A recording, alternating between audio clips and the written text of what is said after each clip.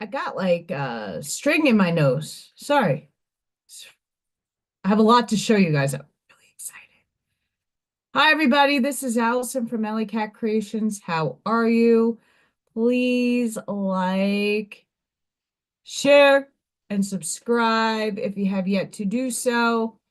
And if you get anything from my work, a Connect Down Epiphany and Mind Explosion, a new book to read, a new author to explore, artwork to create, please consider supporting my work. All the links are at the bottom of the description. And AllyKatCreations211.com is where you can find amazing new pieces. I did not post these yet because I just demolded this. But guys, this is insanity right here. And I can't wait to play with this more. The patriotic skull.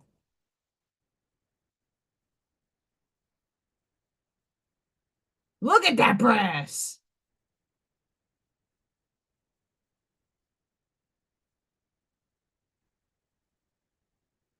Look at that brass.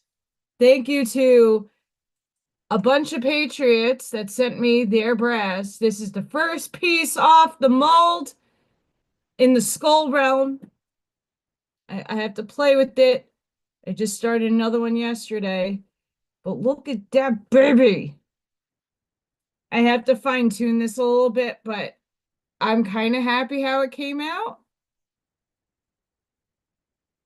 Kind of happy how it came out. So this will eventually get onto my website. I got new pyramids that just popped out of the oven. New pyramids. Fun stuff as my oracle cards drop. So if you check out my website eventually, hopefully this weekend, as cards spill everywhere, I will have that most of my new stuff up. And hi, 3D members. You guys get free entries into my raffles, and who knows what is going to be this month's raffle. I still haven't figured it out, but I keep posted. I'll get that. And if you're a 3D member, you get channel member only content, which gives you exclusive access to in-depth oracle readings. So yeah, please check out the memberships. That's a great way to support me. Hi, everybody. Hi, Buckshot. Hi, Charlene. Hi, Scott. Hi, Sparky. Hi, Catherine. Hi, Miss Kate. Hi, Ash Maya. Hi, Charlene. Hi, everybody. This is seriously, guys. Okay. I just posted on my Facebook. They took a picture of me and my teacher this morning for a teacher appreciation, even though I'm not a teacher. They took a picture of me getting a donut, which I touched for lunch. That was great. Um, and I then got notified by one of my other paras I work with today that there was a job position for $20 an hour for 4 days a week during the summer, being a supervisor, watching the kids box up stuff. I'm like, okay, for $20 an hour, I'm applying. Applying. So I did that. I just put a letter of interest there. And there's another art teacher position within my school corporation. So there's like, I think 4 or 5. So I put in a letter of interest stating that I need a emergency permit in order to go get my license. So we'll see what happens with that. I'm crossing my fingers. Something works out. But there's a lot of openings in other towns and stuff. So I'm looking into all of that. I am not giving up on my dreams. F the system. I don't know why things have to cost so much and why experience doesn't get you a job, although a piece of paper will. And that doesn't say that you know how to do your effing job.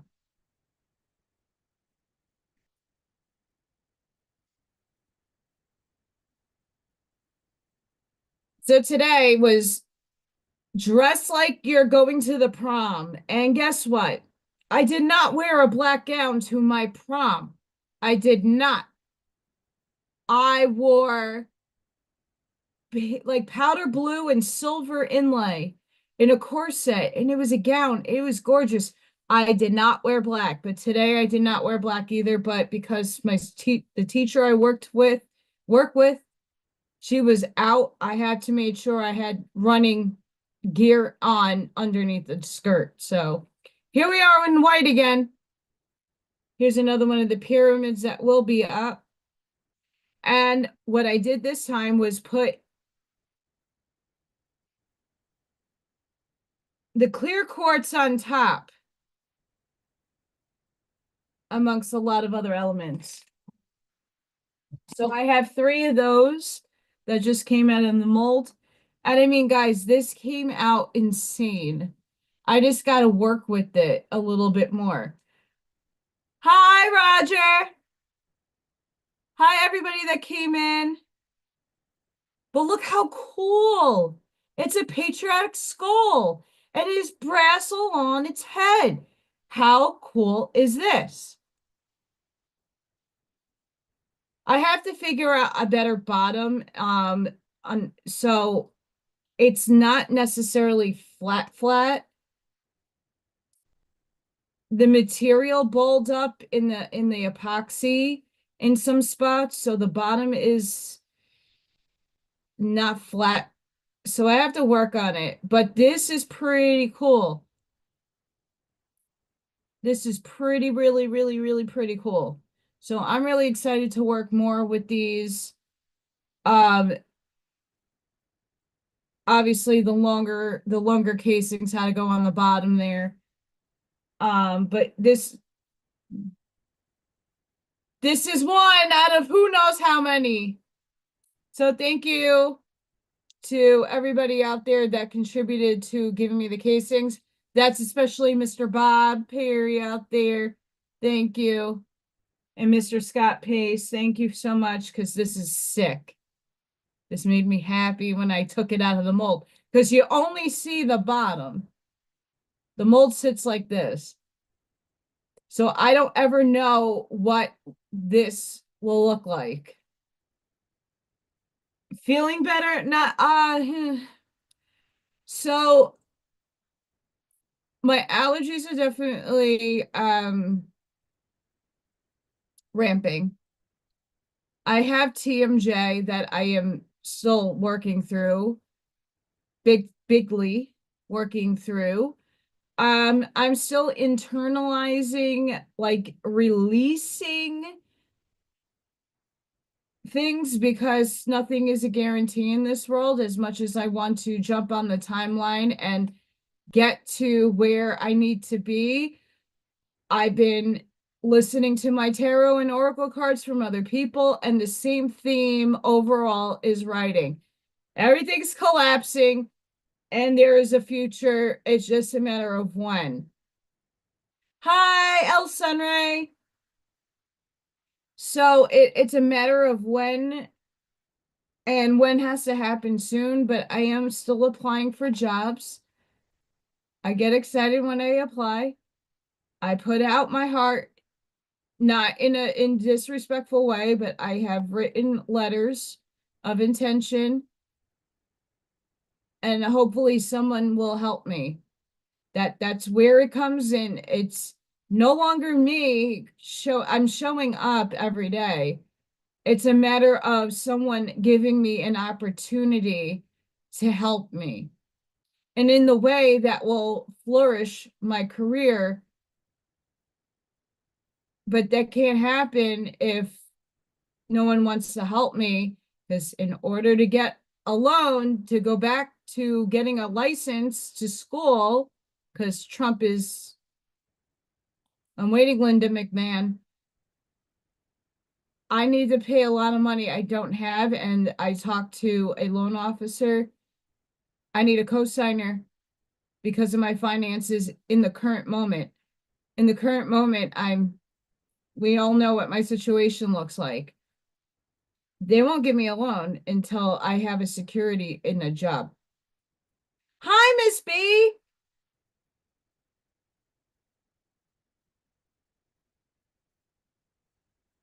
So yes, I've been in a lot. Okay, so scarily enough, I've been in a hell of a lot of pain. A lot. Bad. I only got to mow. I finished mowing yesterday, so I was listening in on We Not Me. So congratulations to all the winners of all those amazing products. I was listening to it as I was mowing because the day before I went to mow my lawn, I got the front done. I got half my back done, and I felt like I had neuropathy in my feet. I don't, but it felt like that.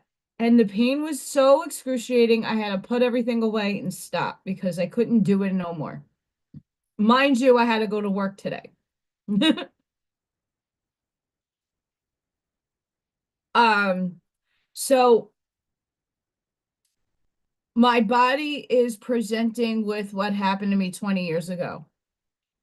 And I am trying in every which way to change the order of my supplements because some of the supplements I've been taking, I'm taking now at night and I'm seeing a bit of a difference. Um, Obviously, work is very stressful. It's the end of the year. Hi, Em! Yay! The end of the year in a school is batshit banana nuts, and I basically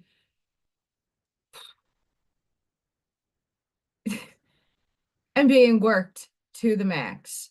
I had already, so in Indiana, mind you, I have two new kids in my classroom. School ends on the 22nd for pre-K. Why are new kids coming in? Why are you allowing new kids to come in? Don't ask me why. But child in wheelchair is doing fantastic because I just am a ray of light and child is doing good. It's just a lot. Yay, I'm so excited. Come, welcome.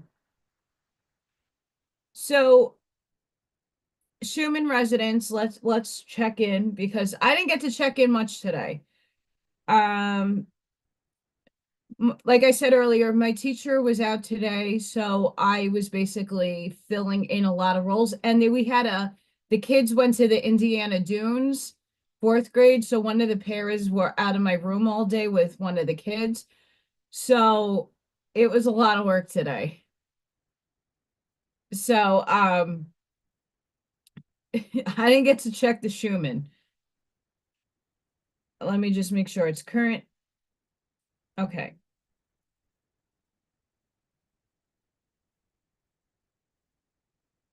We did spike today. Where this black line is right here is current, and it's a lot of purge. Still purging. Still purging. Uh right now the amplitude but our frequencies are at 8.08. And someone put out a TikTok, this girl that knows the Schumann resonance just like I do. She confirms everything that I have been saying. We are going through major frequency upliftments, but it's dropping and coming back up like a yo-yo. So what does that mean? So people post these Schumann pictures, but you don't really get it. So the white is the conscious upgrading of our expanded thinking consciousness, the qualia outside of you, your collective consciousness. That's upgrading, that's inflowing into you. The red is extremely high, potentially explosive energy, which is helping us purge out of us. Purge. That's my interpretation of the red. Blues and greens are like the Earth's energy. It's so uploads is from Earth, downloads is from the galaxy because they both all is one. We're in streaming a lot of things. So the last couple of weeks, Miss Allison sounds like a complaining crybaby. I'm not trying to. Life hits, life stinks, life is in reality in 3D is rough. I'm showing up every day, and that's the motivation and why I explain my circumstances to all of you. It's not to solicit pity, although you might think that. I want to show those who are in similar situations to me, and I know that there's a few people that do watch me that have hit rock bottom, that are in it to win it right now, that is losing hope, and I want to be that light in the darkness to shine for those who are on the brink of transcending self. If I could do it, and I did it already, you could do it too. I want to be the permission slip for many people that are in tough times.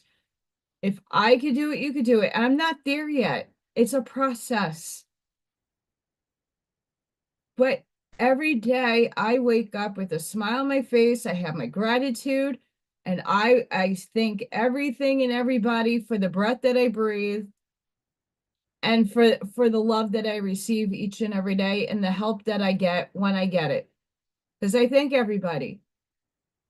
And I want those people out there who hit hard times that you've got to just push through.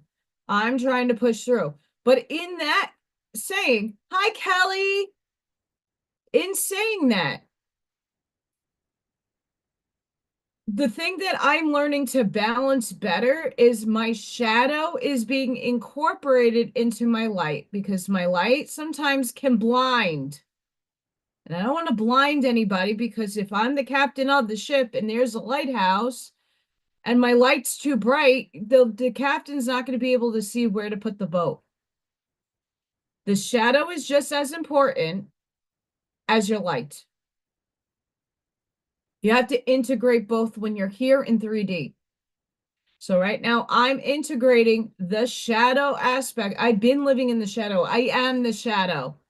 That's why Archangel Hillel is always with me, because he is the shadow of the light. Still of light. Still of light.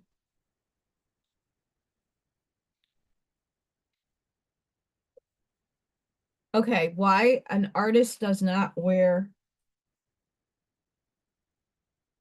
I coffee on my white shirt. I don't. Although you probably won't be able to see it. I spill coffee on myself. But I don't care. So yeah, for all those that just are coming on, this is the first time we're seeing the skull and the brass. The patriotic skull. I gotta figure out something, and this is misshapen a little bit. The molds I have are not the best, and it's not the worst. But it was my first go. This was my experiment, and I think for an experiment, it came out pretty damn cool. This is the bottom. The ribbon that I used for this, because I used a ribbon for the star, and I used ribbon here. It's sparkly. I gotta figure it out. Because even when soaked and a little bit dried, it's pushing through on the bottom. Hi, Ivy. I have a hole in my lip here. I mean, I do this, my mouth has been a mess the last couple of weeks.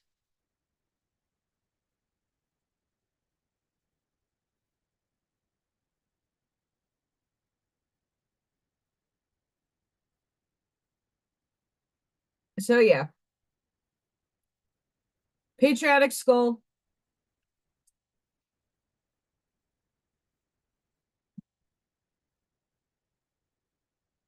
I don't know why that's slippery. So this is clear quartz on top. And then I put pyrite, and I don't Oh, and I put tourmaline, sorry, I'm just looking at the stones with my rougher big stones. And what's cool about leaving a gap on the bottom, so where there is nothing, it reflects off the bottom of the of here of the epoxy. So it's a kind of cool effect that I like keeping. So I got 3 of those going on, which I'm excited about. I butchered my middle fingernail on my right hand. Butchered, not happy. And this is going, I have to see if I can cricket something here or maybe over here, but this is a business card holder for my principal. I make gifts.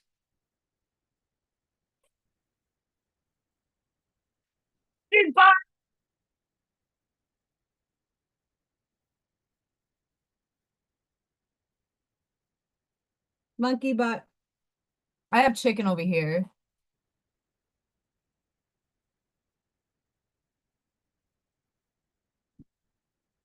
I that's why I don't wear white, and at least black kind of hides. It depends on what you're eating. It kind of hides things. Um, it really does.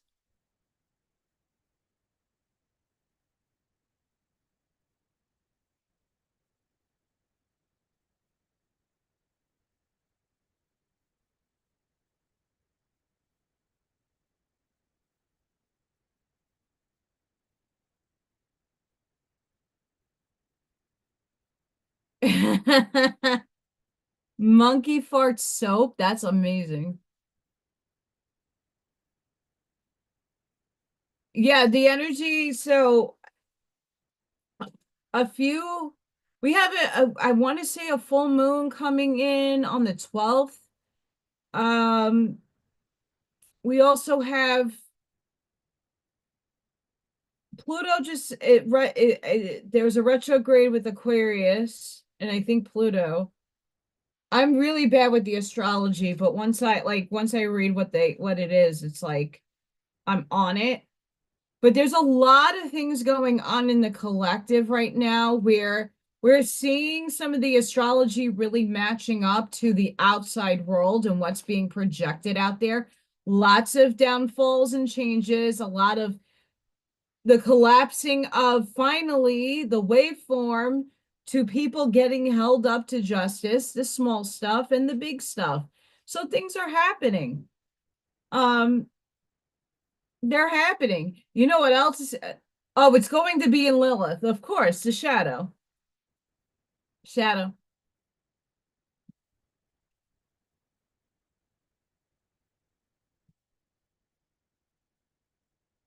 The shadow. But here's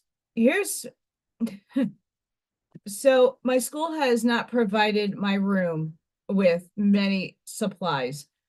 And the other day, I was someone was gracious enough to send me some funds, and my teacher gave me some extra funds, and I went to the dollar store to get art supplies for the kiddos. To do the Hungry Caterpillar, I'm doing a whole bulletin board of Hungry Caterpillar, and I needed watercolors. So I went to the dollar store because it wasn't much that I was given. And for $1, guys, look at my disco ball. Look at the disco ball. Imagine yourself as the disco ball. You are reflecting all negative energy, all things that are negative. If you put yourself in this ball and you imagine yourself, the disco ball, being inside of it and just looking out and everything going bing, ping, ping, ping, it's fantastic. And hopefully, if Freya does come downstairs, she can play with the beams.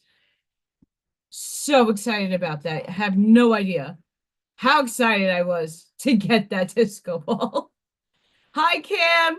Hi, Amy. Auntie Amy. What's up, Auntie Amy? Um, Little Thor has been showing up. He showed up yesterday, and he showed up this morning. Interestingly enough, he came for dinner and across my little creek. So in my backyard, I have a bigger backyard, and then there's a creek, and then there's the street around the corner from me. And the guy walked out with cat food, and then like three cats popped out. I'm like, whoa, is this what Little Thor is doing? He's chasing these cats. So yeah.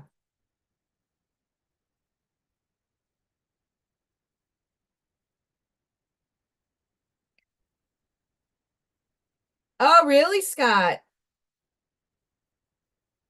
Three. Yesterday,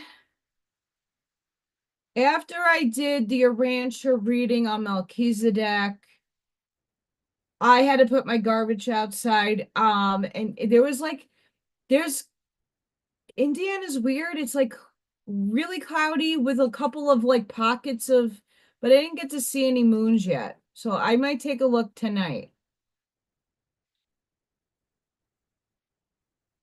Um, so yeah, I don't know if Ivy's seen anything in the area.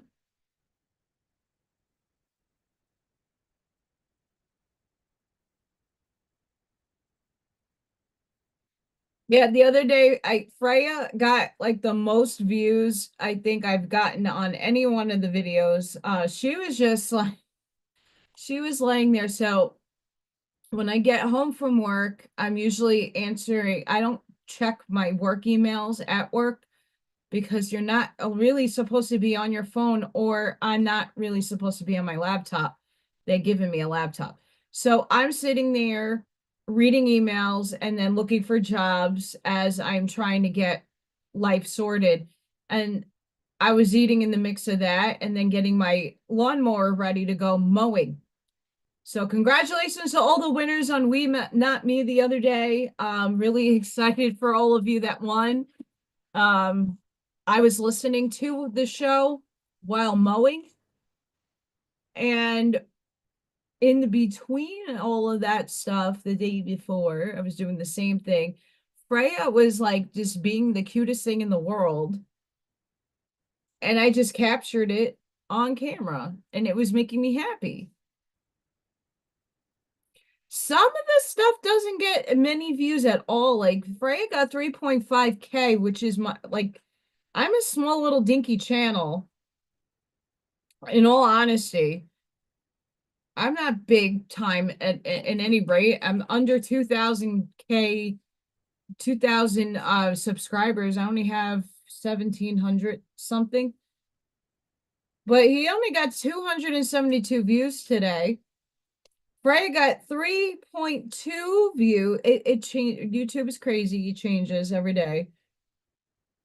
Um, I used to get 1.2, 2.2 for Thor. I mean, I guess it's when I post, at what time I post, where everybody's just flipping through their shorts. I don't know. I don't personally care too much. Um, it is okay. I know the commercials kill people, but it's just it's extra income for me. I hate to say that. I'm not selling you guys. The only thing I am selling is my own personal hard work that I'm doing. I'm not here selling products. I'm here selling you guys amazing. This is freaking sick. I got to figure out how to get bullets in the eye sockets. I'm gonna figure this out. But this is freaking sick.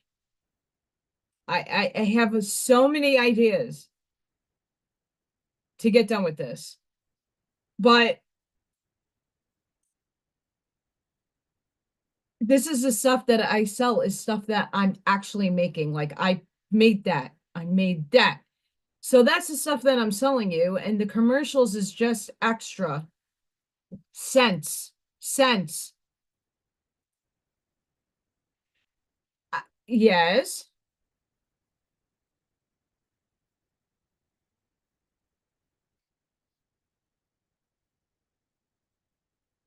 Um,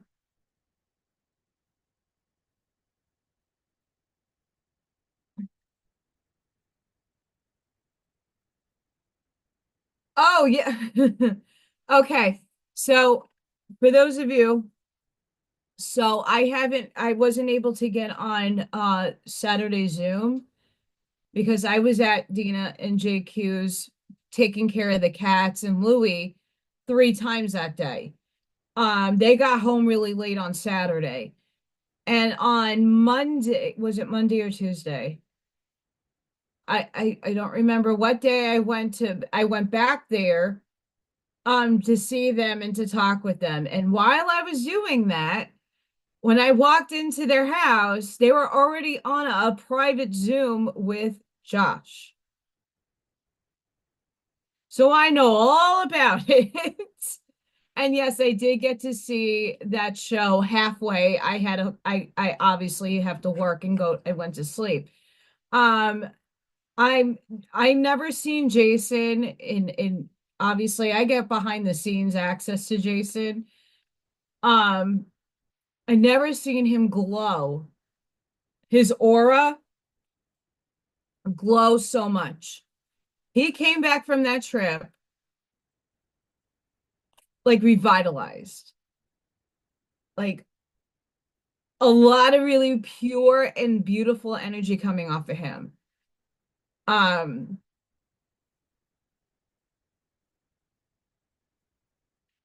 Thank you, Miss B, for putting that out there because I honestly want for myself, if and when I can afford it. I'm so excited for Jason. And I know that there's going to be from what I heard behind oh yeah. No, everything in this in this came out fine. I will experiment when the weather is a little stabler. I'm writing that down, Miss B. Thank you.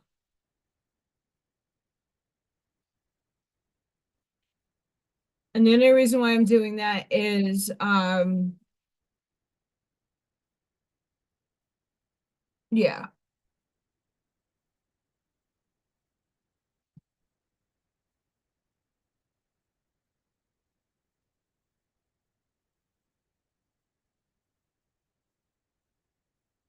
Is a lot of people yeah. Mm. I can make you one, Miss B. I'm just my chat's a little wonky. Hang on. I'm catching up here. Um I can make you an EMF, a good one. I mean, I have some like geez Louises. This is like a faulty one because the bottom is not uh this is the largest one I could like yeah, this I think is almost 6 pounds. But the bottom, what happened, what the mold failed.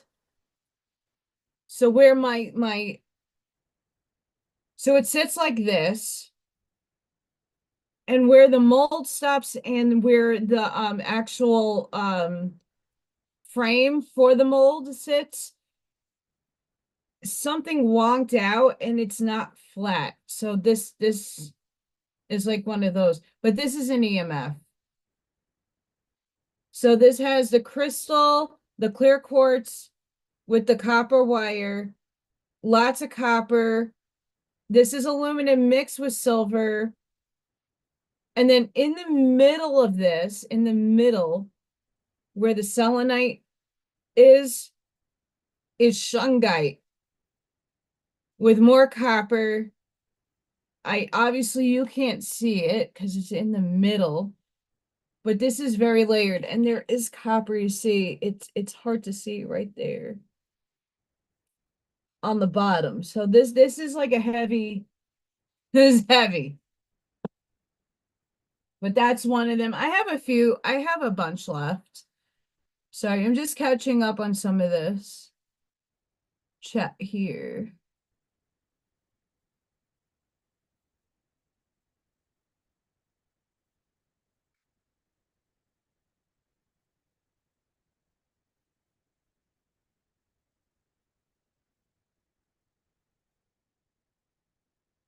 Yeah, that's the largest one I have. That's the largest mold I have. Like, so I use the molds for small, medium, and large. I have a small one, but I usually do my smalls. I have like a lines in my where the mediums and the larges are in the within the same mold. Um, but that's the largest one I can make at the moment. Um, yes, Jason. When I miss them on I was at their house Saturday night when the day they were coming home, but I missed them because it takes at least an hour, 45 minutes to an hour to get home from the airport. And I went there to make sure Louis was settled and fed and all the raccoons and everything were fed because I was there early in the morning and then in the afternoon, and then I went back at night.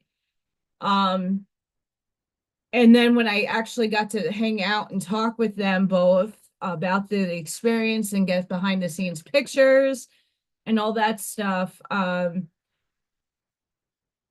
there there there's gonna probably be in some time from now a lot of changes happening to we not me. But I'll let them tell you about it because I don't know like where direction wise they're going, just if it's happening just yet.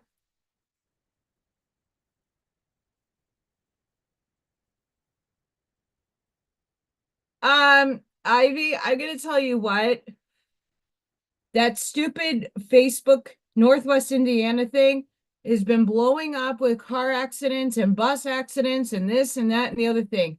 I really don't want to go that far out to drive. Like I came straight home today. Um, the energy, so we have a very big coronal mass in the sun. I don't know in what direction, if it's pointed toward the earth or out. I think it's pointing out away from the earth, but that baby is gonna, I just don't know when. The Schumann has been spiking more purge energy. So I know a lot of people were getting upset with me that I was venting. I was just telling you my truth. I was spilling the beans. I was getting my energy out. It needs to happen. I'm one of those people that always keeps my shit bottled up within me. I learned the hard way getting arthritis, rheumatoid at that. Don't bottle your feelings. Walking in your authenticity, being your true self, your real soul self, not your ego, your soul self requires you to get out the shit that's stuck in you. And that could be vomited all over the place. I'm not trying to vomit, but I'm also trying to get it out of me. So I'm making room for my shadow to integrate with my light and come into balance.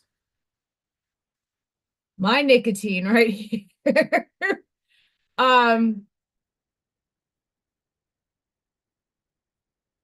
Taco Bell. Oh God. Um, yeah. So I'm still waiting on Vikings response to go out to dinner. I got a staff of the month, and with that came with a gift card. I don't know how much is on it, but at least I could get a steak dinner. And I would rather have somebody with me on that steak dinner, but if anything, I'll invite Dina. Hi, Arnie. No, and that's why the last few weeks I've been venting out let's just be realistic. It's not because I'm trying to lower my frequency by speaking like nothing is ever going to happen. I'm not in that direction. I'm not trying to be, at least.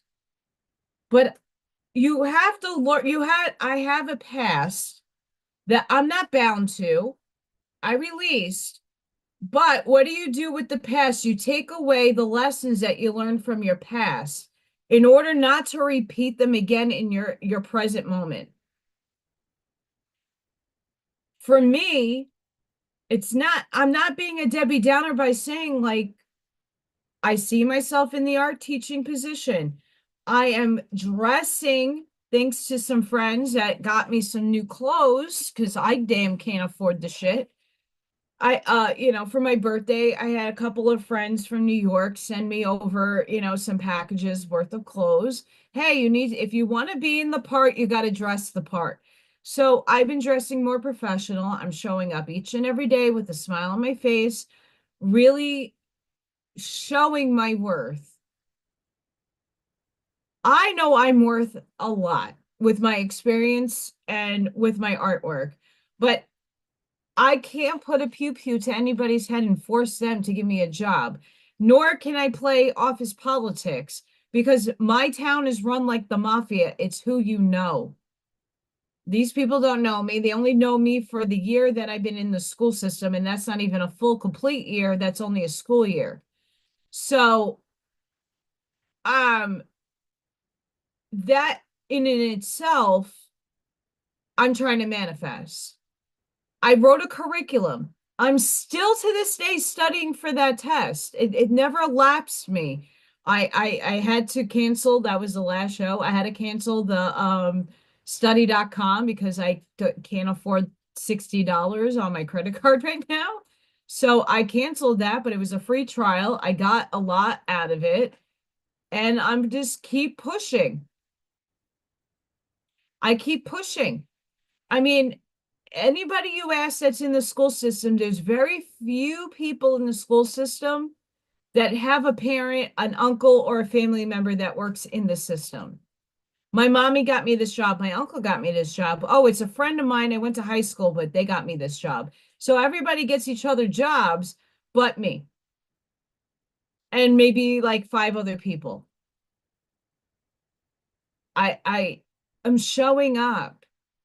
The problem is, and it's not necessarily a problem, but where the snag and the obstacle comes in is in order for me to get this job, someone has to give me what's called an emergency permit.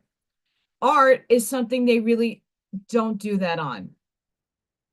They're going to give that position to somebody with a teaching license. It doesn't matter what content area, it's art. It's one of those forgotten subjects they could care less about. They have to have it, but they don't really want they don't care. Here's my problem. Because of my financial circumstances, I need a co-signer on a loan. I'm not stupid. I'm not taking a loan out for a position that I don't already have in hand. Because if I go to school or I go to that license program, which is 14, 18, 24 months, it depends.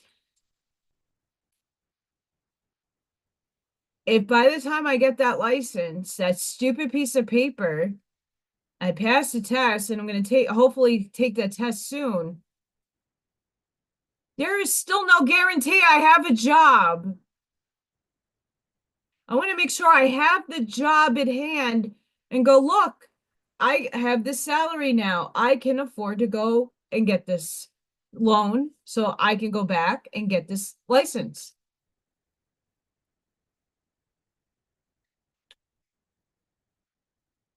I'm about a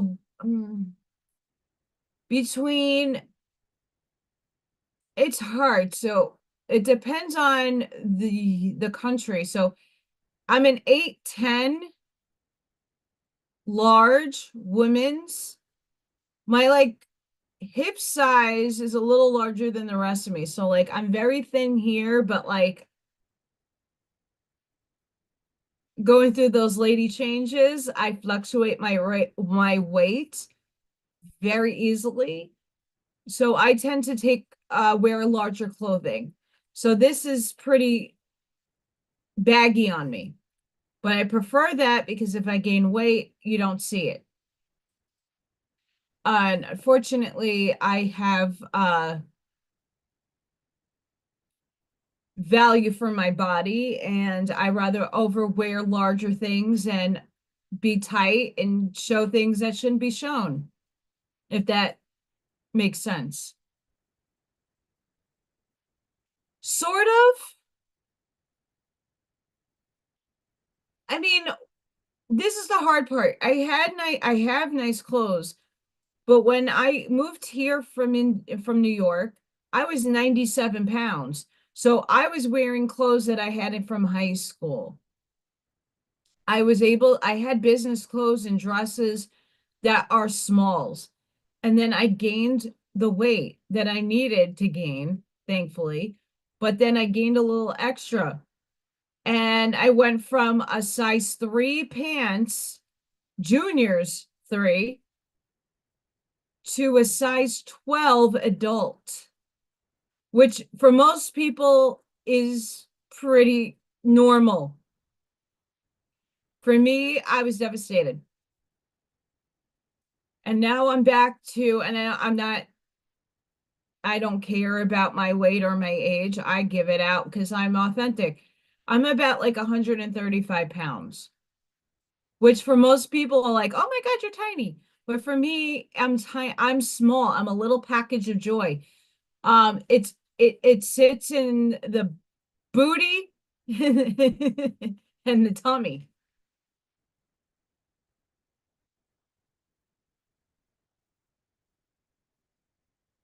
So yeah, I'm going to be hopefully able to do some walking once the weather is, it was 40 degrees here this morning. 40 degrees this morning. 40. It was freezing. Thank you, Ivy. 40 degrees this morning. It was fucking cold for May. For May. Okay. It was cold. And then it's going back into the like seven, like it's too fluctuating. I need to start my garden. My elderberry bush and my raspberry bush is like flourishing right now. It's starting to bud. The little leaves are coming out. Thank you, Ash Maya. But when it comes to clothes, I never know what size to get because clothes are made like crazy right now.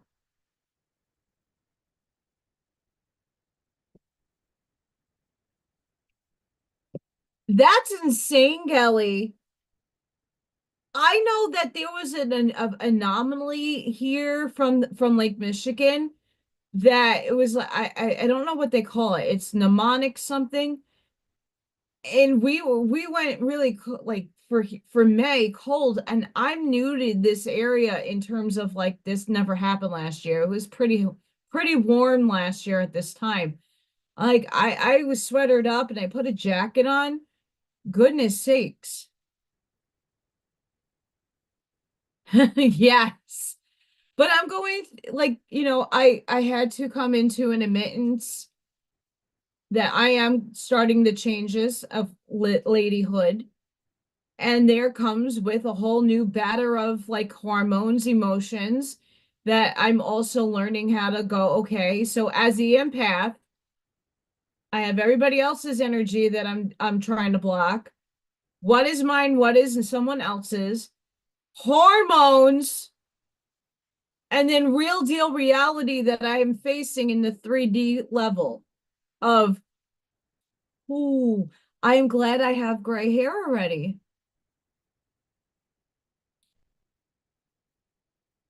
That's crazy, Sparky.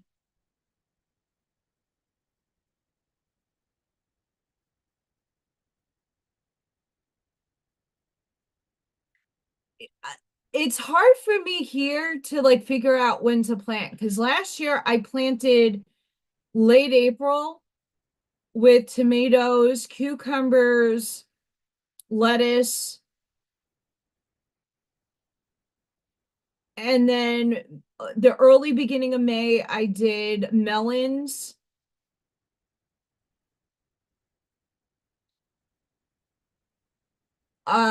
What else? I did a bunch of stuff last year and nothing. My romaine lettuce was the only thing that sprouted. My herbs came up. My sage was thriving this year. Catnip, mint, and rosemary was like amazing. amazing. And this year, I'm like, well, you're supposed to plant after the frost, but every day I wake up and it's like either in the or like upper 30s, low 40s, and I'm like, my seeds are not gonna get it going if that's gonna happen. What kind of melons? Buckshot? I like cantaloupe and honeydew melon. No, I can eat this. Seriously, I can live off cantaloupe alone. That's my favorite of all time. Underneath that would be watermelon, sweet, or it has to be sweet. Um, all the melons really go well with the teeth issues that I have. So I love, love, love, love, love melon. I like pineapple. Um, I've tried growing pineapple out here. Oh, the melons, the juggies, jugs.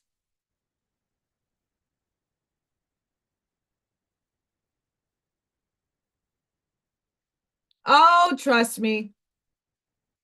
It's all about the monkey butt.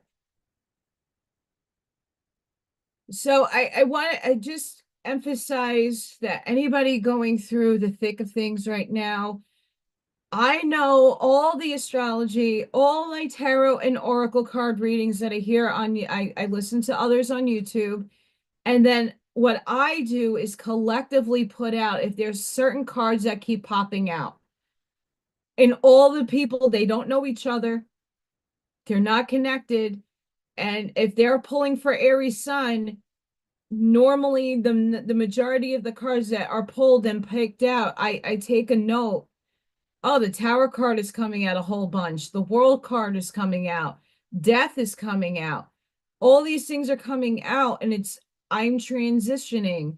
I just don't know where I'm transitioning. Obviously, all the astrology in my houses is relationship and careers. That's where it's happening in me. But for many of you, it could be happening with family, it could be happening in your health, it could be happening in different parts of your life that you are changing. Change is inevitable, it is a law of nature, but these are major changes, not in just individually, collectively.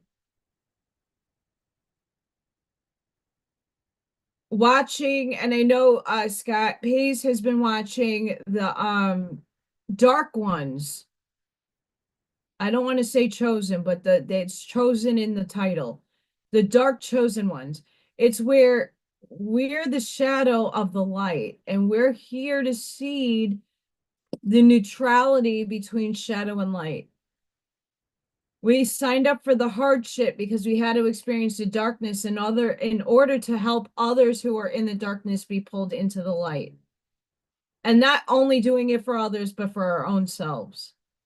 We signed up for one of the hardest tasks a human soul could take on in a physical form. And many of you here are in that dark chosen one path.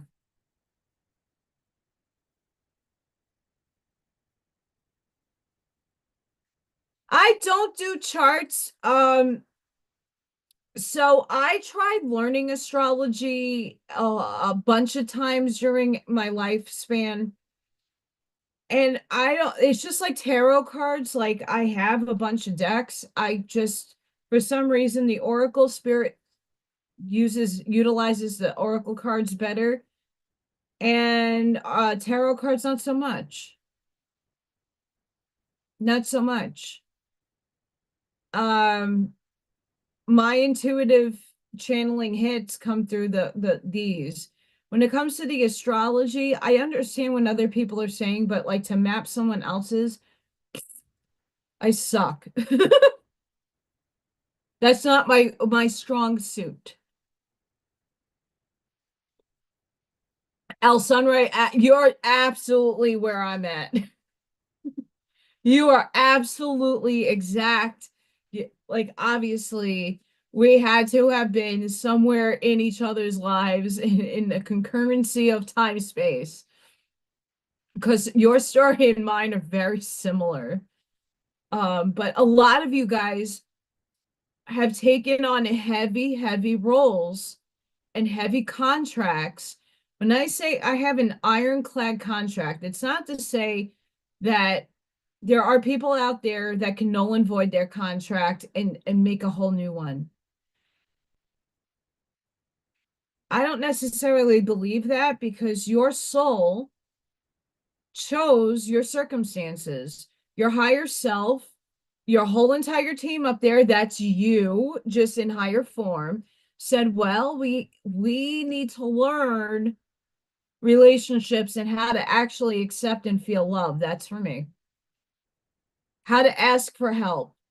We have to put catalysts to set you and trigger you off. So when people like myself hit rock bottom in 3D, that's when either you're going to, it's a test. Either you're going to stand in your power and you're overcoming the shit, or you falter. There's no right or wrong path there either. It's a test. You could fail a million times, and then the one time that you need to pass, it happens. There's no limitation on passing or failing. It's the route your soul needs to take. Have a good night, Amy. You're a loved, honey bunny.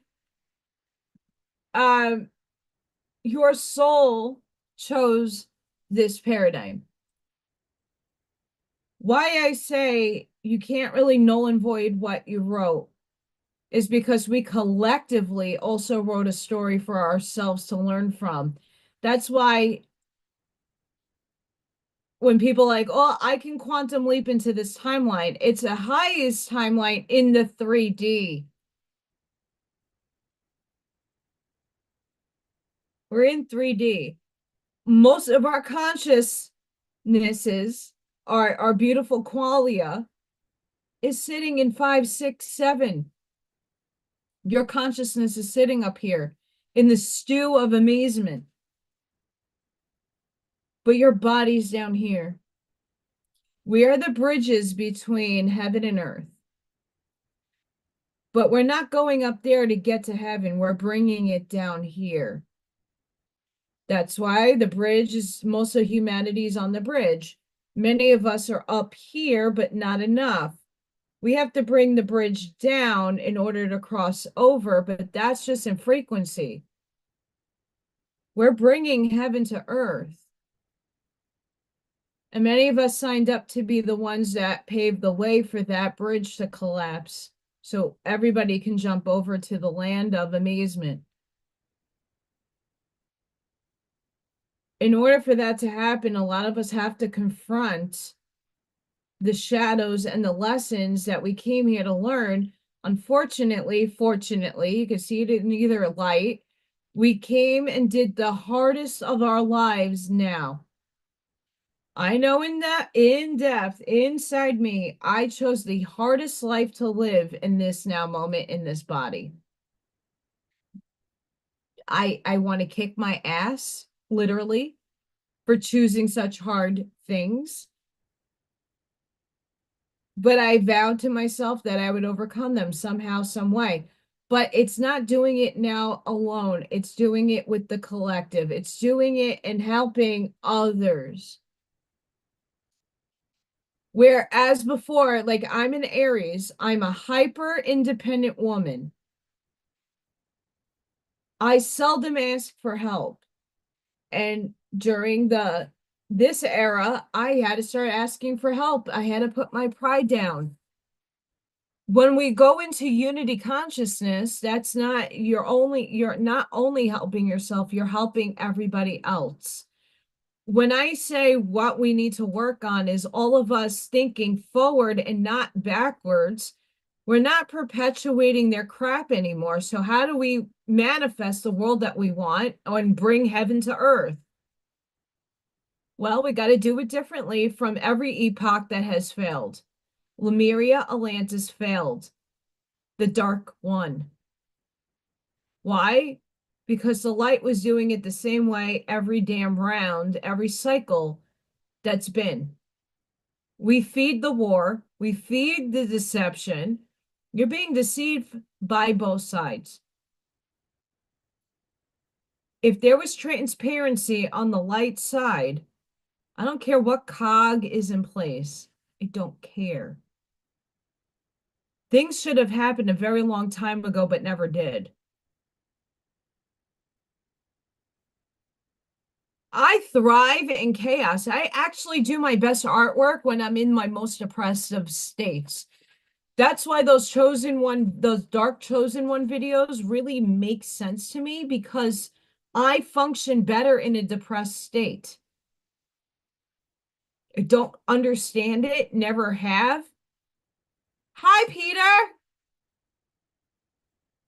I have never ever functioned and I mean, I can channel in my lightest of lights, but my creative spark comes from my shadow side.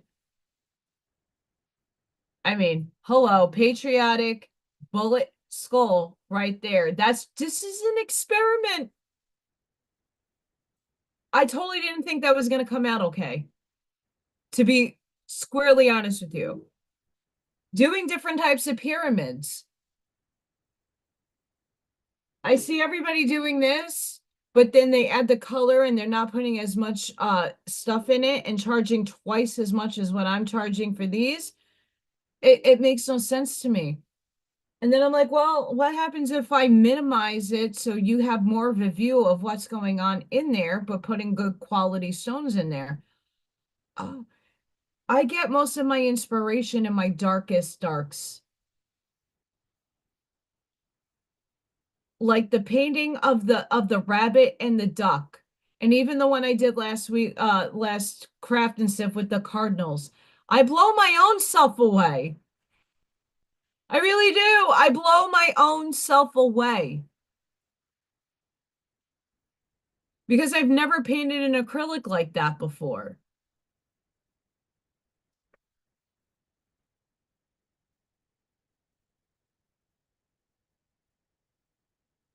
But a lot of what you guys are experiencing, I know that like right before I got on, I was after those two emails I wrote to get hopefully a summer job, and it's not full time, it's kind of full time, but it isn't. It's 4 days a week, but it's something because I haven't had a response from anybody for part-time stuff yet. So I'm just putting out my intentions again.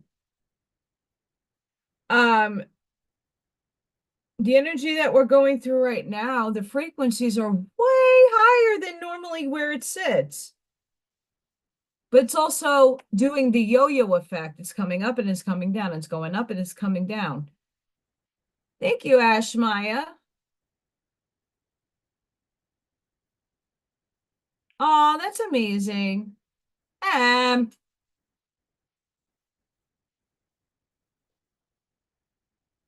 Mushy.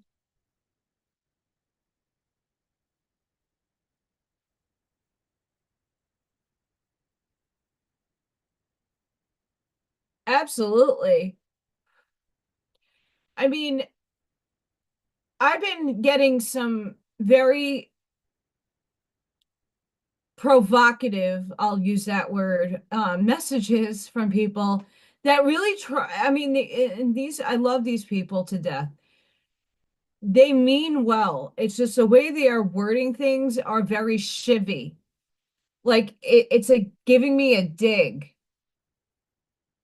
For whatever healing that they need, I pray that they heal. But I've been getting a lot of negativity from people like, oh, you shouldn't be speaking that way because you're not going to manifest your future. You can't, no matter what vibration you're at, in your soul contract, whatever you signed up for is not going to miss you. It's the pathway that you're taking that either makes the path go longer or shorter. I was told this by the medium that transcended last year. Allison, your soul did not take the easy route. In any of the circumstances you're ever going to come across in your life, You chose the most inextensive obstacles you could possibly overcome. Your soul needs not the A to B route. You need A, B, C, D, E, F, G, H, I, J, K, L. There, you get your shit. I took the long path in most of my ways of understanding, the unfoldment of learning. Going through experience, that wisdom that you gain is through the experience. It's feeling it in every capacity you could possibly feel. So whether you lost somebody, whether somebody transcended, I'm calling loss transcension. You didn't lose them. My parents that passed on, they didn't pass, they transcended on. Trying to define my words better. 211 is the number I've seen since I was a little kid.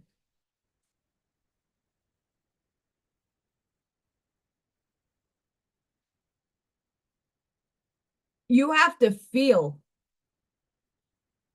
And when you feel and gain that wisdom through the experience, your experience is yours alone.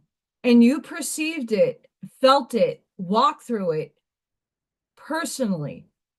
Now, there's other people out there, not with the same circumstances, but similar feelings, similar hardships, dissimilar. They're not going to ever be the same. They're not going to be perceived the same.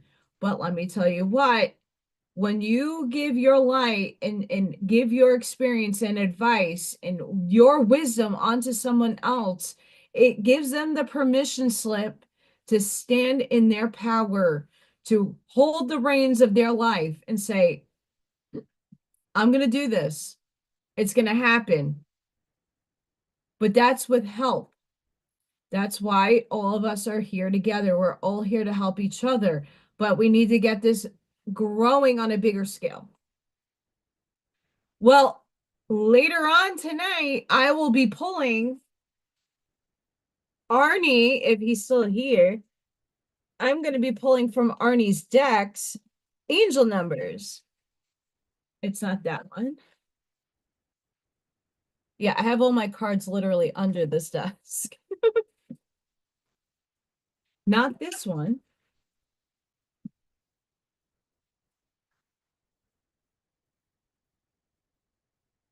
The angel number deck. I'm going to be pulling from these. And we'll see what comes up.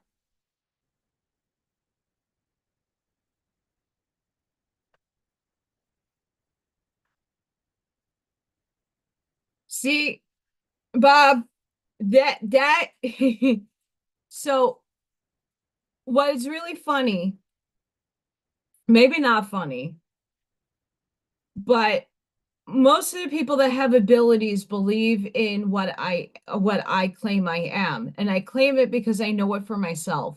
Not in an egoic state. I have worked very hard on the spiritual side of myself, went deep within in trance, in meditation, doing the hard purging of old self to new self, shadow self to new self, ego death after black night of the soul. It's like dark night of the soul. It's like the blackest of black of the soul. I have purged and healed and gone through this for years. To be able to open a box and put the same watch I have on now, take it, unwrap it in front of everybody, and the time is 2:11, shows you A, I'm not batshit crazy, and B, I am valid.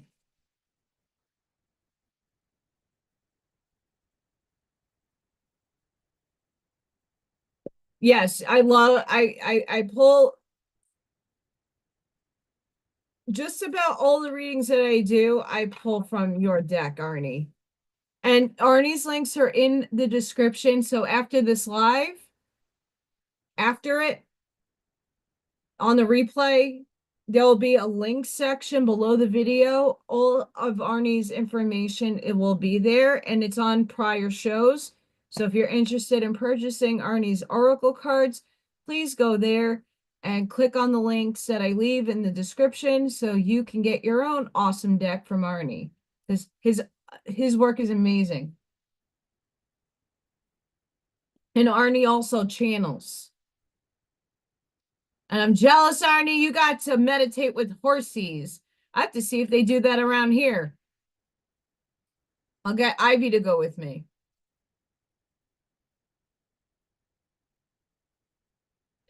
And that's the thing, Sparky. We're all always bettering or trying to better ourselves. You know, the outlashing that people have given me in the last few weeks and messages, I'm not perfect. I'm human. I'm flawed in so many ways. And I own it. I own it. I'm not perfect.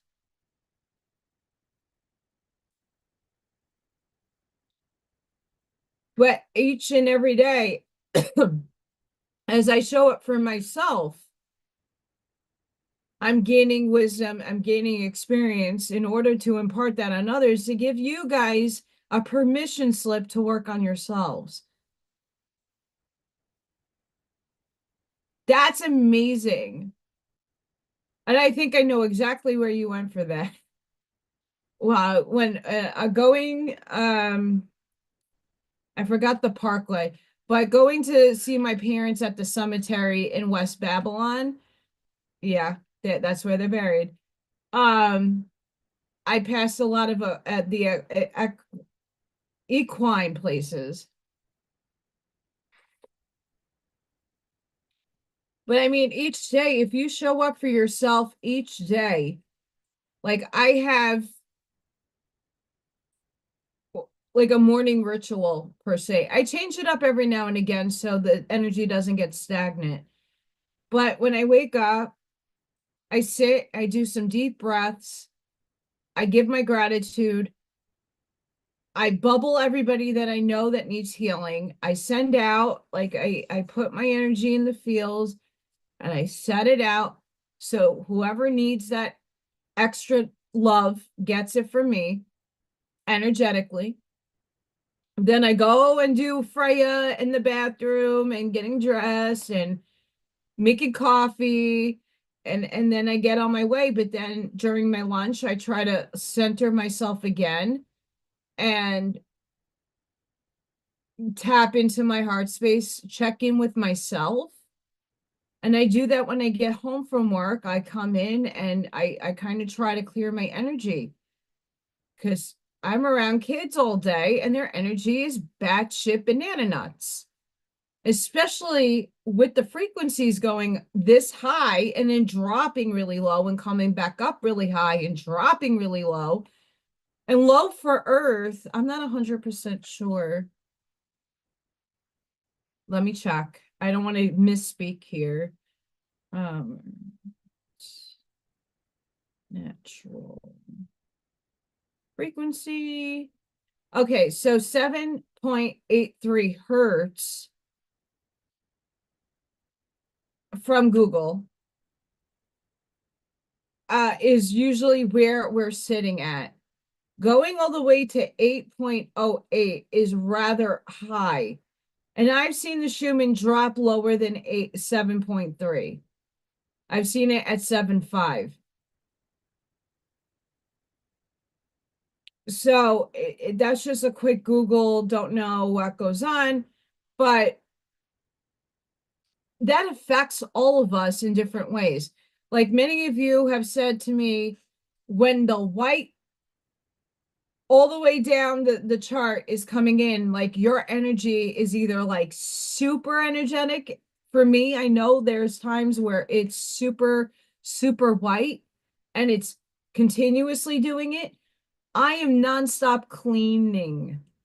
Like I have so much energy. I'm mowing the lawn. I'm going out and trimming my bushes and hedges. And then I'm going in the house and I'm doing laundry. doing the dishes, cleaning all the kitchen, cleaning the bathroom, vacuuming, all of it. No, I don't, because in the real world, in reality, you can't stay away from everybody.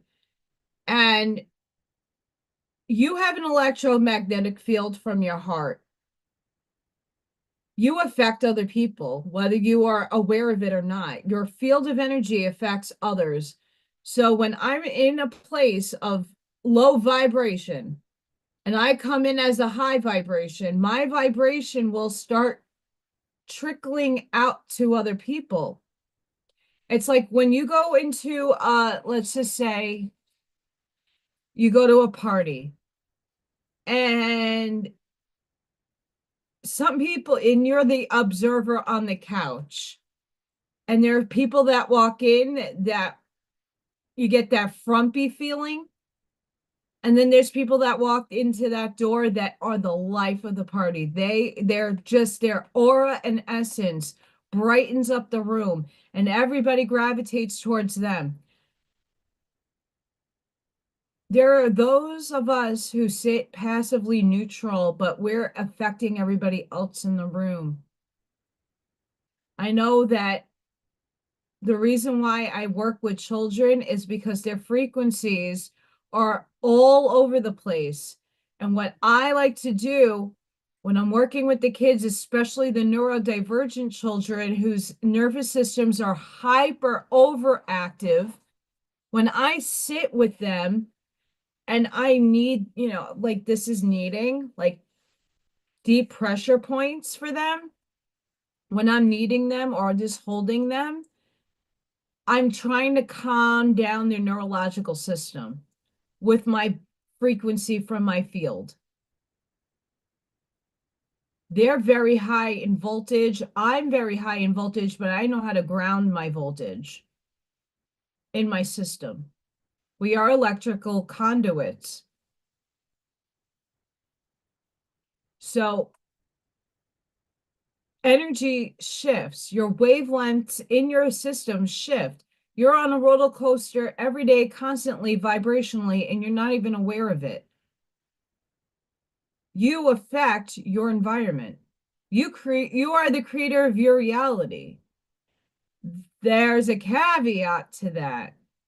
As you are the creator, you also signed a contract with everybody that you're around, and everybody in humanity signed very similar entanglements to each other that we all have to shift together.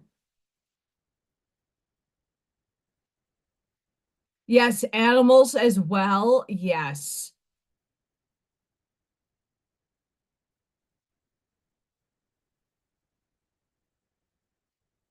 Are you that grumpy, Roger? You don't seem grumpy. You seem like you're just coming out of your authentic self. Like, just you're a blunt person. It's great. People need it, and that's the problem. People get butt hurt too easily. For me, when people sit there and try to take the shift to me, it's not because I know most people's intentions are of pure of heart. It's just verbalizing what they want to say. There's always a context of in there. But I give compassion to those people because they're not wording their things right. Or they say, well, you're not getting what I'm saying. Well, project it different. I ground myself all the time. So today, I took the kids out for a recess. There's a huge field of trees, and we go play in the swings. There's trees everywhere. I obviously can't take my feet to the ground and take my shoes off. I would get fired. But I do touch the trees, and I ground that way. After I mowed my lawn, I took my feet and put them in the ground. Just making sure I don't get ticks. I don't need that. Um, I also ground with frequency. So when I take a shower, or a bath. I like taking baths I try every week. I haven't in weeks, but I like to use borax, baking soda, and Epsom salt in my bath. I like to sit at least for a half hour in it and just soak all that stuff and get the detoxing out of me. But grounding with the intention that I'm using pure tone hertz against my bathtub. And even when I shower, when you put pure tone hertz, it's not easy to listen to that stuff. It is very difficult to. Start off with binaural beats, by the way. If you can't handle pure tone, it's not easy to listen to that stuff on blast. But if you have the opportunity, put a Bluetooth speaker next to your tub, and when you're showering, the water is hitting you, you're blessing your water, the frequency the frequency being emitted from the music, the tone, is hitting the water, hitting you.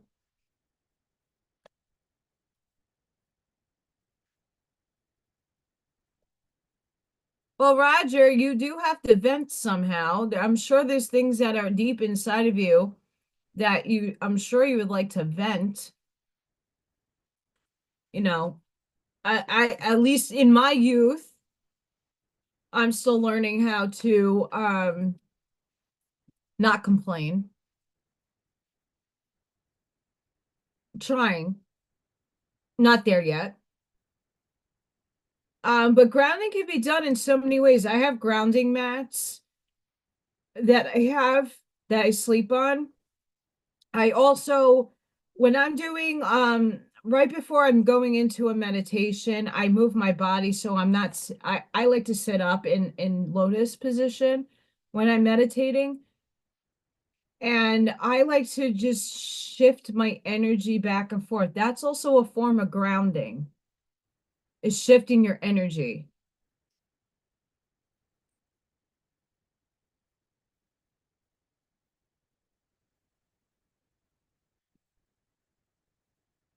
But grounding can be done in so many ways. And I was given that reality because everybody's like, oh, put your feet in the ground.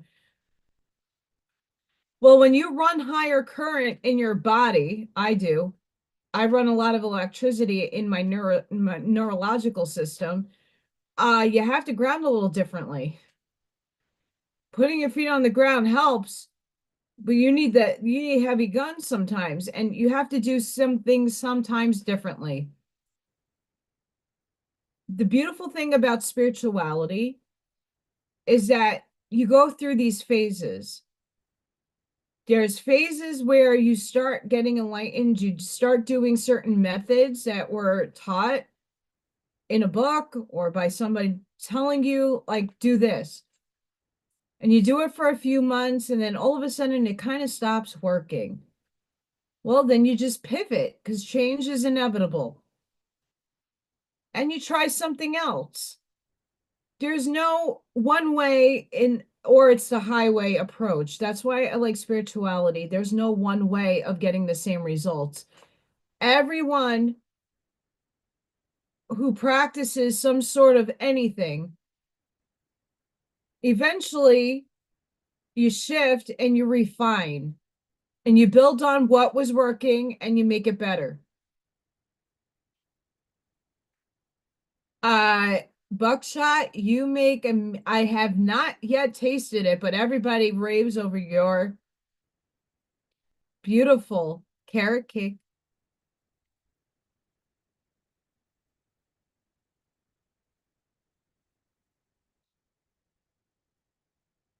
Um,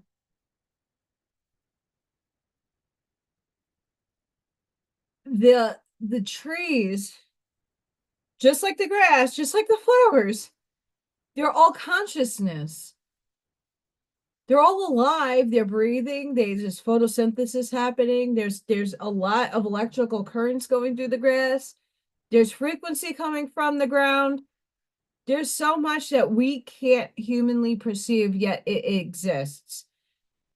Well, how could you prove that?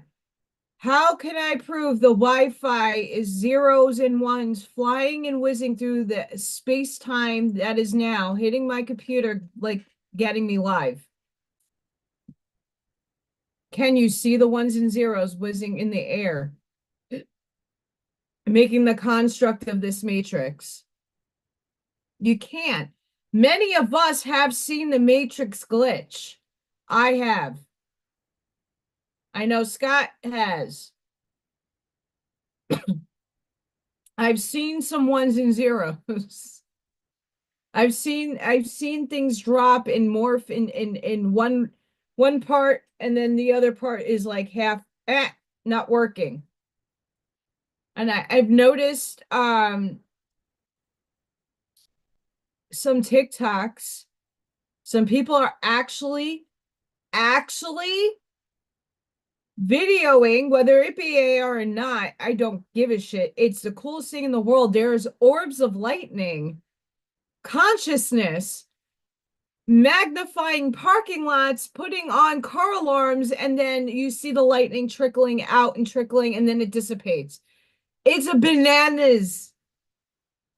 But there's a lot more of these videos from just normal day people going, what the fuck was that? It was an orb and it was shifting. I don't know if anybody who's seen those, but if I will definitely um next time I see a good one, I will share it.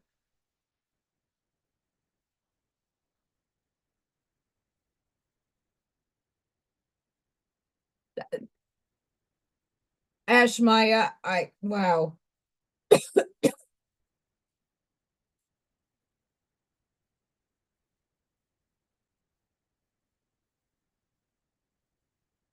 Oh yeah.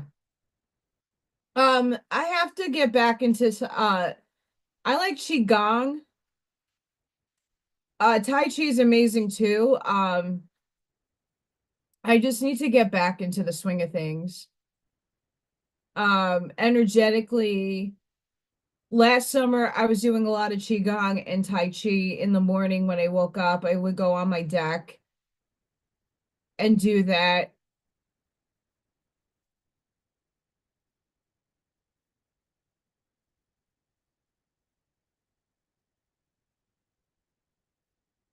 Yes. Yes, I'm seeing a lot more videos of people like claiming, "Oh, we're in fourth density. Look at these light beings." And they come in and out of they zip in and out of time space and but they're getting captured. They want you to see this because more and more people are being they're questioning. Right? We have to give compassion to those that still haven't seen it yet. There are people out there that need the questions answered, but they come in their own divine timing. And a lot of the people that are experiencing these orbs are just waking up. Some of the people that are filming these things, they're just what the heck? They're not scared. I don't think they're in fear either. They're in fight or flight, human fear. What I mean by that is, do you think it's dangerous or safe? And that's where your ego really it comes in to save you. Is this something I need to pursue? Is this something I need to step back from? And a lot of people are starting to open up more to the paranormal. People are having their own experiences. A lot of people are like, I don't believe that things in your kitchen were flying off the shelf. That could have been Freya. No, Freya was next to me. You need it on film. I'm that person that makes claims. Hi, Aussie. But yet I unbox a watch and show you it's 211. That's my number. Spirit showed up. It's hard for people to know that I'm the authentic thing, but yeah, I can believe other things. It blows my mind.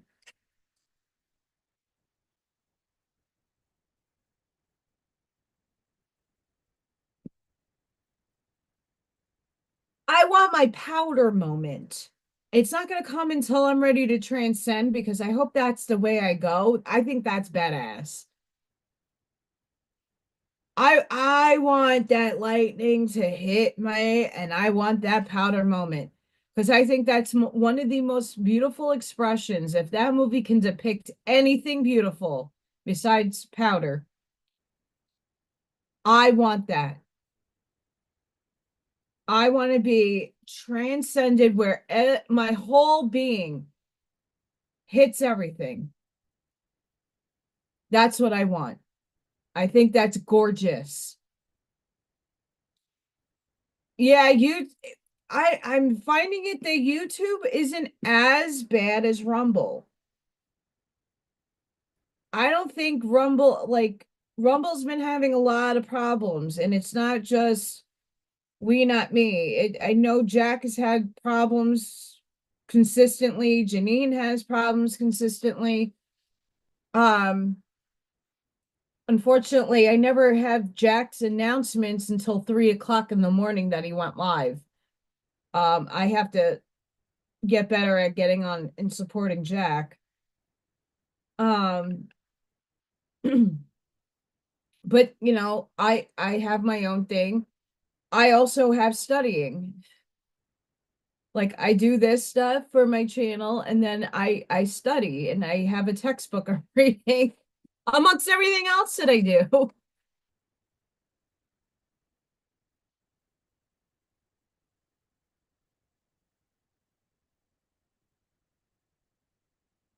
Yesterday I wanted to put in I'm mowing the lawn listening to everybody get they had their raffle yesterday and I wanted to put in congratulations. And it's like, oh, you're not signed in.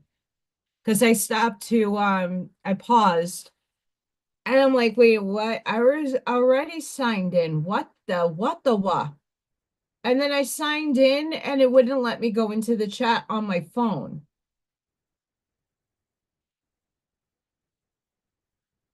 Oh, I was talking to my neighbor this morning, the one that's been giving me food. Has anybody else in it could be anywhere. Are you finding like a crazy amount of weeds in your lawn? Anyone? Okay. Allison went to go pick some dandelions. My whole side yard looked like a field of dandelions, but they did not stay yellow for long. Within a day, they bloomed and they went into the other part. Oh, that's crazy, Em. There's but the front in the back of my backyard is nothing but dandelion. And I like dandelions, but the whole yard was infested with them. I don't know what that is. And I don't know if anybody else is having that. Because this is the first year, even my neighbor noticed, he's like, yeah, everybody's lawn is inundated with dandelions.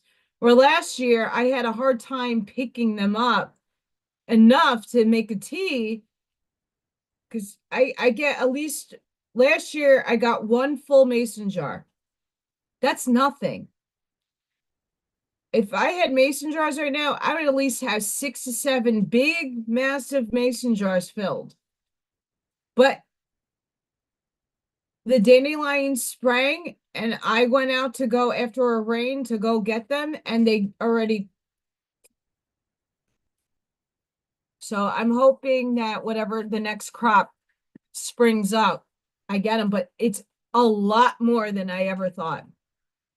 I don't know if anybody else is having that problem. And not to say it's a problem, but I'm not used to all those weeds. And even though they're not necessarily weeds, uh, they're not pleasant to maintain.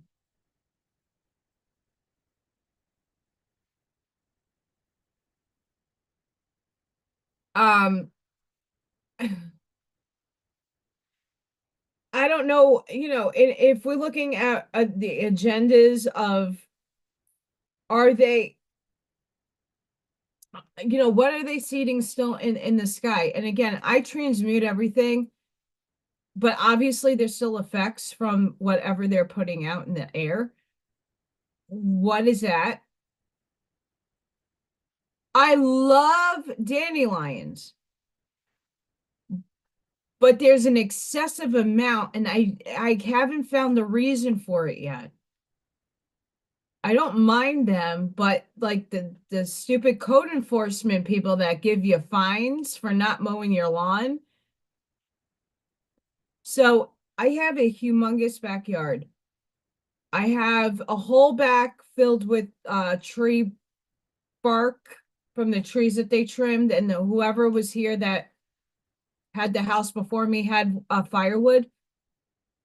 There, I leave all the weeds out for the bees over there and by my pool because I don't my pool needs to come down. But I leave all the weeds out over there so it's not really visible in sight, and my rest of my lawn is free of it. Um, but mowing my grass the other day, I couldn't believe the amount of just dandelion weeds everywhere.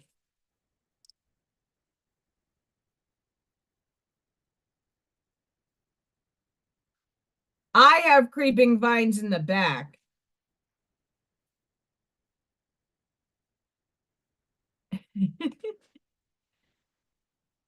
Honestly, I just want to be content.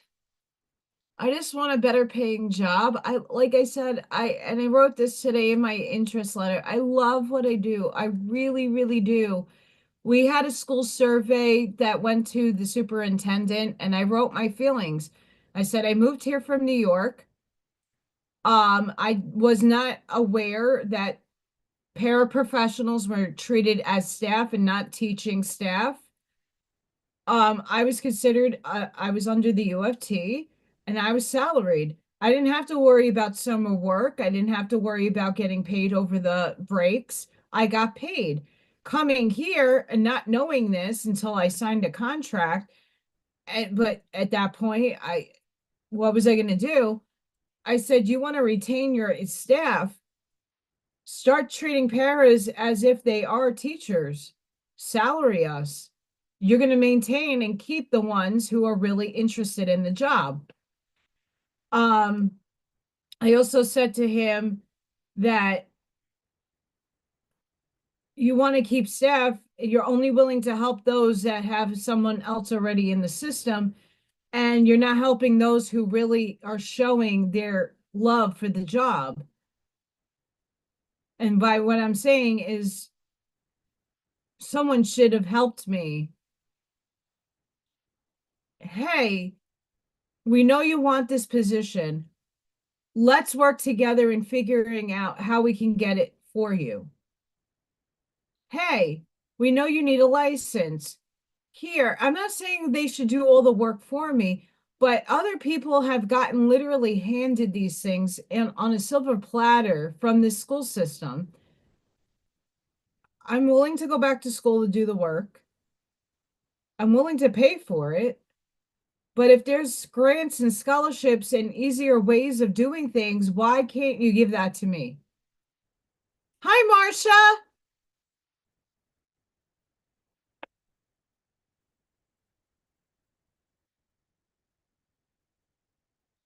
Oh yeah, I call them weeds because that's what most people associate them with. But I absolutely love dandelions. I make tea.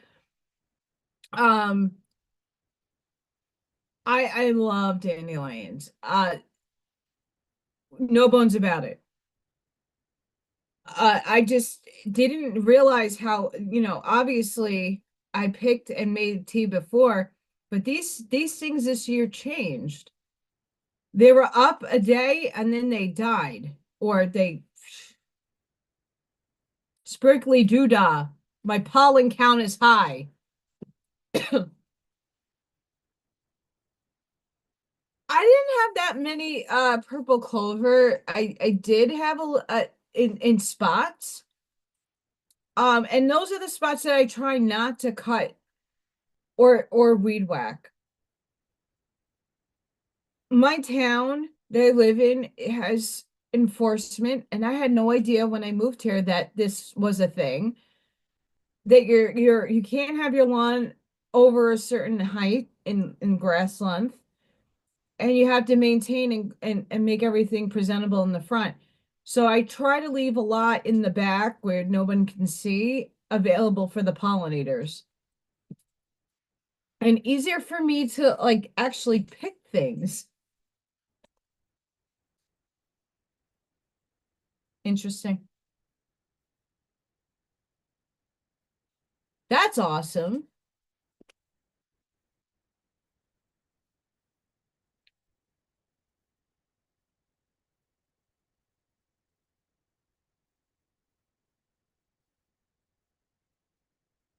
We're still at 8.08 frequency.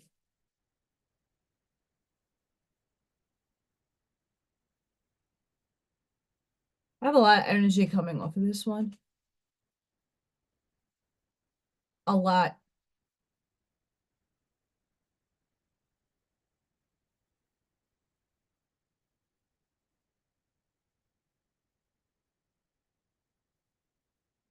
I can't believe I got this for $1.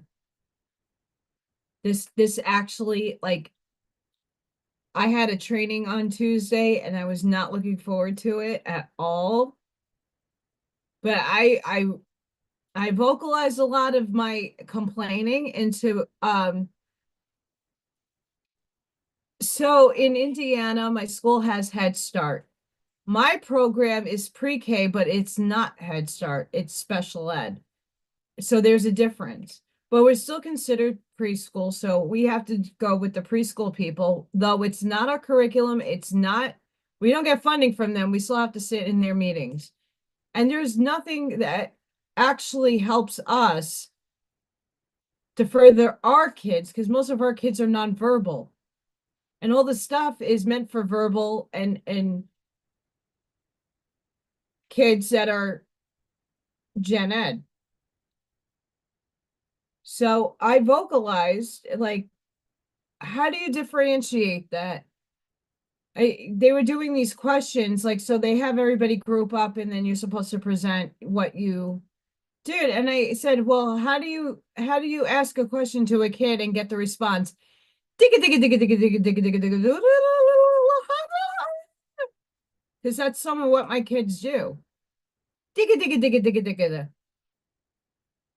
So how am I supposed to question children and get more explicit out of them?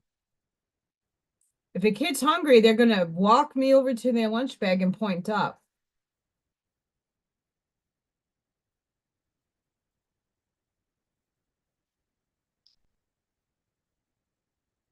Bob, you know what I've been noticing? I don't know about any of you, but Indiana has a lot of poison ivy. But when I went to mow the back of my by the creek, explosive amounts of ivy, poison ivy this year. Explosive. Once again, I don't know what is in the air or what is different this year than it was the last 2 summers that I've been here, but my effing goodness, it's not fun.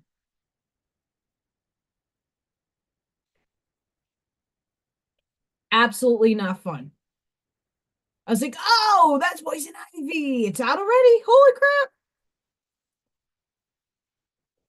No, that my lawnmower is on recall and they're like, yeah, it's gonna take 3 to 5 months to get a new one. I'm like, well, I need my mower now.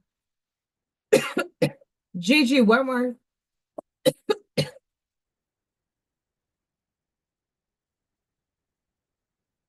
So before I had I had taken some zinc, black seed oil, oregano oil, and B12. Castor oil I'm gonna do tonight.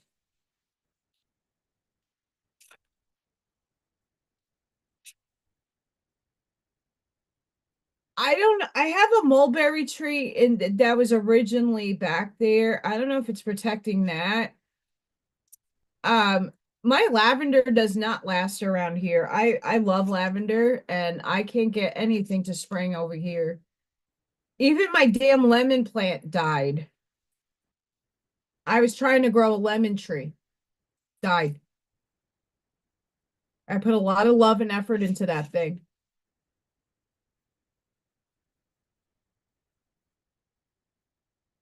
Sad. Like my lemons. I can't, and I don't know if anybody else is having this problem. I cannot find good lemons around here. And the organic farm and farmers markets are going to start opening up in a few weeks. So I'm hoping to get out there.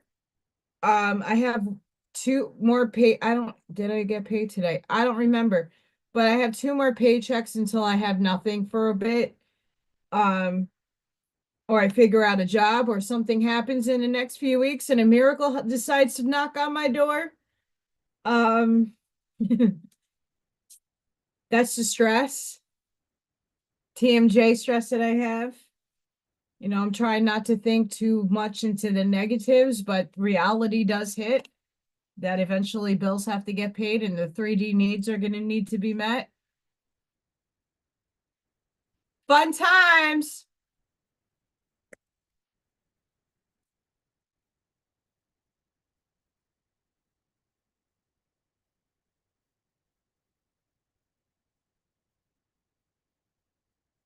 Before I pull cards, I already did two. Yeah, we got some good cards. I'm going to sage.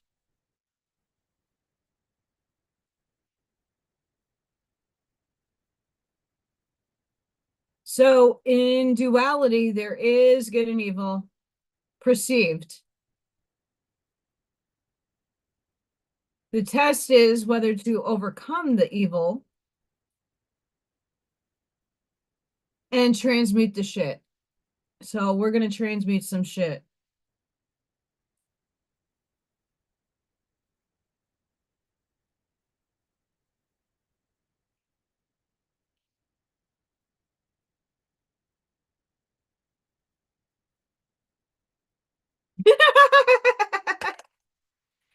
Oh my God, how funny would it be if someone has to make a tampon emoji? Oh my God, how funny would that be? A tampon emoji. Oh my goodness, someone get on that.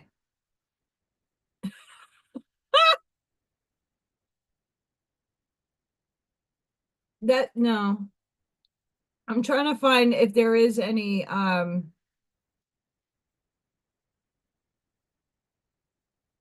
my gosh.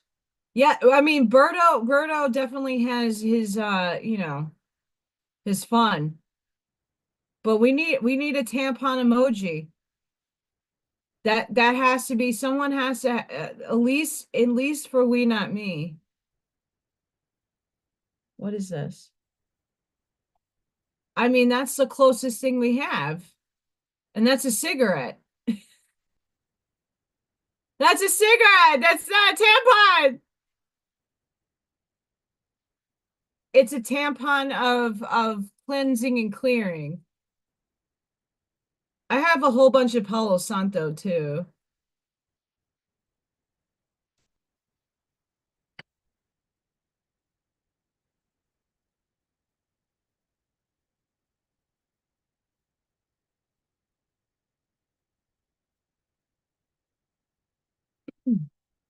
Wild strawberries comes out for my lawn like late August, early September. When I had Bun Bun the bunny visit my lawn, my backyard. I don't know what happened to Bun Bun, by the way, for those that knew about Bun Bun. But Bun Bun was a cute little bunny rabbit that was in my backyard. And I saw Bunny eating the wild strawberries. I seriously can't find anything that would be comparable to a tampon. What is that? The ruler isn't going to be it. I'm going to tell you that. Hmm. I'm going to write it in.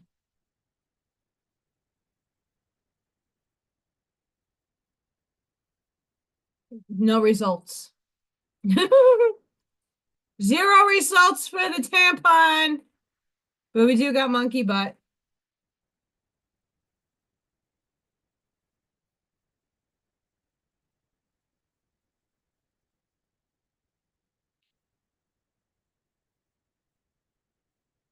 I like herbs. The most successful is the sage and the rosemary here. I've had really good success. Yeah, but that's also, something else. That has a provocative uh phallic meaning to it.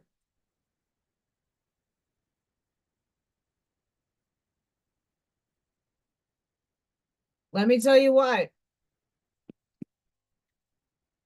this could be the worst thing for me, but I never got that. I used to smoke cigarettes, but I smoked them later in my life. I was smoking a lot of that in my youth. I then swapped two edibles, but that stuff, I don't know, made me wonky, and I slept more on that stuff. Oh, Scooby's still upstairs. If I run upstairs, I'll get Scooby. I have Scooby. Yes, we need a string to that. Basil didn't want to grow this year, last year in my, because I did basil, thyme, rosemary, all like I got these big, huge planer raised because I have tree ruts, whatever you want to call them, in my ground. So I have raised beds. My neighbor does not have that much success in his backyard growing in the ground. He also is going to start doing raised beds because depending where in on the property with the sun and everything. And then we have electrical wires that I have put copper. Yes, I'm one of those. I have copper, clear quartz, and shungite in all my garden beds. I go all out. All out. And apparently the sage went out, which means the energy is pretty damn clear down here. Thank goodness. But I'm hoping that this YouTube gremlin disperses.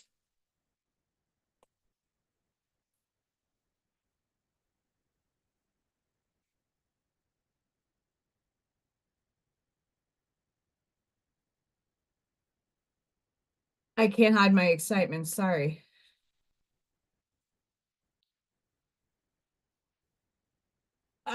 Okay, and these are fake glasses, by the way. I like the frames. Um, I need them. I need glasses. And these are cute. We have clarity. Go within. You see clarity now on something that is bothering you and making you feel out of balance.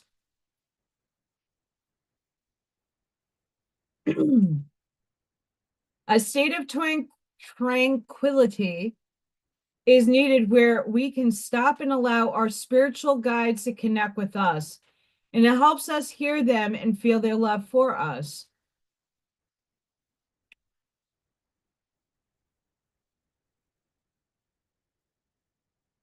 Okay, before I even move any further with this,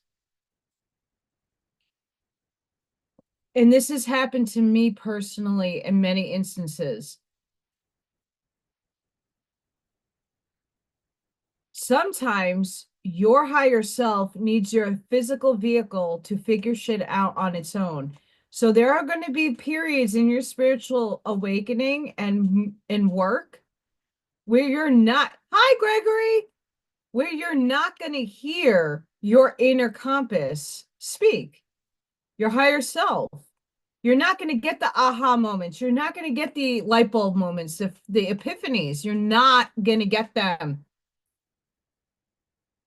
And if you do, they're going to come in ways that you're not seeing it right away. I like for months now, I've been asking for clarity, the card, to literally pop in and say, hey, okay, you're asking me for change. I'm showing up, I'm making changes. I need a new career. I'm looking for that new career. I'm putting the energy out there to manifest, but I don't know exactly what direction. They're not answering my ass. When it comes to love, oh, you're going to get a new relationship. And this is, okay, I keep hearing these things, but I don't know where it is. I'm not even focused on it.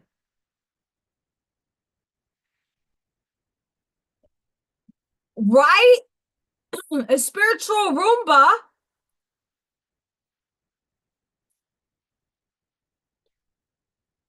Before I go on with this clarity,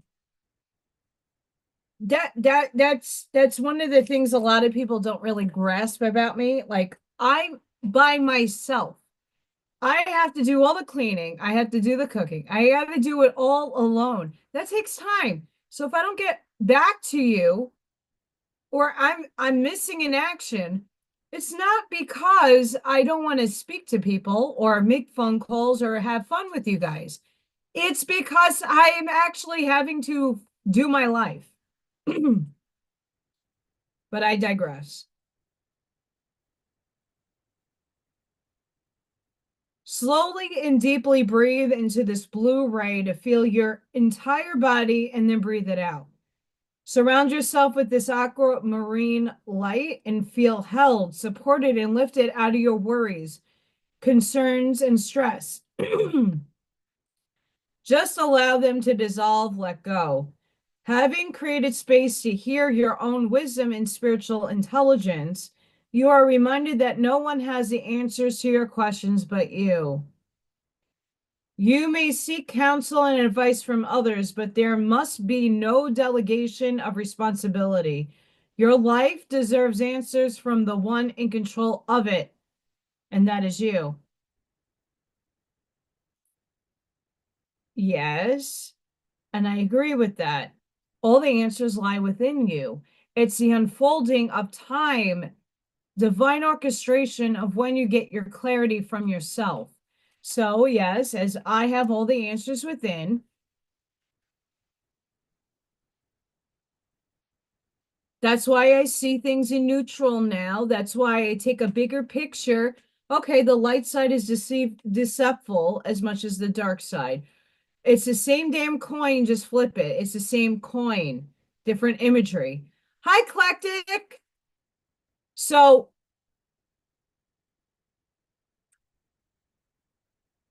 seeking clarity is kind of hushing in your silence, like bringing yourself into a neutral state. People ask, well, how do I get my mind to shut off? Imagine a piece of paper perpetually falling in the sky, blank. There's nothing on that piece of paper. Or you can imagine a feather. This silences your overthinking mind. When you can come to that piece of paper, just floating and falling, and it's always perpetually falling. It never hits the ground. It's just there. It's falling. If you could focus on that imagery in your mind, you could silence your thoughts. It takes a lot of practice.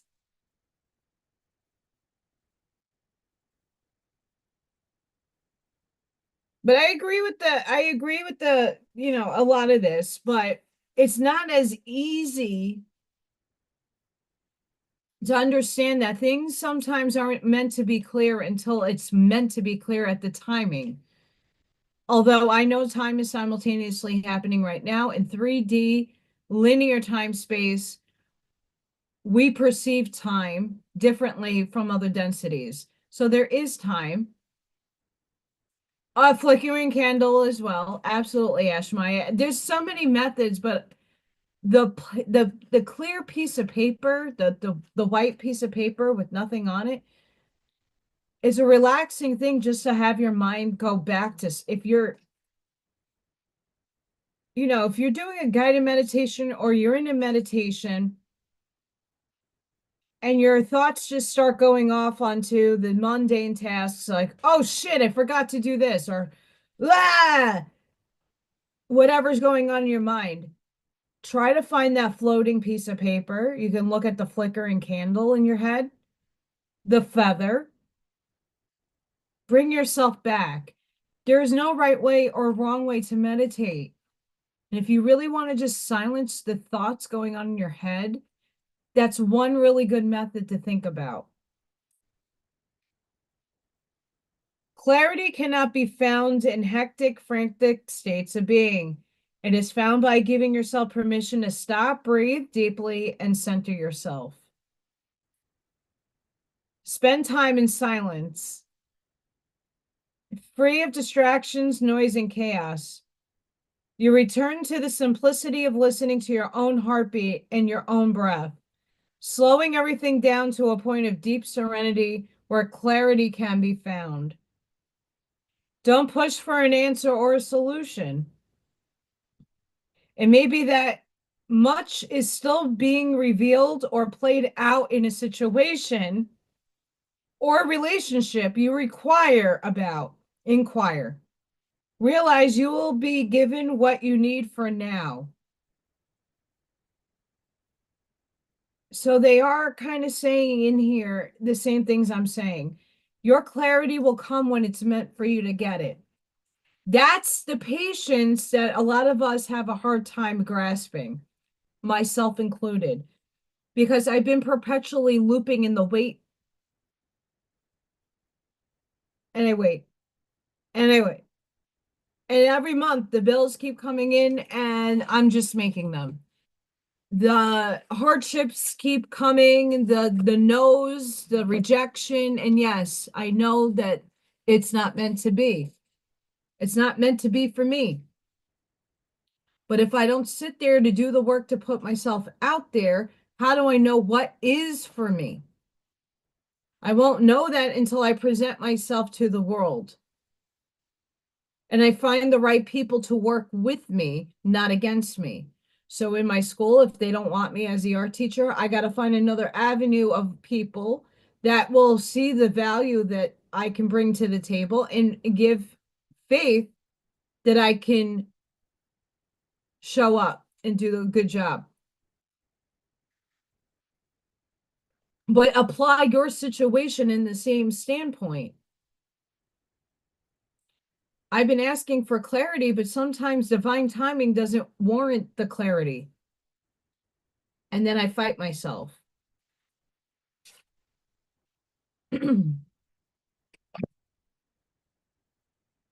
This one's even better.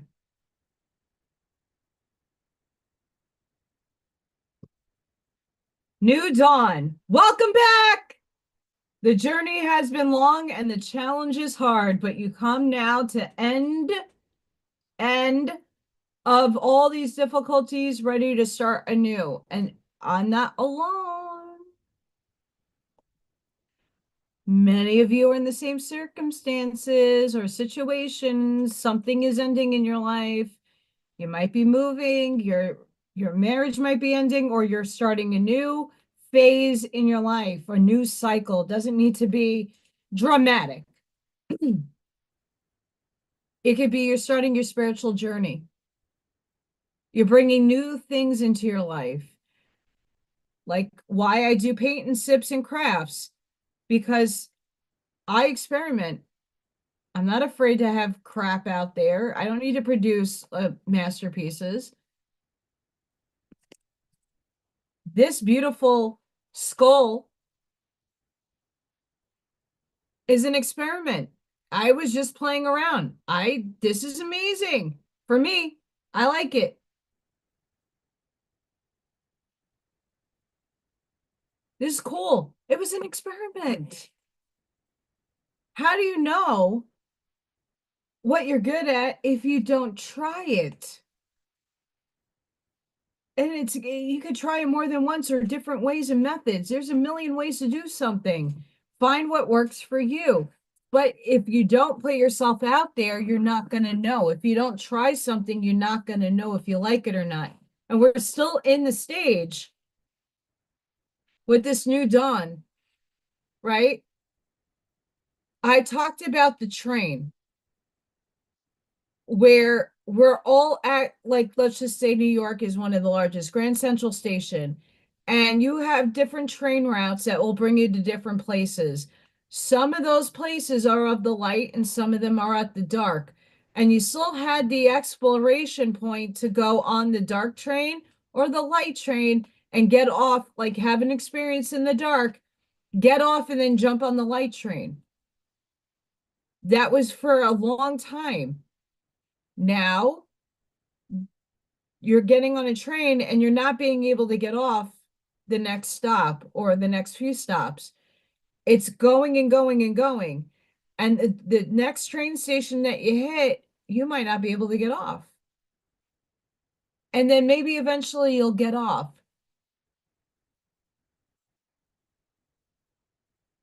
But you being on the train, you have to choose what you prefer over what you don't prefer. That's the stage of humanity we are still in now. If we don't have contrast, if we're not presented with the darkest of the evils to the lightest of the light, your soul would not know what to choose. It would perpetually be bored and in the same spot. We chose to experience duality because we needed contrast. We needed to learn what we don't prefer, and we need to know what we do prefer. But if we don't go through the darkness, we won't know what we prefer in the light. And the many shades in between that. So that we're on the light train, and really there's no getting off on this point now. We're at the head of that train. Now there's other trains of light that are still making their stops at different stations where people can get off and choose to go to the darkness, or the darkness can choose to come over to the light. We're still there, but many of us are on that train and we're not getting off. We're in the light. There's no getting off the train anymore. But there are other trains. Obviously, Grand Central has a million different trains that go different places. There's still people getting on and off the train to have experience. And they still need to know what they prefer over what they don't prefer. That's the timelines that we're all jumping and merging into. So even though we're on that light train, we're jumping back a couple of cars to start enlightening people in the beginning. So how do I better explain this? In New York, South Ferry is the one train. And in order to get off the train to get to the ferry station, you have to be in the first 5 cars to get off the train and get onto the ferry. If you're on the last couple of cars, you're going to go back and do the loop again. Only the first 5 cars you can be in to get off to go to the ferry. Well, now let's swap that. The first 5 cars, you're not getting off, but the rest of the train can get off. We're in the first 5 cars. But many of us are we're hopping onto the back of the train to make sure we can bring more people up to the first 5 cars. We're anchoring our light, our frequency, our emergence. You might not think you're doing it, but when you're at the store, when you go out, when you're putting yourself out there, your frequency is affecting other people. Even though you might be working around the most repulsive people ever, or people who are just so stuck in their ways and not expanding and thinking, in some capacity in the subconscious, you are affecting them. Their layers of darkness might be so heavy that you're seeding the light. Now, let's just put it in another way. Light is birthed out of the darkness. We were birthed out of the womb, darkness. You plant seeds in the darkness. And it takes time for these things to grow. So many, like for me, I'm in the dark void of transformation right now. I'm just about ready to pop out into the light again. You have to integrate like Peter Pan.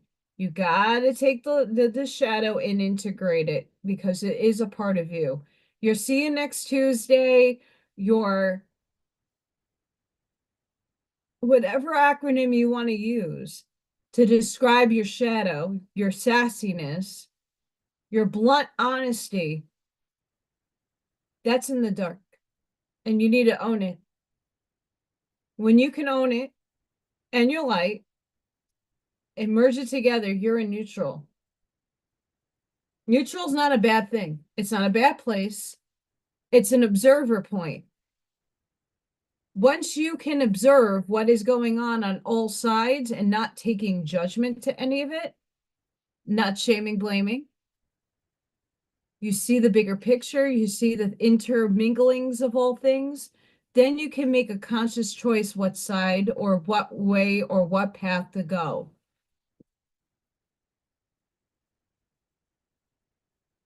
Where is that peace? Yeah, baby. All right.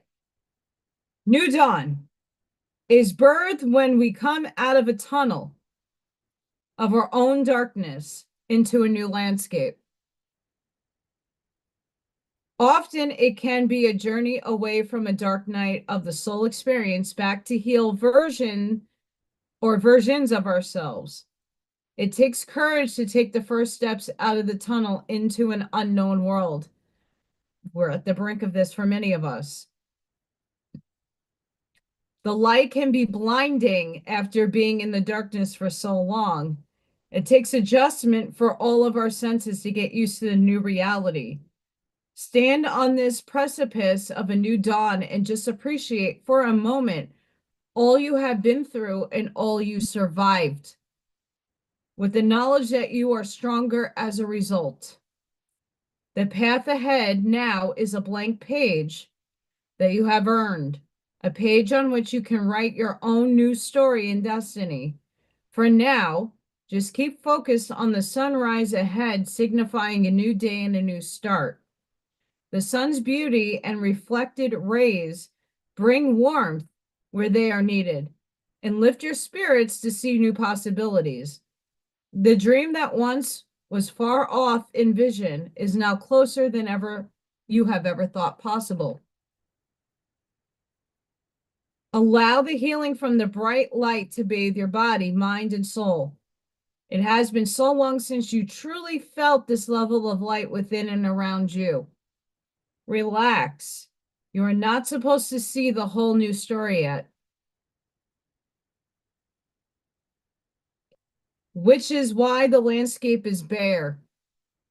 In time, you will add the main characters and themes that you want to enjoy and work within this new world. There will be some behavior and maybe certain people that you have had to symbolically or physically leave behind to get to this new place. This is fine.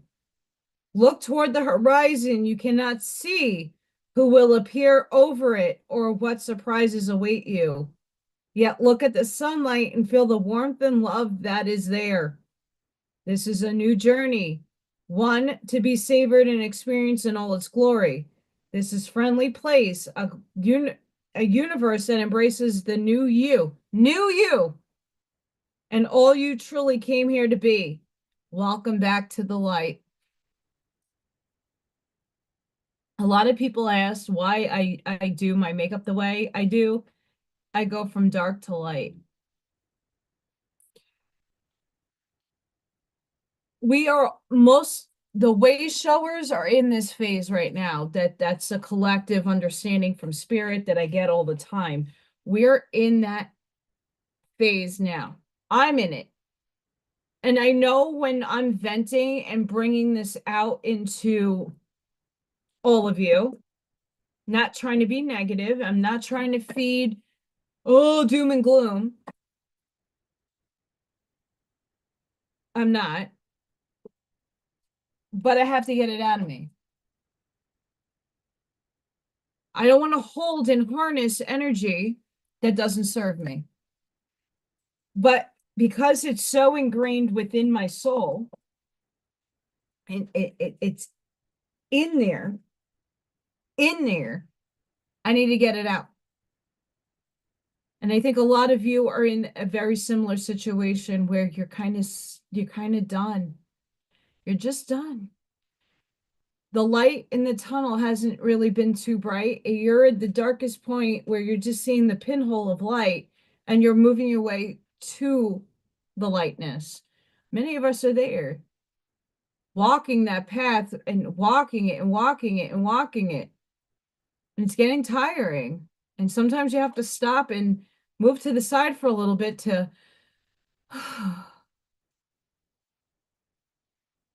I'm at that point. I took the leap of faith 3 years ago when I moved. I didn't know where I was moving. I just put my house up for sale and said, fuck this shit. I really did. I picked up everything. I did what I had to do, but I didn't know where I was going. I didn't know where the universe was leading me. And it led me here. And it was very uncomfortable. It did not feel good. It was very difficult.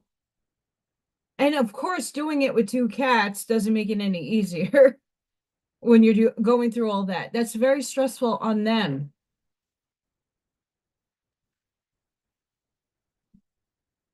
And now I'm in it again.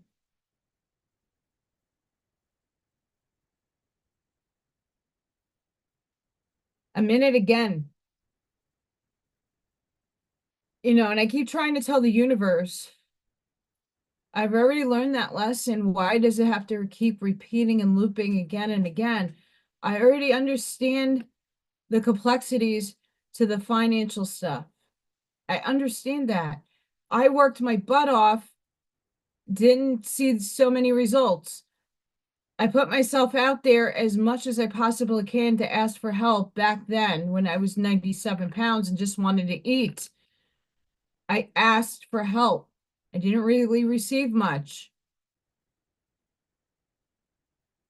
but it kept me alive.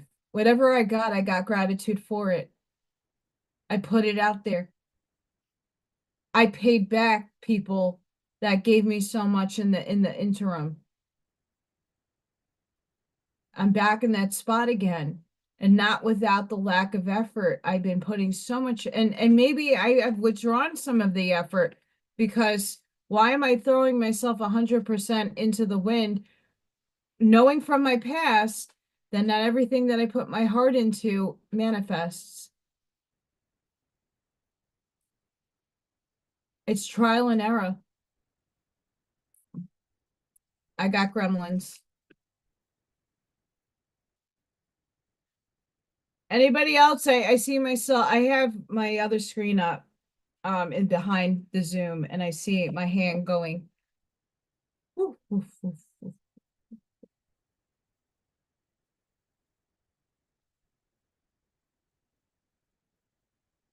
I don't think they want me to talk about that.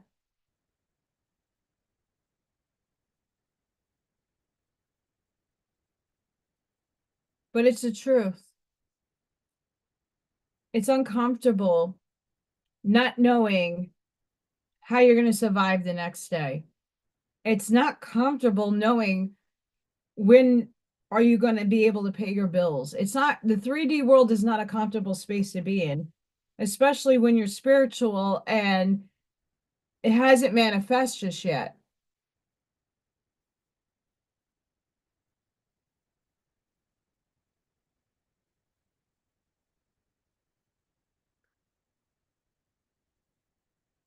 Gremlins begun.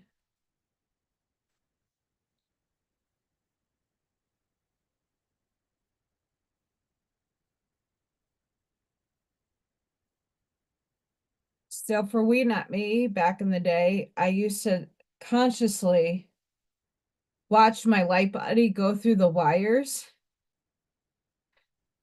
and snake through millions of miles of wires and then project myself in the room where somebody is doing the suppressing.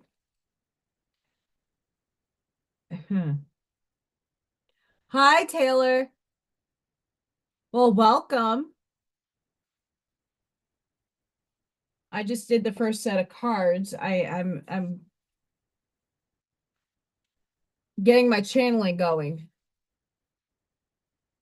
What's the brief? The Schumann resonance frequency is high. We're at an 8.08 frequency, which is rather damn high for us. The It's a yo-yo effect right now. So the frequencies are high, high, high, and then it drops. And the light, wrong thing. We're in a purge moment right now. So we have high, oops. Let me just blow this up so you can see it on the screen. So where the black is where it's currently happening. It's hard to get the color on here, but you see the red?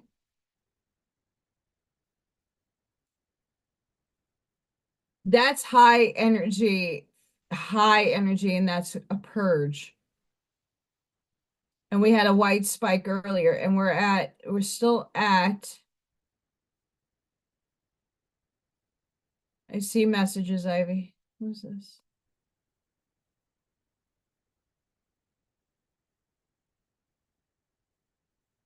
Um, yeah, the red is our it's high frequency energy coming in, and that's purge.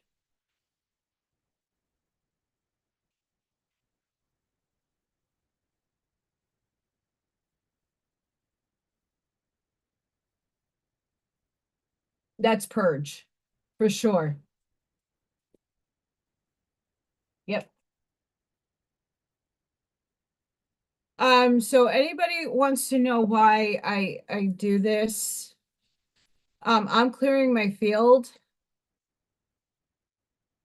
but I'm also trying to tap into more of my energy, and doing this, I get myself warmed up and ready.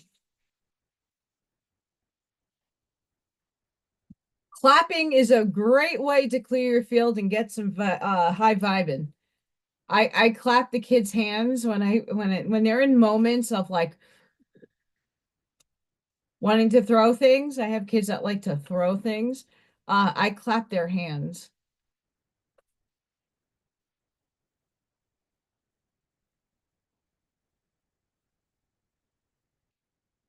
Yeah, my job ends on the 30th, I think. I'm not 100% sure.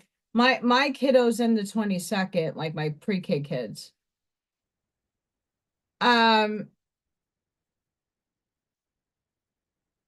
I put a letter of interest to the school. They're looking for a student supervisor for moving equipment and moving rooms and changing classrooms and stuff. I've done that before in my old school, and they want a supervisor watching over the students. So I applied for that. That makes 20 an hour. It's not full time. It's 4 days a week, but it's something.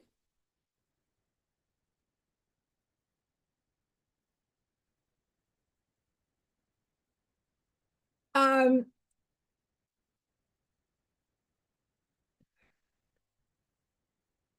I've applied to Hobby Lobby, Michaels, Next spot I'm gonna apply to Barnes and Nobles is something I really wanna I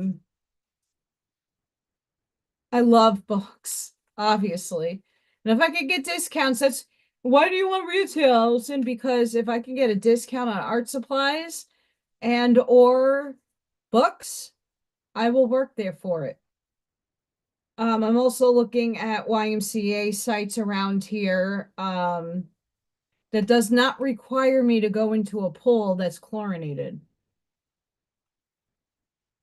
Camp counselors, that's a lot of energy. Yep. Camp counselors are required to go in the pool. I worked for the Y for 11 years, so I know.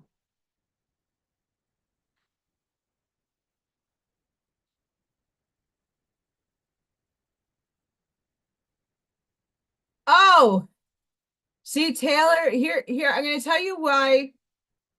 A lot of people on here follow We Not Me.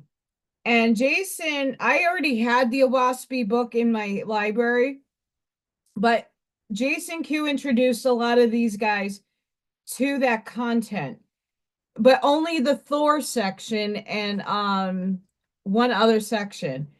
I decided to read the book knowing that um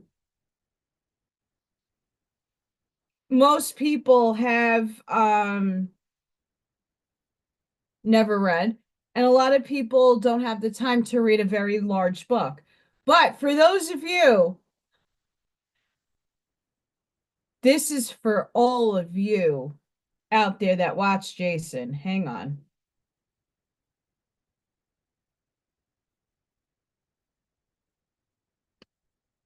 I took a picture of this. I was going to send it to Dina, but then I think I forgot.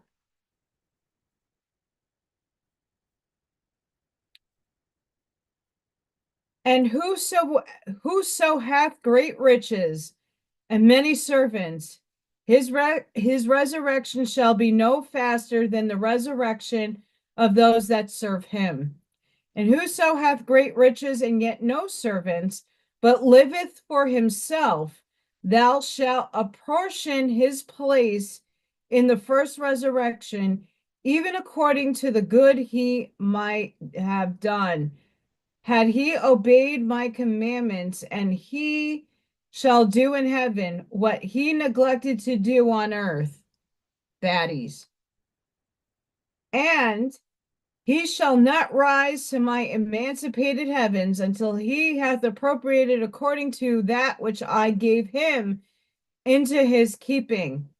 God said, the words that come out of man's mouth, even though they profess prayers and repentance, are of little avail for Jehovah. But the words that come out of good works done unto others to raise them up are as the sound of a trumpet that reacheth beyond the stars. For in all ages of the world there have been deceivers and hypocrites with temples and churches to worship in, professing to serve the Creator, but in fact serving an idol. And their priests and preachers speak good doctrines, but they practice them not, save a little as a blind to lead the multitude astray.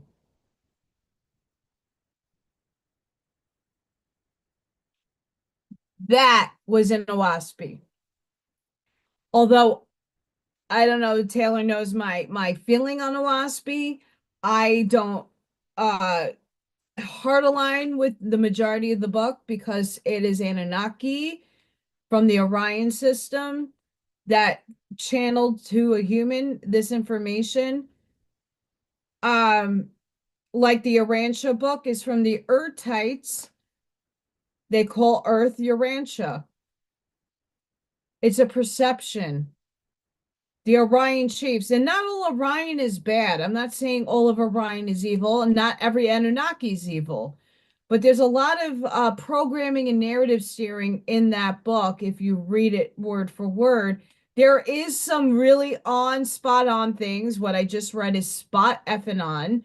Well, there's some others that are very questionable. But again, my perception of reality is going to be different from yours. So take the things that resonate with your heart and keep it. Those things that do not, let it go. What I perceive and my perception is going to be different from everybody else. So don't hold my perception in yours. You have to feel it. And if it feels right, it's for you. If it doesn't feel right, it's not for you. And that's why I think a lot of people are blindly listening to others. Arnie makes this beautiful argument on his channel about it, that even the spiritual people are blindingly leading people into another void. A lot of the spiritual community, are very much in my situation. They get sponsors, they get people that help them out, but then they're relegated to what they want projected and not what a person's soul is projecting.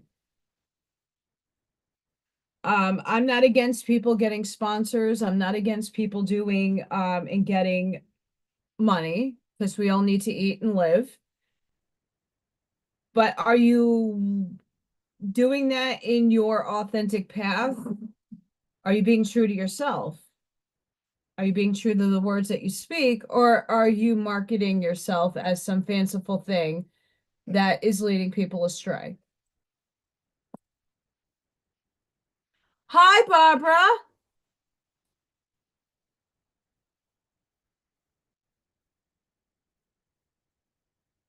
Taylor, once I get things kind of calmer, I will have more time for that. Absolutely. Um, things have been a little wonkadoodle around here, by far. Very wonky. We have focus. Look at that beautiful card, from dark to light, but still in the darkness. A point of attraction. Where is your focus and what do you want to create? Your point of attraction is the accumulation of your thoughts. Some you are aware of and some you are not. The latter are thoughts you have repeated so often they become beliefs and body memory. That's what I am shedding now. Right? I'm going to pause here for a second. So, what I'm focusing on is my career. What I'm focusing on is getting better, doing better, and showing up for myself. But in the subconscious part of my brain, they're still running an old program that needs an upgrade. It needs a debugging system and it needs an upgrade. I could think all day long where I am at, and I'm picturing myself in front of a room commanding the children and going through my curriculum and doing the project with the kids. I have done that. I'm doing it. I am showing up for myself every day. But somewhere in the subconscious brain that has not come up to surface yet, that's why I'm venting. That's why I'm trying to work it out verbally, getting it out of me, where the block is.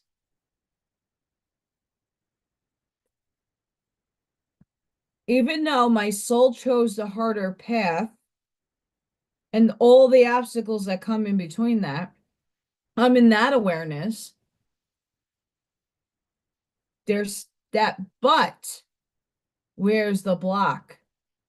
I now understand it's in the subconscious brain, but it hasn't surface leveled yet to heal. So I'm working on this, focusing on where the block is so that I can get it out and healed. When we vent, it might sound like complaining, It might sound degrading, but it's bringing it out into the light to be transmuted. If it's stuck in here in the internal, and I don't bring it out to be alchemized, it's going to lay stagnant within me, and it's going to get stuck there. And whatever is my stuckness, the block, it's going to perpetuate the loop. Let's take this step a next step further.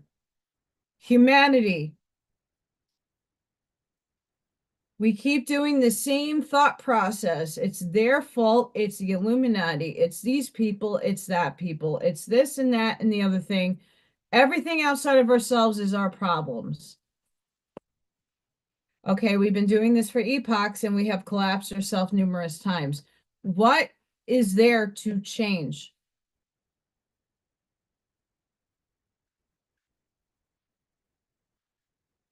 Well, we know that fifth density is unity consciousness in its fuller form.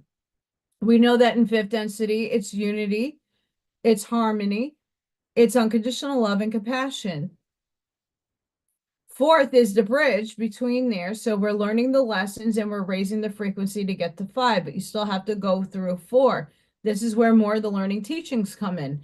This is where many of you are in consciousness. Great.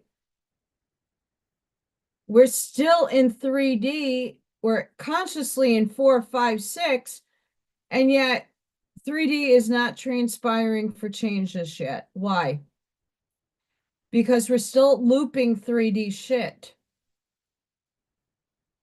We already know who's the perpetuators of the evil. We already understand the different complexities of where evil is coming from.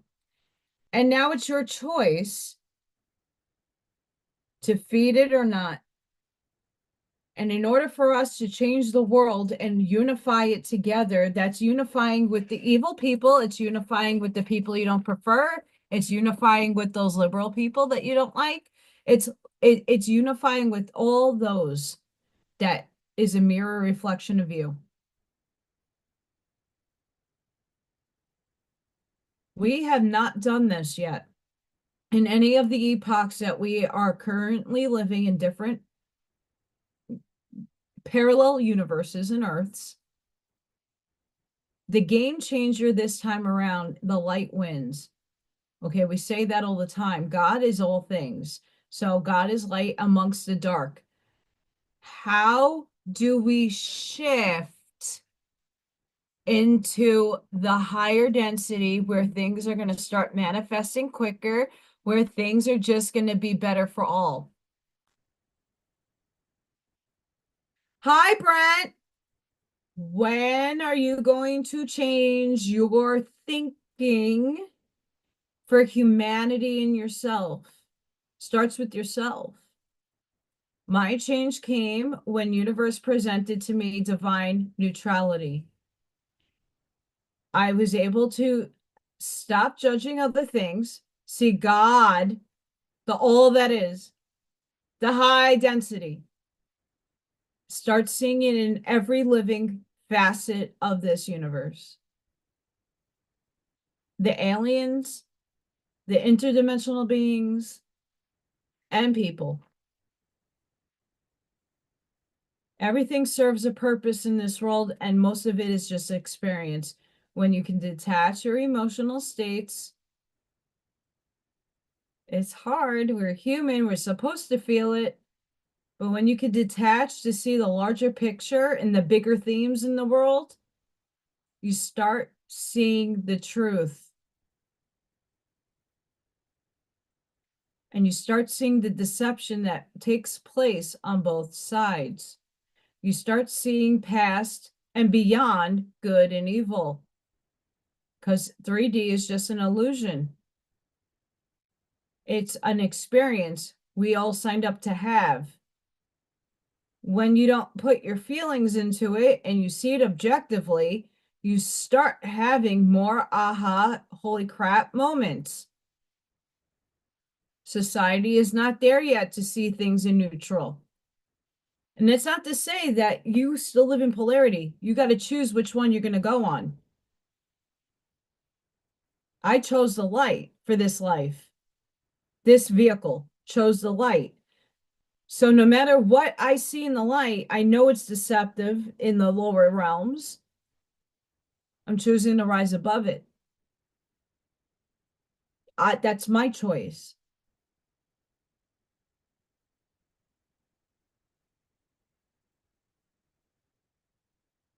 Oh, you're welcome, Kelly. Yeah, I don't know, like Spirit drops these crazy, I really like the imagery.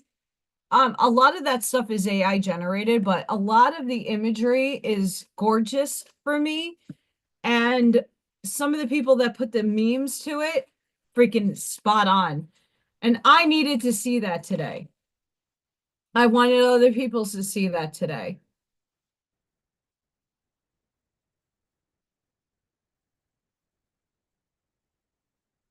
Absolutely, Sparky.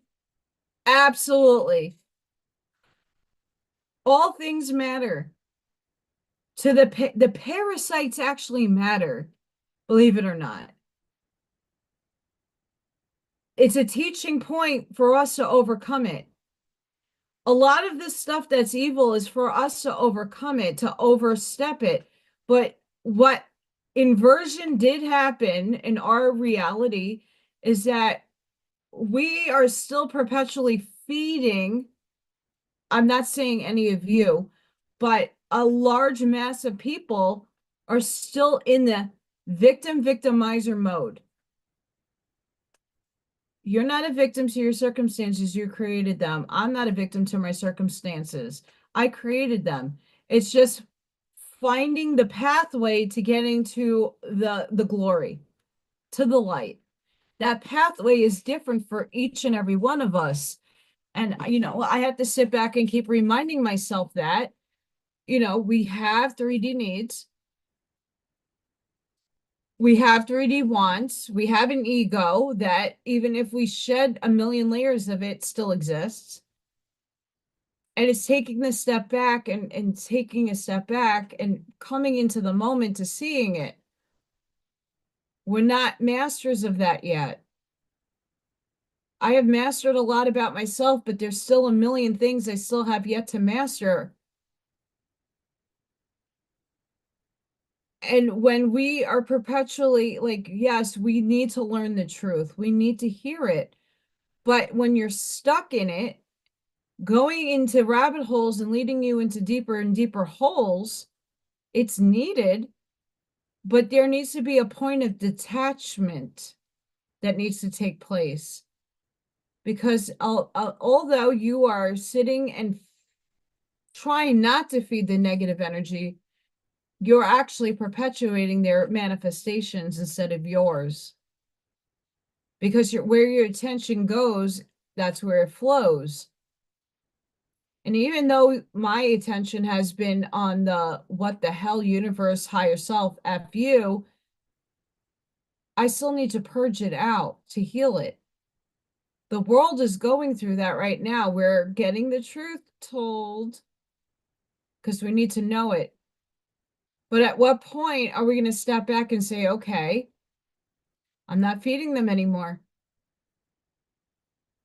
What my reality is, these people are falling away like flies. It doesn't bother me or eat my soul away.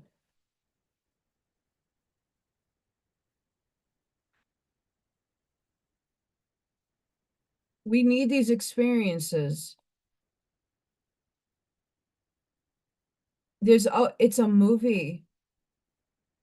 Is there a mistake that there was a Pope from Chicago? But you know what's really funny, what I've noticed about the Pope thing? Oh, well, he's a registered Democrat. So the attack was the first things I saw was, oh, he's a registered Democrat and not a registered Democrat, excuse me, a registered Republican. And he is for the red and da da da da da. And then at the same breath, I saw articles about no, he's a Democrat and he's a this and he's a that and he's a blah and blah blah blah blah.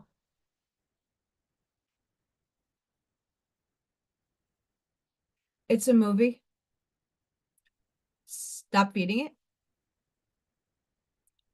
If we want to transcend and create the world that we all want,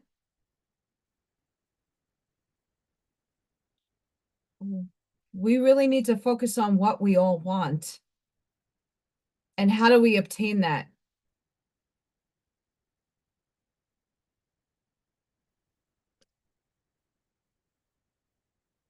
What do you want?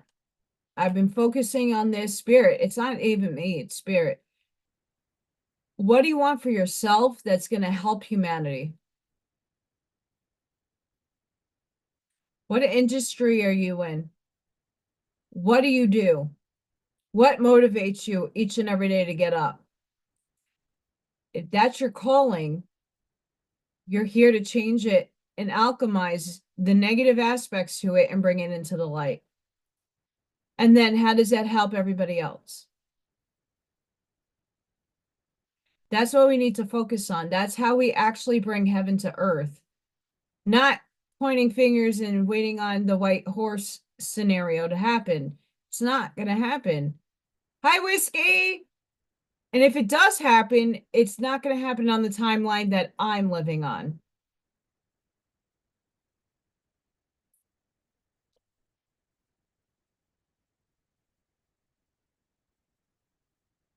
I know I'm getting sidetracked, but that's spirit. I can't help it. Change any idea or belief, and your point of attraction shifts. You sense the world around you through the filter of your attraction point. Imagine this point moving along a sliding track within you. To master yourself means being able to move your view of reality at will. This can help you adjust and adapt to any situation. Stay in your center of love and on the path of your heart.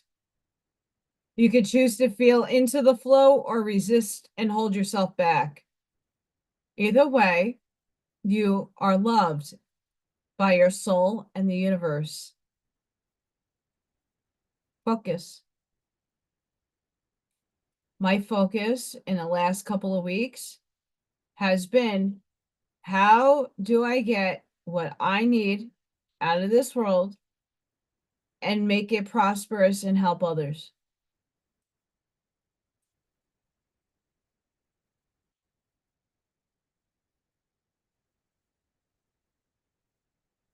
Mind you,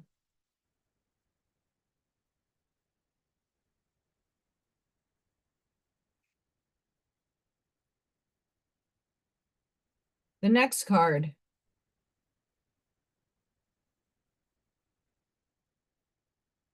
variance, the differing perception of ego and soul. Today, you may not feel like yourself. You and your soul are looking at the same thing, but are seeing it differently. Your emotions and reactions are a combination of your thoughts and your soul's thoughts. And when they don't align, you feel wobbly. Variance is a way of explaining the wobble. When you have the same perspective as your soul, things feel right. They might seem satisfactory and easy. No limiting beliefs or patterns are triggered, but there is still a feeling that all is well. Your soul will never join you in judgment, blame, or hurt because it is not the truth of you. It is not the perspective of love. How you feel reveals how you align with your soul. If you're experiencing something that doesn't feel quite right, take a breath and come back to your center. You will begin to feel better, inspired to navigate your inner radar and ready to receive your soul's transmissions.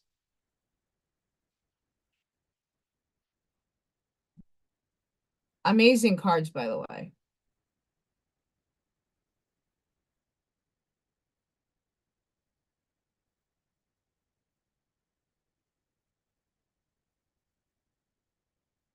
Oopie, I put the wrong cards in the wrong box.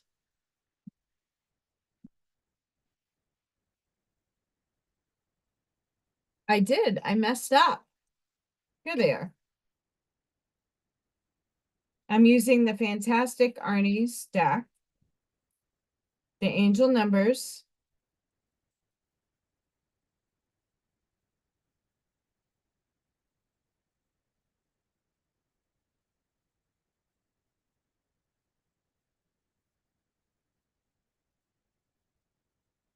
Mine,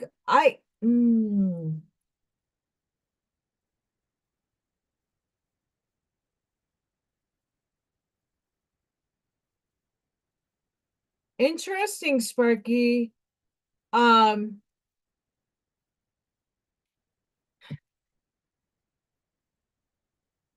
I've used that in my paint to help the paint viscosity.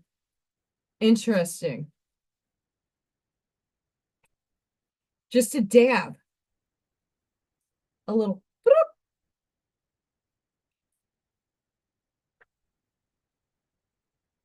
pine gum. I haven't used that. Oh no. I haven't used that in a long time. But I usually was using it for paint.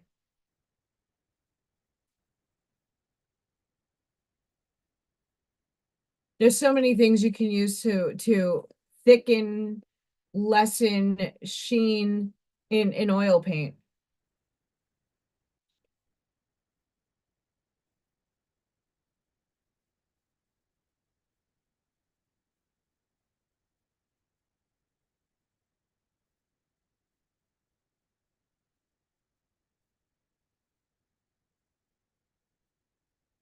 Okay, what angel numbers says the universe need our collective to know in the now moment, spirit,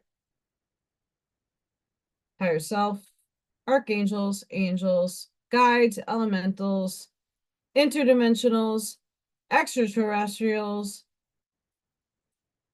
star families, higher into consciousness, social memory complexes. I can keep going. Yeah, I'm channeling.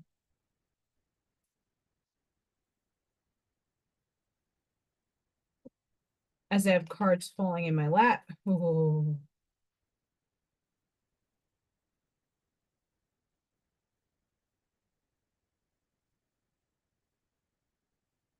Yep. Okay, now for the magic tricks. Ta-da! Had the wrong cards in the deck box.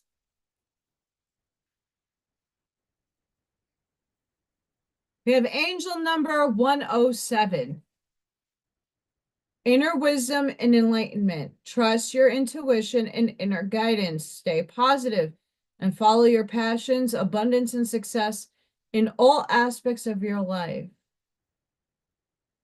This again is from Arnie's deck. Angel numbers, oracle cards, and I will have the links after this live to his deck, his website, so you can order this for yourself and support another fantastic human soul. 1111. Powerful and creative new beginnings, leadership, and spirituality. Fulfill dreams and desires by setting clear intentions on what you want. And I'm going to be honest with everybody. And it's not even coming from me, it's coming from upstairs. Not everybody knows what they want, and they don't know what path to go on. And the reason being, so many people are in different stages of their lives. There are people that are not even out of high school that don't even know what to do with their lives. And then there's people in their retirement that are just living day to day and like, what do I do? I already did my job. I already went to work. I did all of that grind. And now I'm just enjoying myself and having my coffee and chilling out, living the high life. Oh, that's awesome, Ashmaya. Right? So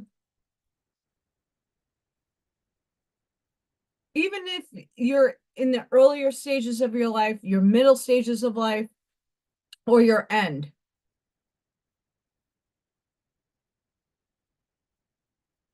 Uh-huh. Um,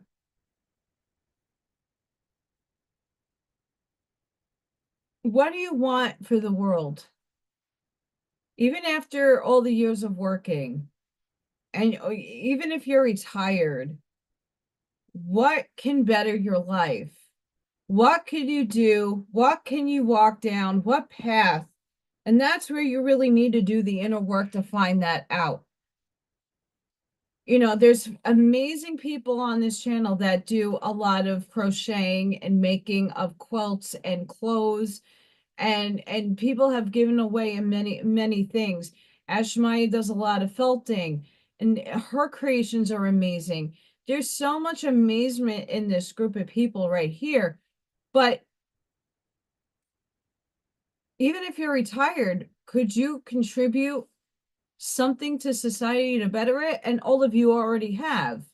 But for those who are on their journey and don't know the path they're walking down just yet, even for myself, I don't know if the art teacher thing is going to transpire. I'm making it and living it as if I am, but that doesn't mean it's going to actually transpire, because something might come out of left field and shift me into another direction somewhere else. I don't know. That's the crazy part about it. I am not. This is coffee.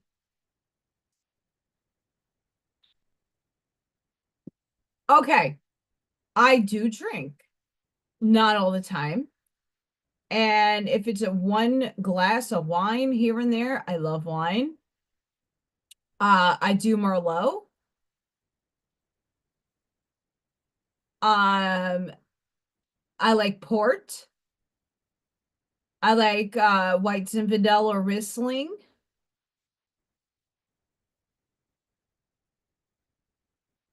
But I love rum. I love Malibu Bay Breezes. I like pina coladas. I like Midori sours. If I do shots, it's Southern Comfort with lime. So I do like my alcohol. I used to be an alcoholic. I used to drink 340s, 40 ounces, three of them, and to do sake bombs and walk a straight line. Um, so everything in moderation. I do like to get into a state sometimes, like even when I used to smoke a lot. Um, I like my body relaxed. That's when I can do a lot more inner work, when my whole body is in a state of like, oh, there's no pain anywhere. I don't feel a creak. There's no, like, my pinky is still not healed. There's a ball of ligament in here. It hurts like shit sometimes. It's still not healed. Um, I'm putting things on it. Don't worry. You know, it's a process, but I do like my drink. I do. I can't afford alcohol, but you know, in moderation.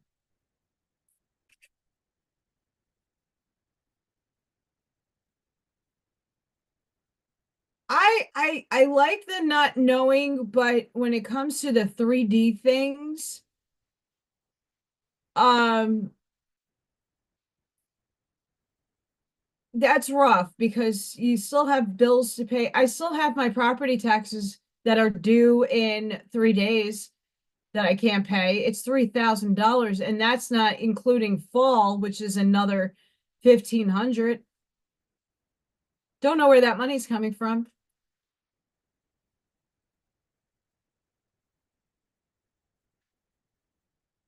I agree with you, but back in my heyday when we were underage drinkers, Steel Reserve 211, my number, was the thing of the that's your go-to. It's the cheapest 40 and you got super smashed. Um, yeah. I so after doing a Timothy Leary for a bunch of time frame, I one day, and this is probably when my birth mother transcended, because she transcended in 2003. It was no, it was a couple of years after her passing, and I didn't know that she was even dead or alive at that point in my life. I only found out 7 years ago about my birth mother and my father. One day I woke up and I had no urge to drink. I had no urge to smoke. I had no urge to do any of the other things that I was doing. I woke up one day and just cold turkeyed it all. The only thing that I did pick up that's in the family genetic line is smoking because I stopped doing this. I needed something like the oral fixation, but it's a calming mechanism for me. And I've tried different things to calm down. That's not that, and I can't find it because I need the tobacco. No, I anything in moderation is not a bad thing. It's finding where your stop point is and actually putting a stop to it. Um, out of all my friends that did, we were all going and doing because there was really nothing for teenagers to do and early 20s. No one had money and you all hung out at the people's houses. So what did everybody do? Go get the adult to go get you, and not the adult that lived in the house, get somebody to go to the store for you or stand outside around the corner and say, hey, I'm going to give you money. Can you go get us beer? And that worked a lot back in my time. And we would all just go to a house and put everything in backpacks and get ripped.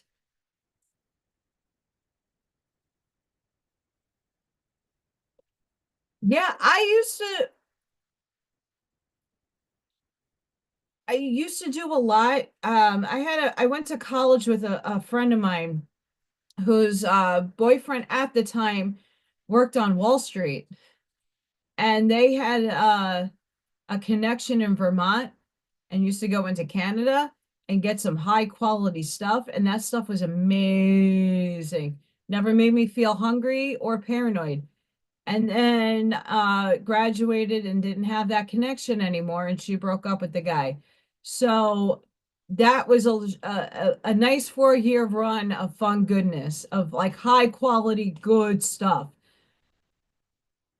And then as time progressed and I kind of weaned off of all of that, when people would offer it to me, I was like, nah.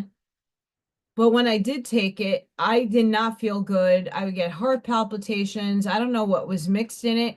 And a lot of the stuff that I was doing back in my time was laced with a lot of other stuff.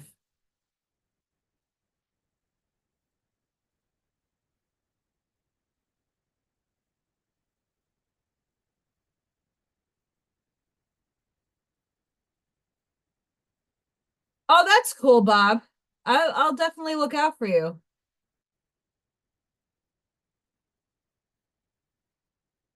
Um, yeah, like the last couple of weeks I've been getting the urge to have a glass, but I know that glass would end up in a bottle. So I held myself back. But anything in moderation. It's about, honestly, when I say neutral, it's about balancing every aspect of yourself, knowing your limit, knowing when to put your foot down, knowing when to let things in, knowing where the battles are. You have little battles that you have to fight, and what's worth fighting and what's not worth your time, and just letting things be at a certain spot, and then when you really have to put the brick wall up and say, get the F out of here, done. Right? Everything is a balance.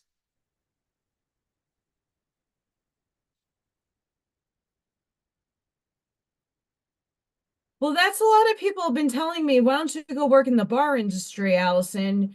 You'd make a lot of money. And I don't want to put myself back into repetitive memories of getting sloshed. Because when you're around that energy all day and you're then as an empath, feeling the sorrows and the struggles of people that are in addiction, I don't want to be around that atmosphere.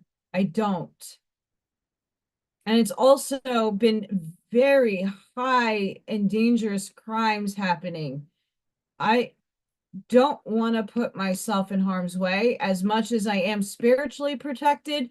Bodily, anything can happen. And I'm not willing to put myself in those risky things. Just putting that out there. And I know myself. And if I have one bad day, let's just say I worked a full day and then I go work at a bar, even as a barback or a host, I know that temptation could drive me back into something I don't want to be back in. It was fun when I was in my 20s and going to school and getting sloshed because there was a bar right across the street that Bill Murray did karaoke at. So awesome. I used to drink at a Japanese bar because it was right across the street from my gallery, my studio space, and then go back to class. Mind you. But those were fun times, and I got a lot of experience out of that. But as an adult in a different phase of my life, it's not going to serve me, and I don't care how much money it makes. A lot of people also told me to go different routes in OnlyFans direction and fetishy stuff. I have integrity for my body and I have integrity for myself. And I would never put myself in those limiting low vibratory states of doing something I'm not comfortable doing just because it makes money. I'm not about that. And I'm not shaming or saying that's not an avenue for other people. It might be, and some people have zero shame or just are very open. I salute to you. But for me, those are no negotiables. I love plum wine.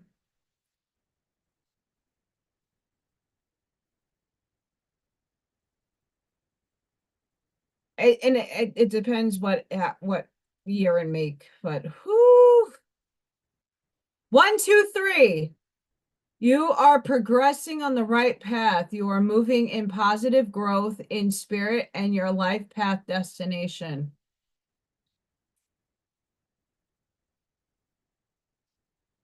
So hold on tight. 637, the angels are encouraging you to be of service to others, your friends, family, pets, and community. Be of service to those around you.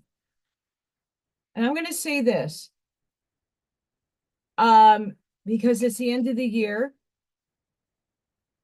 I made a business card holder for my principal in our colors, but I'm also writing him a letter. I'm also writing the assistant principal a letter.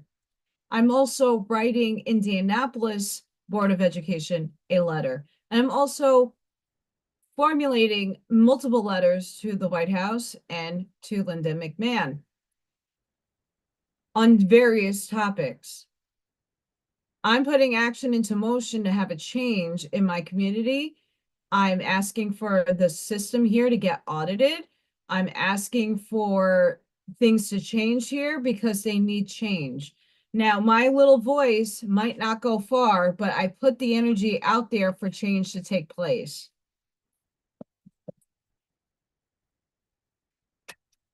And I hope that all of you do the same thing.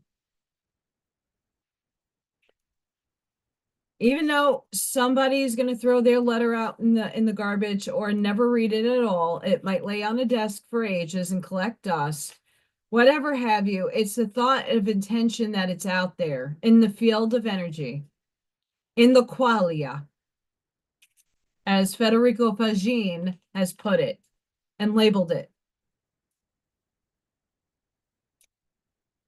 Um, Fun fact about Allie, I am allergic to vodka.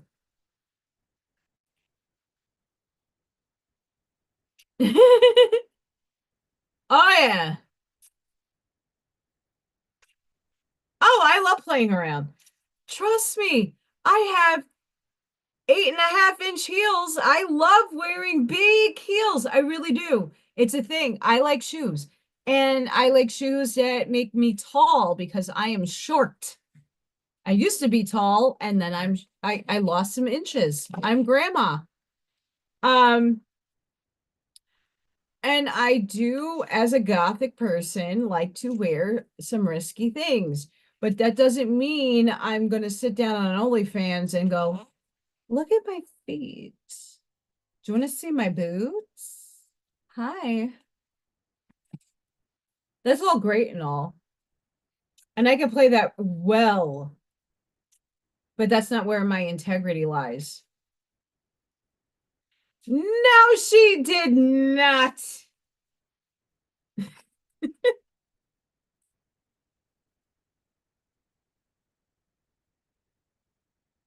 So I have weird feet, and I will explain. I have bunions from dancing. I was on point. I have toe shoes. So my feet were forced into this position.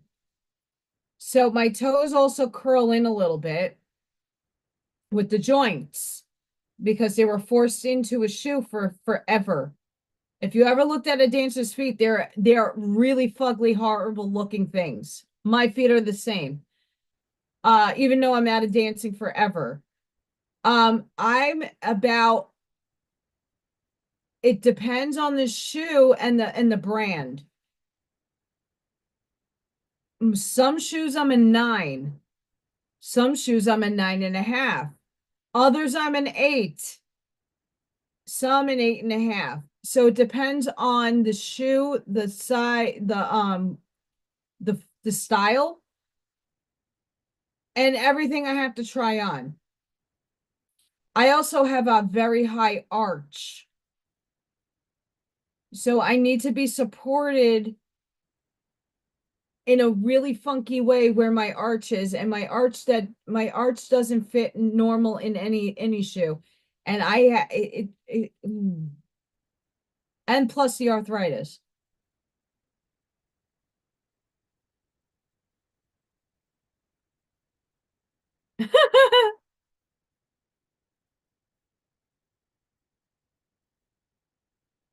Monkey butt, monkey butt, monkey butt, monkey butt, monkey butt. I see all the monkey butts in the chat, so we're gonna get monkey butt going. Monkey butt.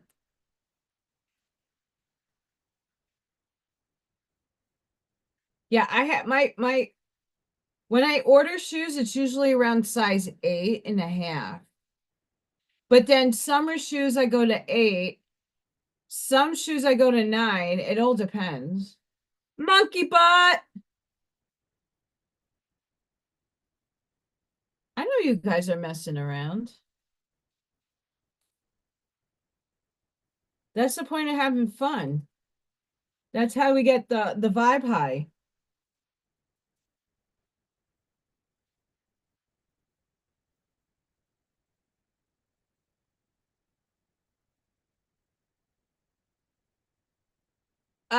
No, actually, because um, so I took ballet for a long time,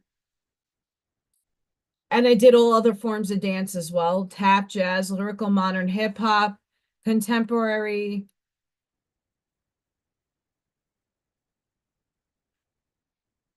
I have very strong ankles.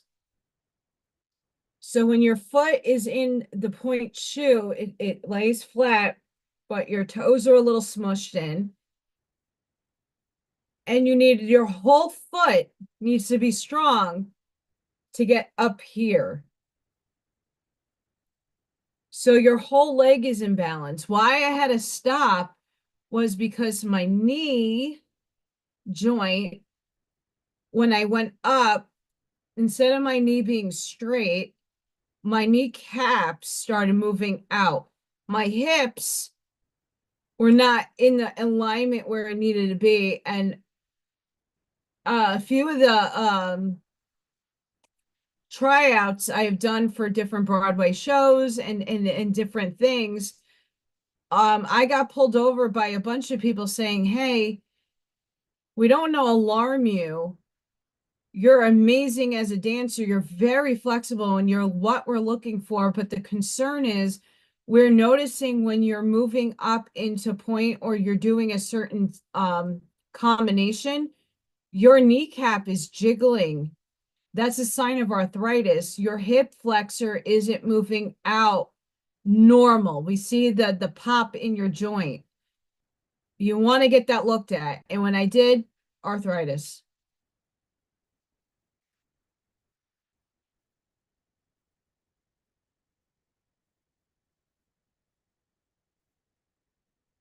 Hi, Michelle. How are you, lovey bubby? So, from Arnie's deck, we had the wrong card deck, Angels and Saints. We have Saint Patrick, Guidance Assist. Past hurt creates future joys. You cannot walk before you crawl. Be grateful. Every moment is truly a blessing.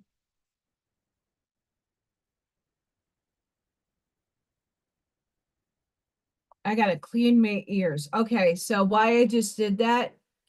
Um, Today at work, I don't know, it might be very hard to see, sort of not. My nail in the bed is up, so it keeps getting stuck up here. Um, my ear holes are stretched. So if I could flip this over, I have gauged ears. They're a half inch. So I have a huge earring in my ear right here. It's huge. The rheumatologist, so I did physical therapy for about a year on my hip and my knees. And this is before I was diagnosed with rheumatoid. They were telling me I probably have osteo.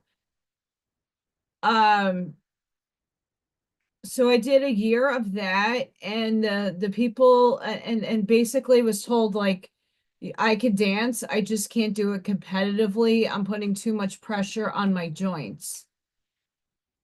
So I stopped dancing around it was 17 years old and stopped dancing professionally. Um, that's when I made the choice to go into the art. I was always an artist and a dancer. And when the dance was kind of like, yeah, this hurts. This is not normal, and I'm not going to get jobs when everybody's pointing out that my hip joint does a g instead of just a free flow out, and they could see the joint popping. Like no one wants to see that on stage. It's gross. You probably heard it too, and I wasn't even aware of it. So, yeah, I went into art, but they never, I haven't had anything replaced yet. And I mean, the only thing that I was concerned about was back surgery because of the slip discs. but I relearned how to really move my body that it doesn't hurt that much anymore. And it does. I mean, the other day I only did half my lawn because the pain in my legs, but who knows? I might have been grounding.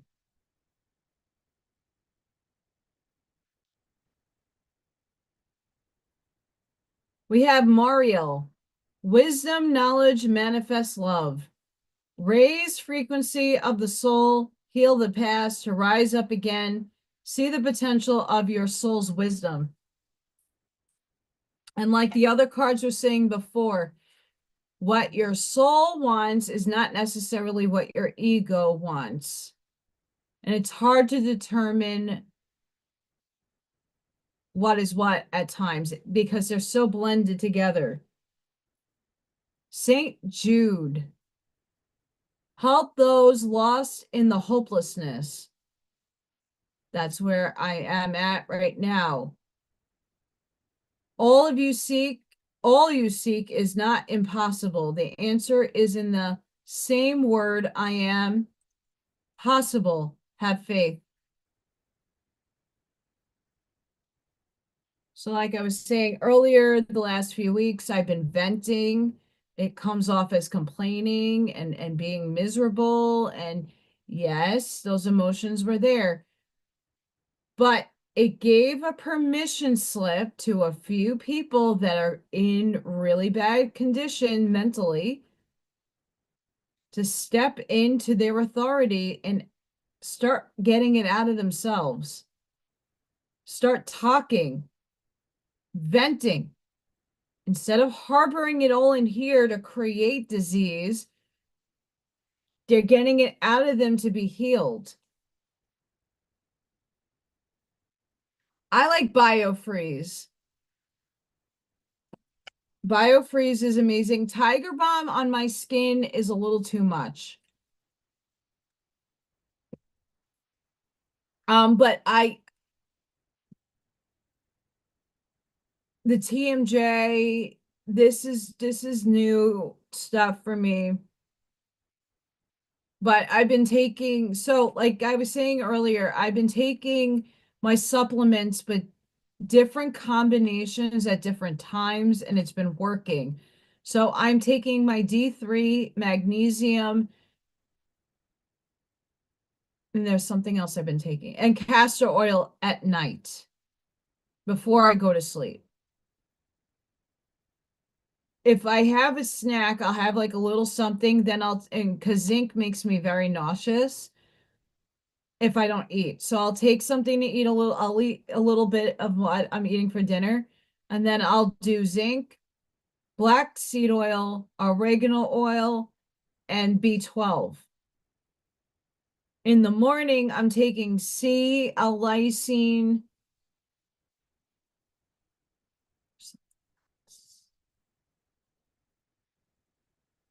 I'll come to me. But I'm changing up the order and in different places of where I'm eating, taking my supplements. And I've been noticing a difference. The castor oil, I'm always putting in my belly button, but I do that every other day. And that's also been helping. Hi, Deplorable. How are you? I have Raphael, open eyes, healing, transmute energy, physical healing. For love is all. Be one to open the hearts of others to truth and love of all living things.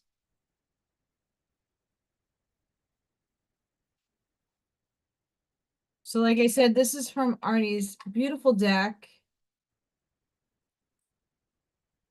Actually, here we got, you see, I'm this dyslexic Allison.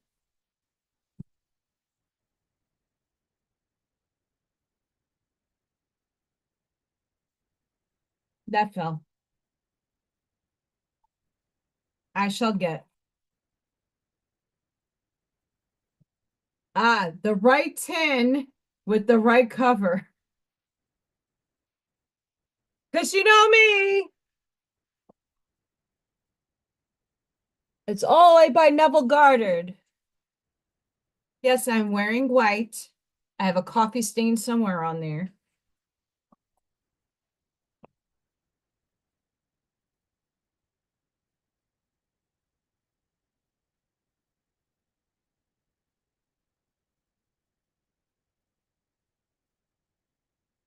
I have coffee stains on my white shirt.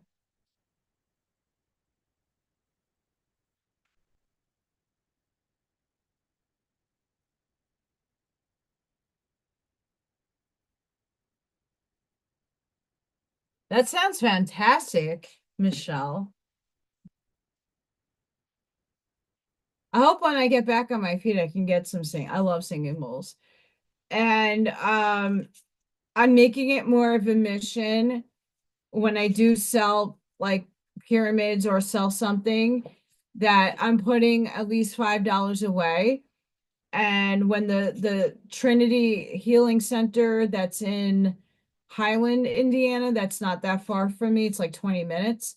That place that I did my vending event, they hold donation based healings and gong baths and sound healing. So I'm hoping with the little that I do put aside that I can go to these more frequently and get some healing in. Because that Stargate meditation was fantastic.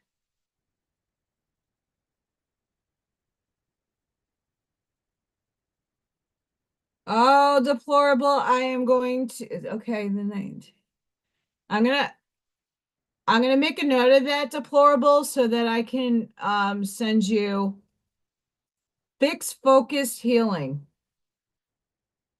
And what I mean by that, that's kind of how I tapped into Corey from the Time Is Now podcast.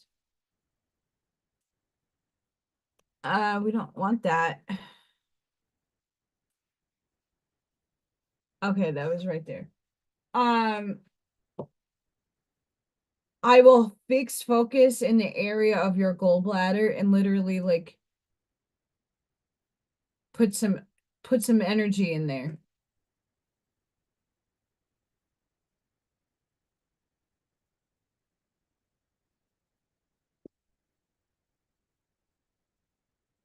Yeah, I like fix I like to fix focus my energy when someone I know that has an issue or getting surgery, like I will hone in on that area in that person.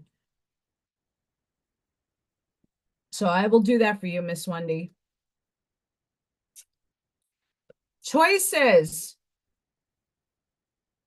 When you worry about decisions, it means that your mind is trying to control your life, and that results in choices made from your ego. Your angel guidance is to consider and evaluate all the options, then let go of your head and choose from your heart that which gives you greatest joy and feels right.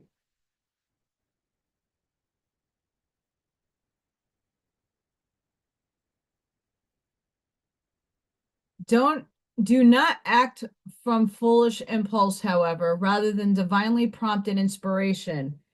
Make choices for the highest good. Remember that if something is not for your highest good, it certainly is not for the highest good of those around you. So let go of the false feelings of responsibility for others and choose with wisdom. Become still and attuned to your soul. Ask your angels for guidance and help. Then, from your point of deep inner stillness, make your choices easily and spontaneously. I choose for my highest good.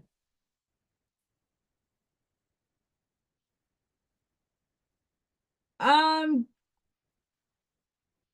I agree with you, Mr. Roger. And though at the same time, there are still things in our body that need to be going into to fix. Um, Thank you for coming, Brent, and I hope you have a blessed and beautiful weekend too. And for all the mommies out there, I know it's getting late. I'm not done yet, but for all the mommies out there, before anybody goes, Happy Mother's Day for all those moms out there. And for the fur mommies like myself, happy Fur Mommy Day. Um, and don't forget tomorrow, if Buckshot's still there in the ether, um, there should be Saturday Zoom with We Not Me, that everybody can join in, and it's not necessarily it's just the family that's involved. If you want to come and join everybody, that link will be in my description.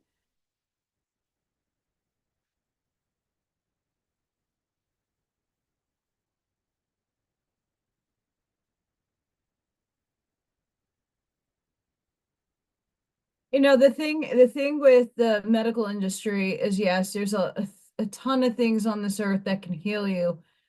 But even the things right now in the now, not everything that is for healing purposes is of good because of the things that have been tainted in it. And I could transmute all day the things that I consume, but still eventually, let's just say you get into an accident, they're going to have to do surgery to fix your bones or to repair ligaments and put them back together again. Some stuff just doesn't heal without a little help. So, our bodies do crazy things. And no matter the amount of things that you put into it, there are still people out there that could use that system.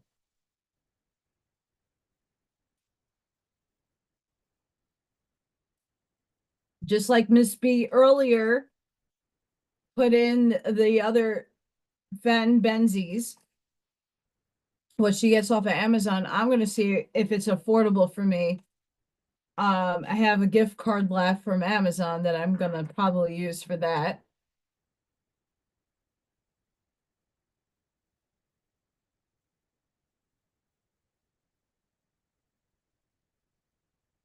Archangel Zadkiel. Archangel Zadkiel will help you to find tolerance and forgiveness. He works on the violet ray of purification and transmutation, helping you to release lower vibrations and ascend to a higher way of being. Angel wisdom suggests that you visualize yourself in the violet flame and invoke Archangel Zadkiel to help you. Place your troubles and difficult relationships within the flame so that all negativity is transmuted. You are blessed to have drawn this card today, for it indicates that you are ready to walk the path of light. I am cleansed within the violet flame.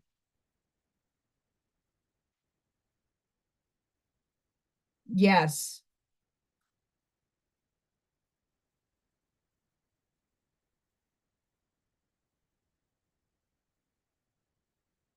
Yes.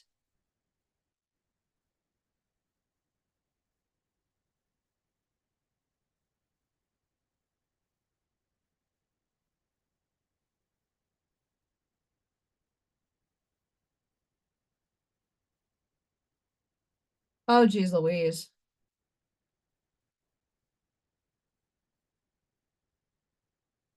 No, Ivy, you should not.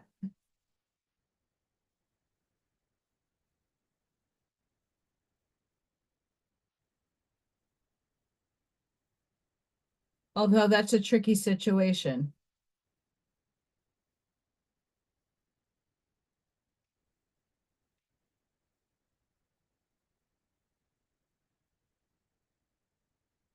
I definitely have some archangel energy running through me right now. The vibrations off these cards. Holy shit. Oh, he just stopped work. Well, he's still working with me, but Archangel Sandalfin, turn into your divine potential. Bring the world into harmony.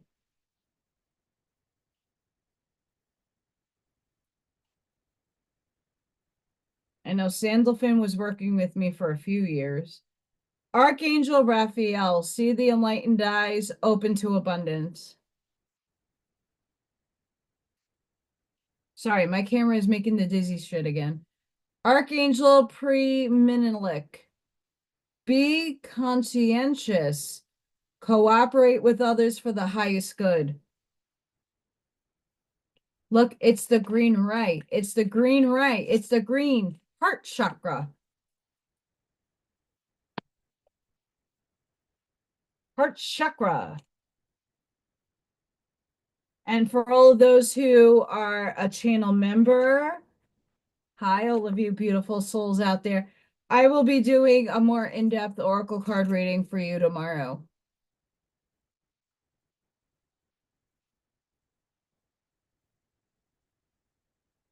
I wish Christine was on Deplorable C. Charvel. She does she could teach you how to do muscle testing. I'm not good at that. My brain gets in the way. Oh yeah.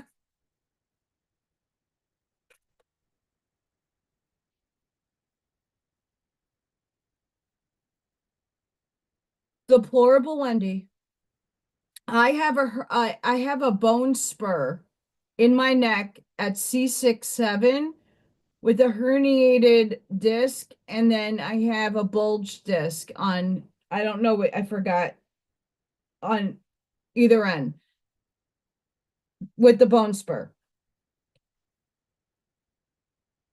What I have done to help that, and it's fucking painful, is my ex had like a head strap thing that you put weight on, and then you do neck lifting.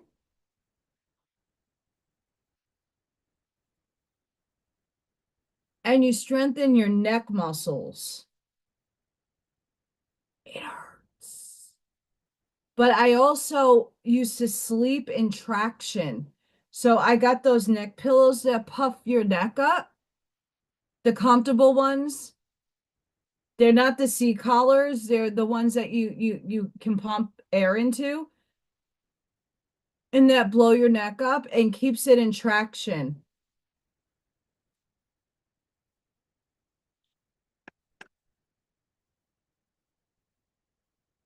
Oh, have fun with that, Roger. But at the same time, if you pull that off, you're going to be amazing. You can get up here.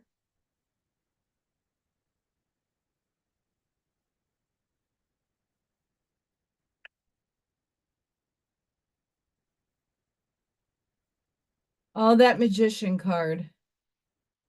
I know for my astrology and all the things that I've been reading into.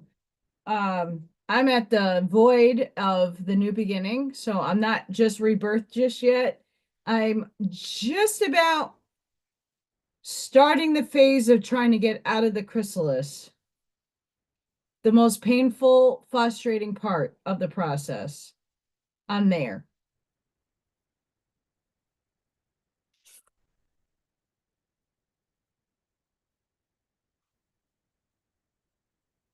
As I read Melchizedek yesterday, Melchizedek pops out.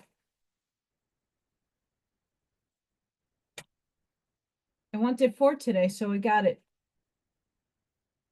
We have Joan of Arc, sacred activist. Don't be afraid, stand up for your beliefs. Like I said, I am writing a bunch of letters over the weekend to my principal, to the assistant principal, to Indianapolis, to the White House, and all the above because I'm putting the energy out there.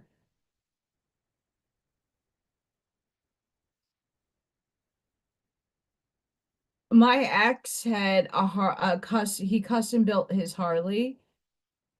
That thing was insanity. There's a picture of me from when I was dating him, standing on it, like near it. Thing was gorgeous. But he spent hours tuning that thing up. And I was the one that helped with the tools. Lady Nada, expanded heart, openness, liberation, let your love and be loved. Melchizedek, divine knowledge, higher learning, commit to your vision through study.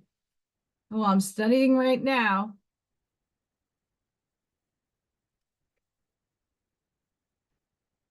Kali Ma, divine severance, cut the cords to dramas, fears, and limitations. I know that looks like a scary card, but as you are entangled to all things in the quantum universe, there are still strings of energy that you give out that you can cut to stop the entanglement to things that you don't want. That's what I've been trying to do is collapse the wave function to manifest in 3D, but cutting the cords to the things that want to manifest that are not good for me, but are still a part of the plan.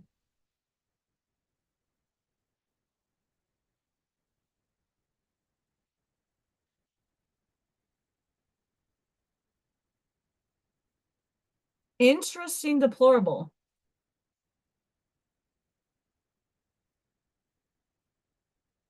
I haven't had an MRI on my brain, my neck, or my back in years.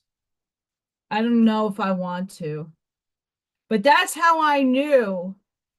I had a CAT scan on my neck and my brain, and MRIs on my brain. That's how I know my pineal gland is not calcified. That would show up right away. So for everybody out there that says that,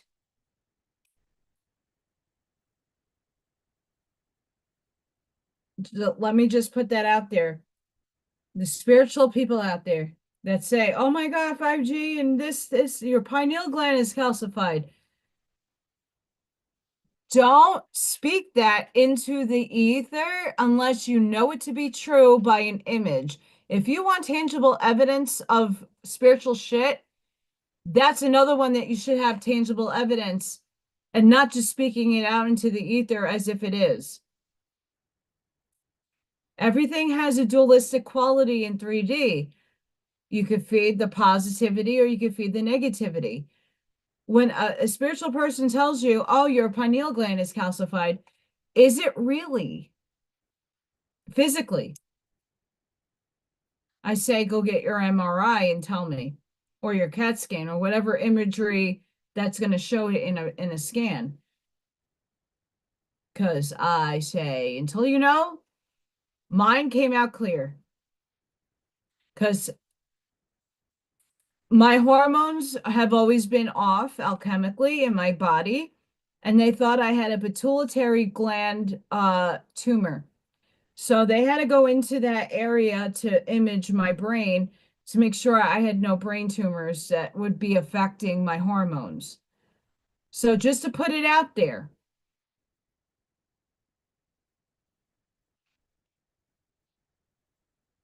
But there's a lot of people that put that information out. Oh, your pineal gland is this and that, that, that, that.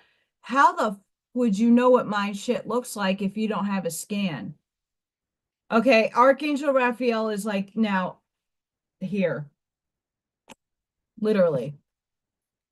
Okay, we have charity, pillar of service. Serve with a gracious heart and know God is serving you.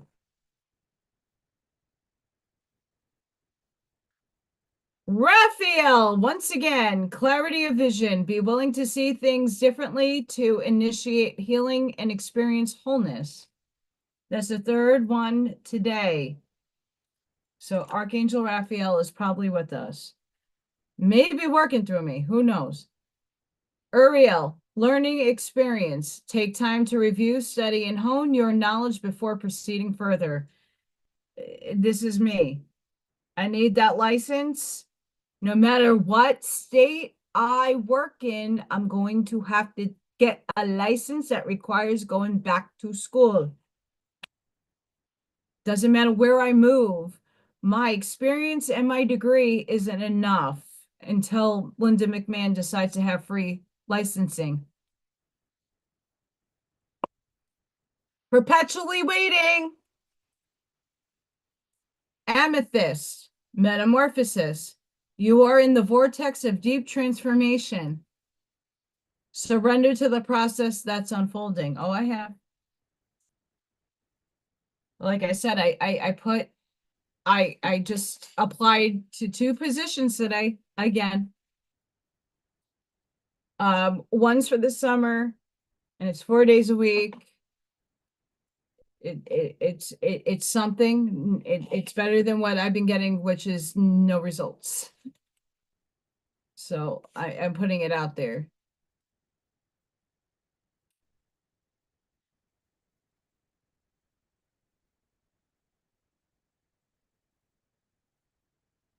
Yeah, the archangels and the angels are with me, so they're like, pull our cards. Sure. Is that a bruise? Sorry, I know that's gross. Yep, that's a bruise. I got a boo-boo. Don't know how. That's a boo-boo. Because sometimes my bruises are like my makeup. Nope, that's a bruise.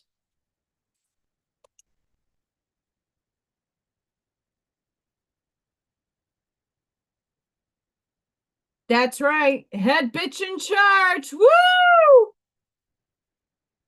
That's thing you got to discern for yourself. Right? Like I perceive my reality, my feelings, my experiences, and the things that I've perceived is personal to me. No one's going to feel the love or the unconditionalness or the anger or the venting fear or whatever is going on within me. No one's going to feel it the same. Love is felt differently and experienced by everybody differently.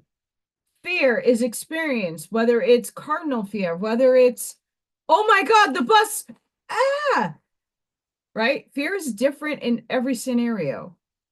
It's how your body responds to it and you experience it. And that's to you. Like I have said a million times, if I put you all in a room that's circular, all around you is windows, and there's clouds in the sky, some of you are going to, I put crap in the middle of the room. Everybody's good drawing is going to look different because the angle that you're seeing something on is the angle you're seeing it at, but no one else is because you're the observer of what you're seeing. So you're seeing the skeleton from the front. The person on the opposite side of the room is seeing it from the back. The light on one side of the room might be cloudy and dim, and the light on this side might be shiny. So your tones, your shadows are going to be different in everybody's picture. But yet you're still drawing the same shit in the middle of the room, just different angles, different lighting, different hues, different variations of tone. So the same object in the middle of the room is going to be perceived differently by everybody in the room. Even though your brain knows it's a skeleton, your brain knows it. It depends where you're drawing that skeleton from, the angle and the view and the color and the tone of where you're seeing it at. So if I said draw that to scale, everybody's drawing is going to be different. So stop fooling yourself into thinking everybody's going to know exactly how you feel because no one can exactly know how you feel. You have a similar knowing of what somebody feels. No fucking way. Archangel Raphael pops out again. 4 times. I am helping you heal physical challenges in yourself and others. You are a healer like me.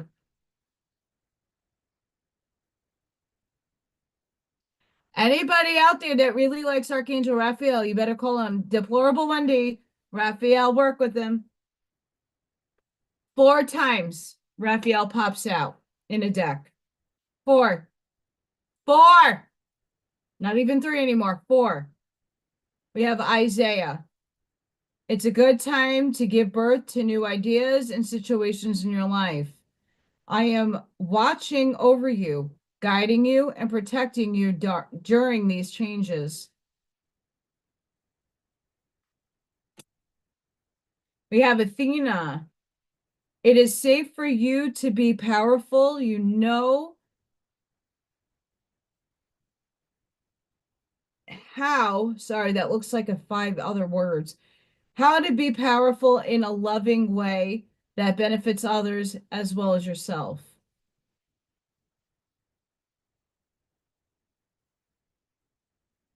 Oh, I do. I read earlier. I have over here more of Arnie's decks. I'm not done yet. I have Shanti. I am the angel of peace. I bring you new tranquility and smoother road ahead. Yeah. So one of Arnie's decks had Archangel Raphael. The Archangel deck, Archangel Raphael. The other Archangel deck, Archangel Raphael. The third deck, oh no, five times he showed up. Five. I forgot.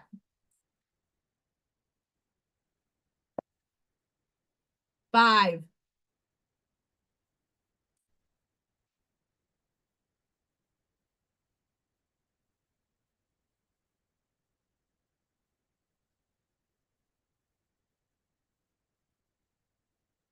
Because most people, Roger, live in the mundane. And I honestly believe that it's okay to live in the mundane for a little bit, but you have to like, how do I explain this? I've had spiritual burnout twice in my life, and they were the darkest nights of the soul, where at some point I didn't give out and in to the darkness. I kind of numbed myself out because I didn't know how to see the light. I didn't know how to stand in my empowerment to get out of the mental space that I was in. I burnt myself out spiritually because you can do that. And I took a break. I said, F this. And I really honed in on self, but in different ways. And I kind of I didn't give away to vices and I didn't like throw my spiritual stuff away. I just kind of took a breather. And some people that do that and choose to do the things that they can't control. Yeah. I mean, with my circumstances, I'm trying to manifest and collapse a wave function, but that deals with things out of my control, right? I can't put a pew pew to someone's head and say, hire me. I have to follow the course. And absolutely.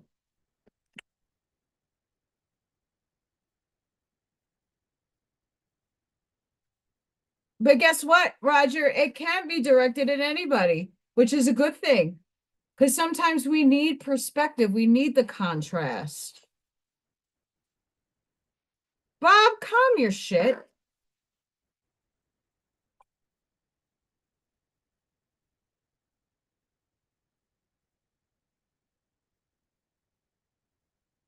Calm your shit.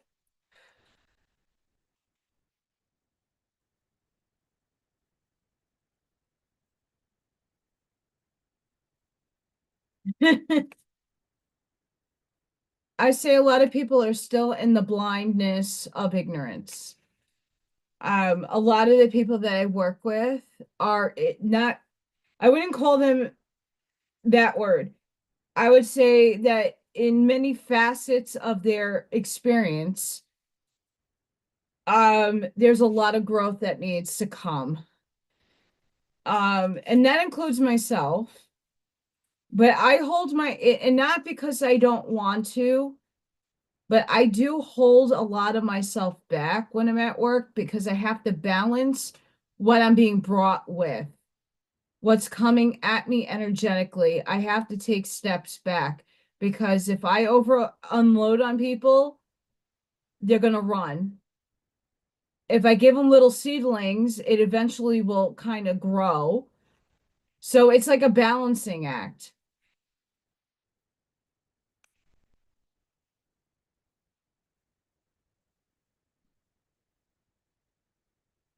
Oh yeah, James Bone.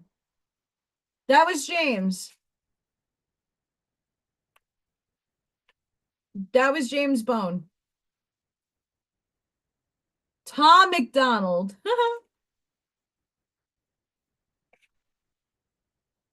Okay, so the yes, and Tom McDonald's amazing, and I still think he's a part of some other nefariousness, but that's just my projection.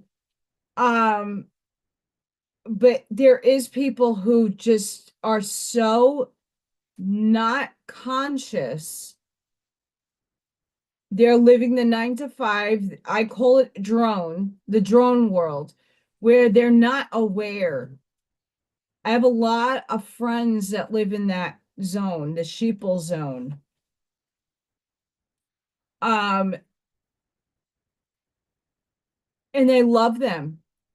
They're amazing people, but they're so not aware. They are not aware. And that's okay. That's their life path. They chose that path. That's where that's where compassion comes in.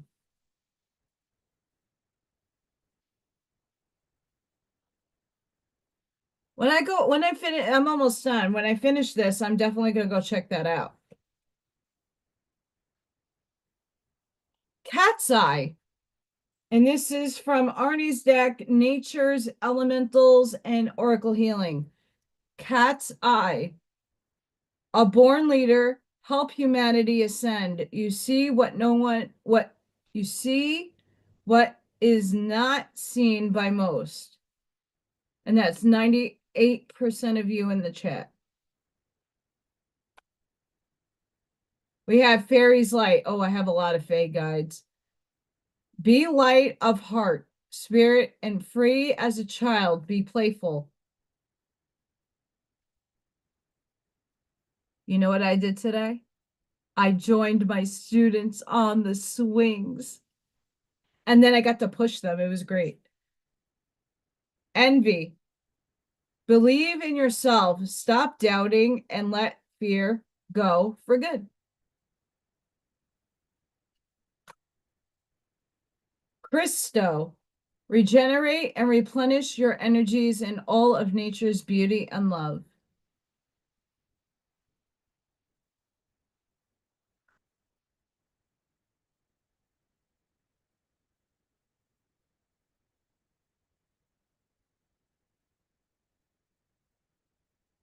Yeah, it was raining. It wasn't necessarily raining, but it was very, very overcast the last few days here. Like today was really clear, and then I saw the planes. Does anybody know if that number you can call works? I haven't called it yet.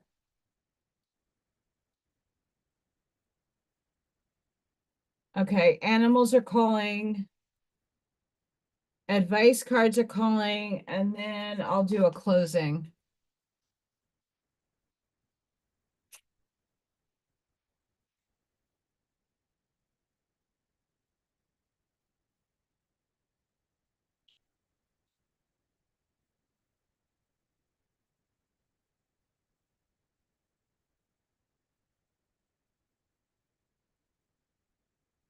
Look at you go, Scott Pace getting validated. I love it. You guys rock. Boo-hoo. Um, I'm checking the Schumann again. Okay, we're leveling out, but we're still at 8.08 frequency. That's a lot.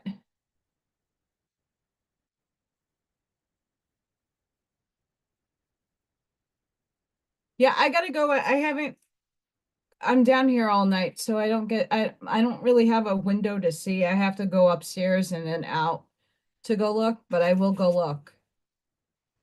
As it is, that's another thing I was looking for. Uh,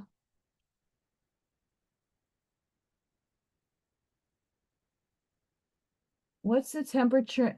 No, that's not, no.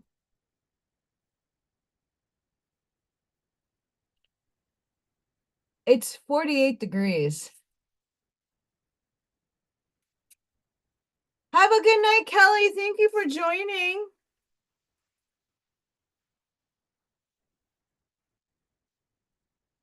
You rock. Thank you for the support, guys. I'm not sure what the next raffle is gonna be. Um,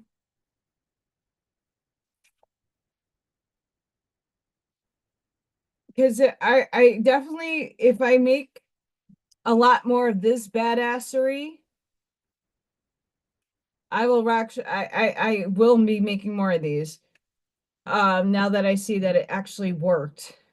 I thought I was gonna get a lot of holes and that it was not gonna be. I'm shocked.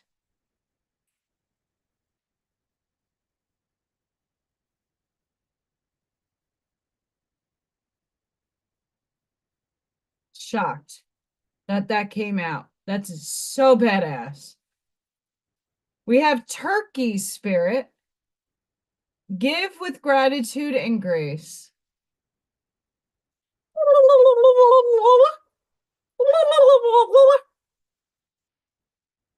I used to do a really good turkey. A really good turkey. Okay, we always have the very similar ones popping out. We have Nightingale Spirit. Love is all around.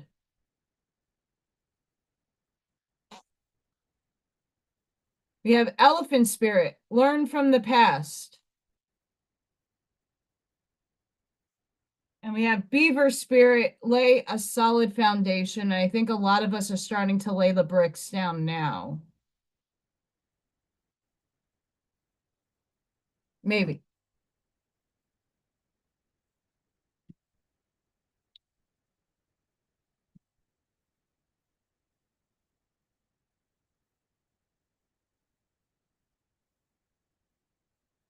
Chicken! Chicken buck buck buck buck buck buck. Chicken, chicken, chicken. Chicken, chicken, chicken. Always have to chicken once. I will be doing a paint and sip painting, hopefully on Sunday.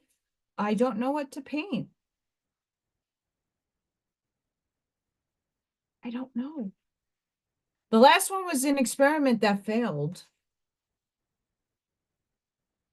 I'm not a fan of it, but it's really cool texturally. That's cool.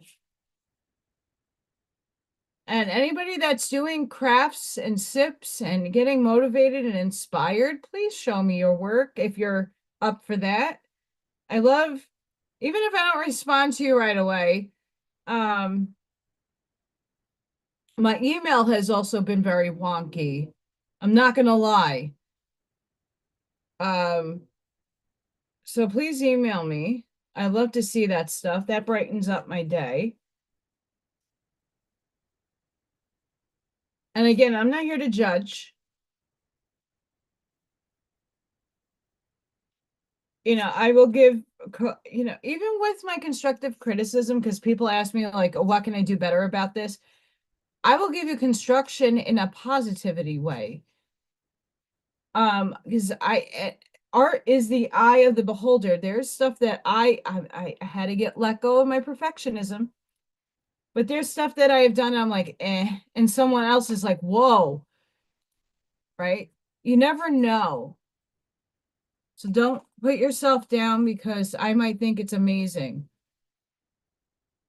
I'm not the chicken buck buck.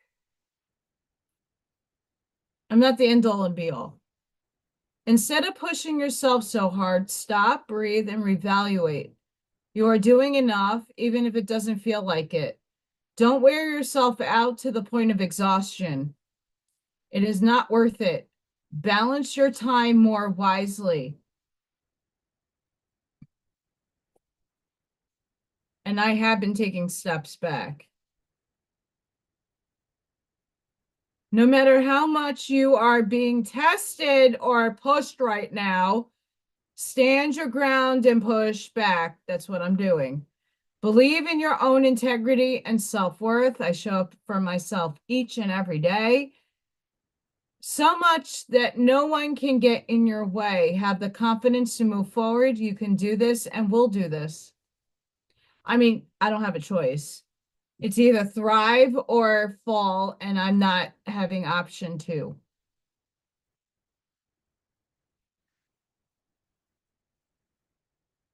That was Archangel Raphael coming out through 5 different decks 5 times. 5, 5. Look past what you feel are your incapabilities. Instead, focus on everything you have achieved so far.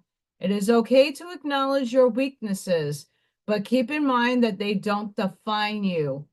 Truth. Your strength and your beautiful soul are clear for all to see.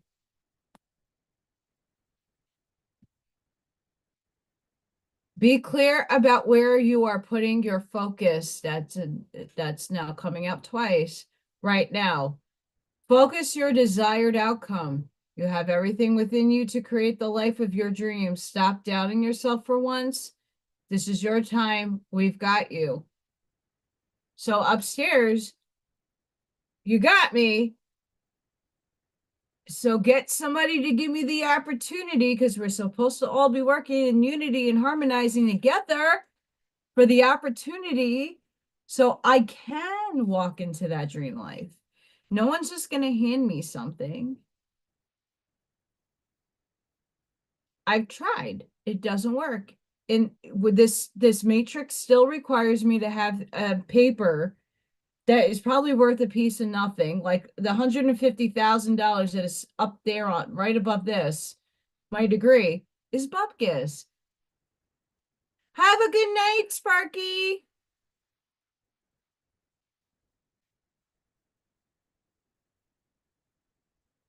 It'd be nice if all the cards would have come out with it.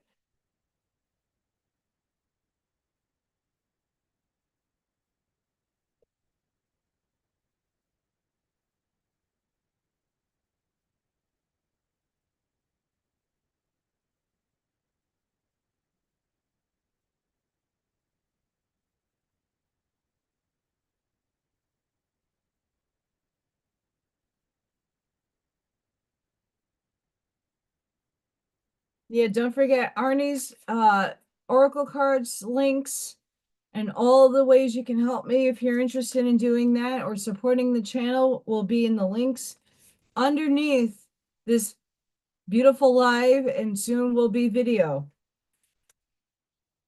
Um, they're under all the other lives as well, as I don't want to give this up, and I am going to strive to get work that works around this as well. I mean, potentially this would have been the dream job of all dream jobs, that I would have loved to be doing this all day, every day. This is one of my biggest passions and highest joys. This makes me happy. Very happy. But it doesn't make enough cake yet.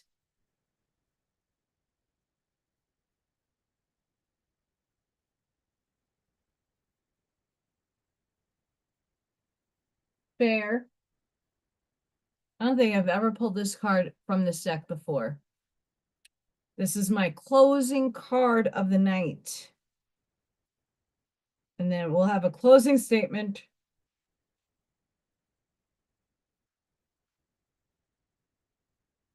This is beautiful. Karma of Cthulhu. Cthulhu.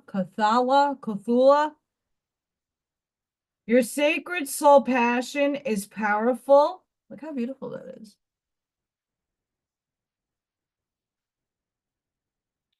Your sacred soul passion is powerful enough to shift the state of your inner reality and your outer experience.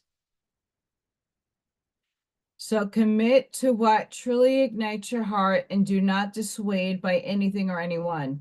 If you are seeking to make a commitment, do so when it truly connects you to your heart. Follow your genuine, meaningful bliss. Know that no matter what appears to be, you shall prevail. You shall arise.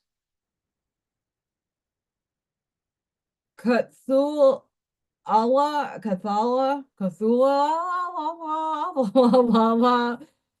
Sorry, I'm not trying to make fun of the card. I just don't know how to make words. Have a good night, Am. Is a Sanskrit term that translates as that which excites wonder. If it doesn't seem like it will lead us anywhere practical, following our bliss can allow for something beneficial and beautiful and deeply fulfilling to unfold. We often pursue what is sensible and secure. Yet, what could be more appropriate or divinely and delightfully inappropriate than pursuing a path so intoxicating, so fascinating, so utterly mesmerizing to the spirit that no matter what challenges arise, you feel so much love and commitment and passion, you shall not turn away. That's where I'm at.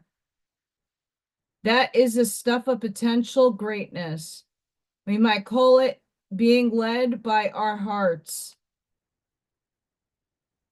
The shadow side or unconscious pursuit of Cthulhu is seen when we chase our bliss in such a way that nothing genuine ever gets a chance to mature. We might be lured by greener grass and chase after every new possibility like a butterfly, flitting from place to place. This doesn't involve the heart, but rather the restless mind, which acts from fear and avoidance rather than using passionate devotion as its foundation. The commitment that emerges out of true Cthulhu or Cathala is not about clipping one's wings, but about growing them and learning how to fly skillfully. Without commitment, one takes a leap, tries to fly, fails, and rather than going through the process again and again until there is an understanding that leads to mastery, one tries to ride a bike or surf, dance, teach, heal, or innumerable other things, never getting a chance to settle and evolve. There is inherent wisdom in Cthulhu or Cthulhu, however you pronounce it. Let yourself be truly excited and inspired. Allow yourself to stumble, to not know, to become the holy mess that precedes sacred rebirth. When your attraction is deep and soulful, you will have the capacity to stay the course, even through difficulties. Don't allow the ego to tell you that this struggle must be a sign a path isn't right for you, and thus drag you away in search for a substitute paradise.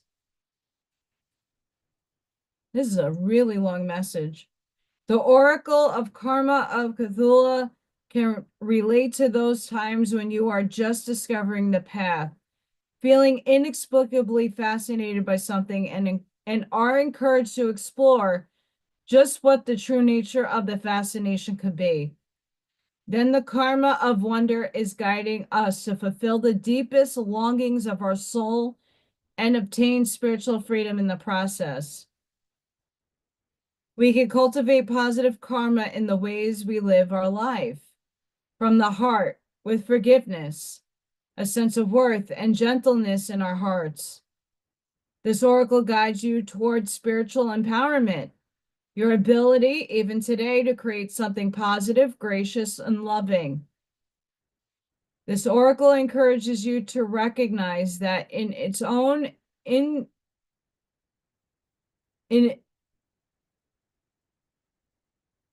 inimitable way. Spirit is practical. It just tends to go via the delirious, rapturous, astonishing, and deeply healing route. Trust what you love and let your heart lead you.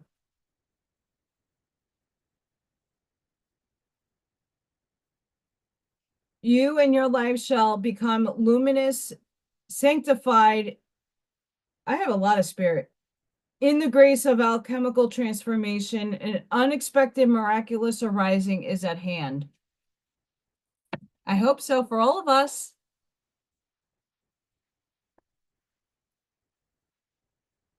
Yeah,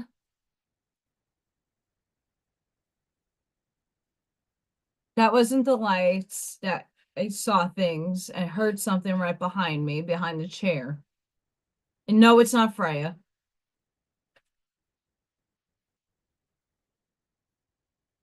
And I have the tuning fork in my ear, so we got spirit around.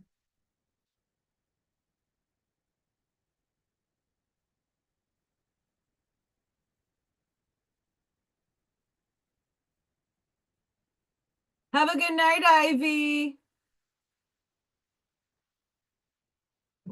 So again, when you exercise your creativity, you get Patriot Skull extravaganza. I'm overwhelmed with this. Hi, D Rambo. Oh man.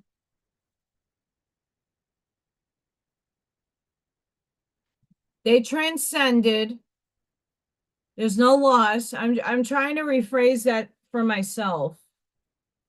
This stupid nail is gonna be the end of me. I don't have nail clippers, and I'm gonna just do the art thing. And this is gonna probably suck ass if it wants to cut.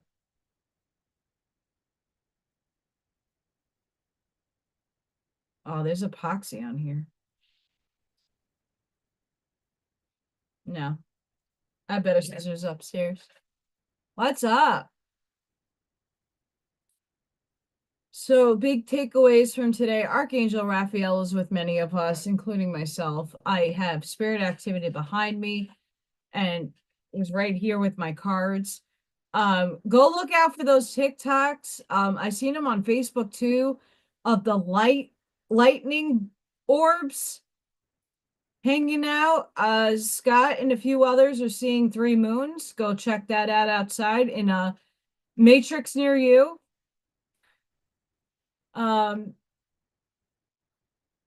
Many of us are in a transformation.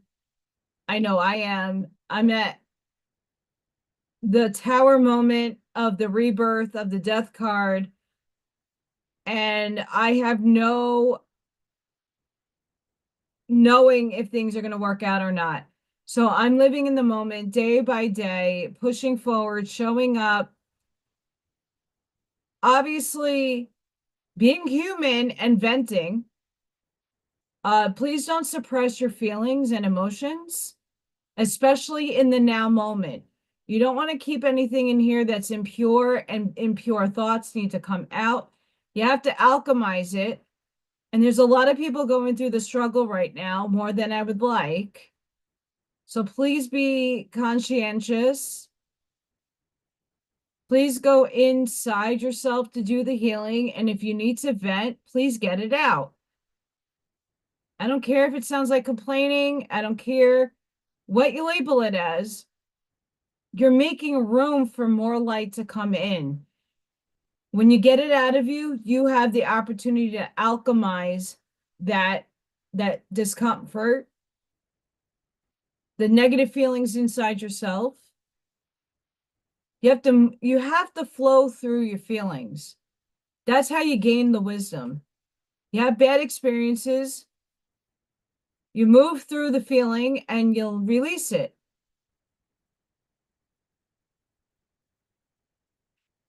If you stick it in here and you keep it in your heart space, it's going to cause things to explode in you. We don't want that.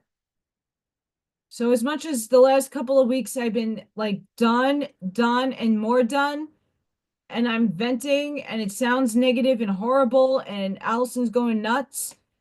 Sure, it sounds that way, but each day I am grateful for all that I have. I wake up and I alchemize what I'm going through.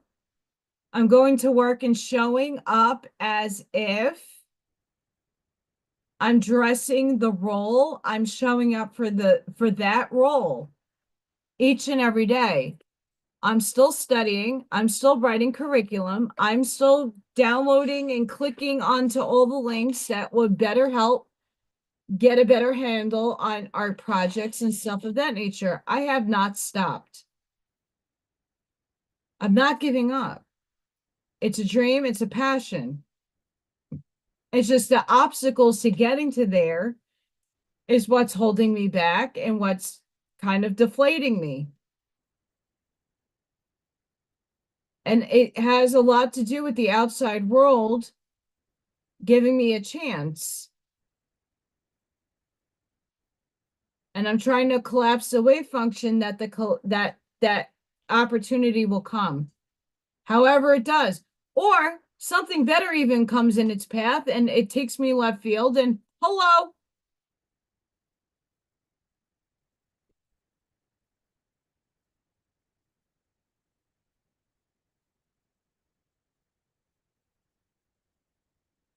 No. D,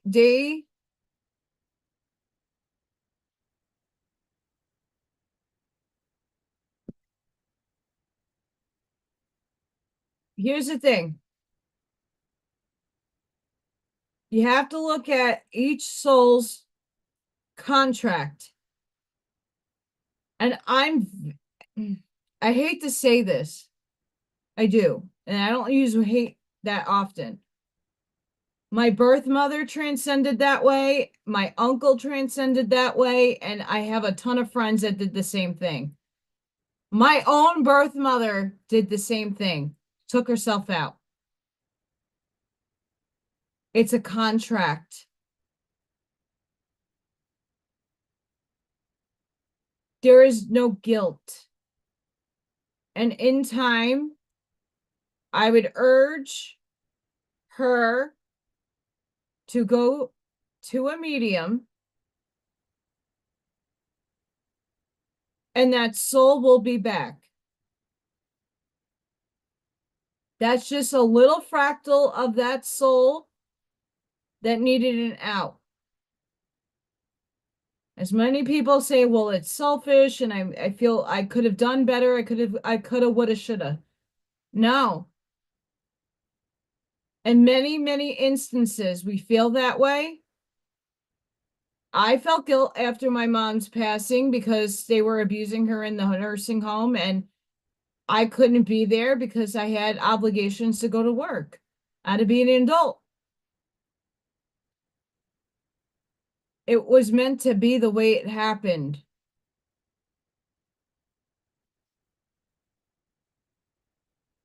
Yeah, and here's the thing. When loss like that is so traumatic, it's going to take time for her to absorb that understanding. That doesn't happen just when you're saying it. It's going to hit her eventually in the she needs time to process. That's going to take her a longer time to do that. Anybody that has that traumatic trauma happen to them, it's going to take a long time. Just be a guiding light for her. And I know that you already are. It stinks watching people go through that kind of grief, but they need to move through it. Have a good night, guys. I'm gonna call it in a minute. I just wanted to get Mr. D. Actually, good job. And I'm giving her my prayers and my healing energy. That's terrible. Um, I don't like to see anybody take that route. And I only know so much about it because it's been a part of my life since my birth. My birth mother chose that path, and so did my uncle, my adoptive dad's brother. My middle name is after him.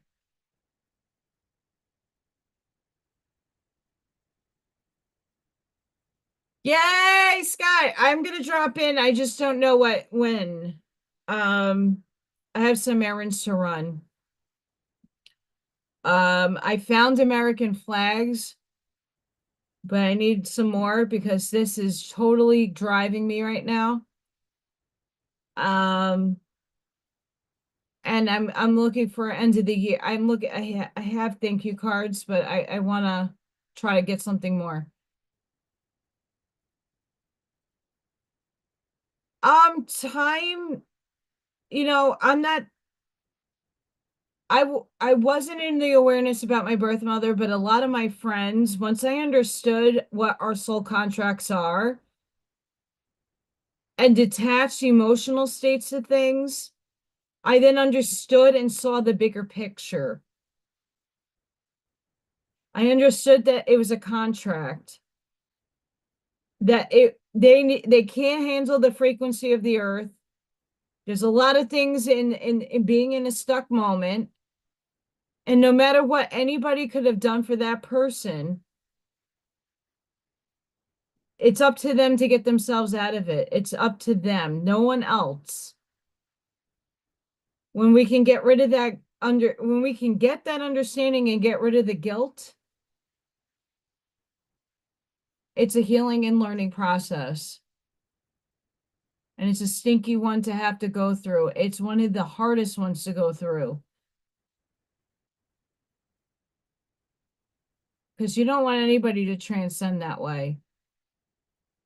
And yes, I'm going to send her some healing love and light and strength, because she's going to absolutely need it, but she's going to need that physical shoulder. If you're there physically for her or even on the phone, just let her go. Like me, I was venting and venting because I felt so depleted and so defeated. I had a vent. And now I'm feeling way better because I got it out of me and I'm allowing things to come back in the light.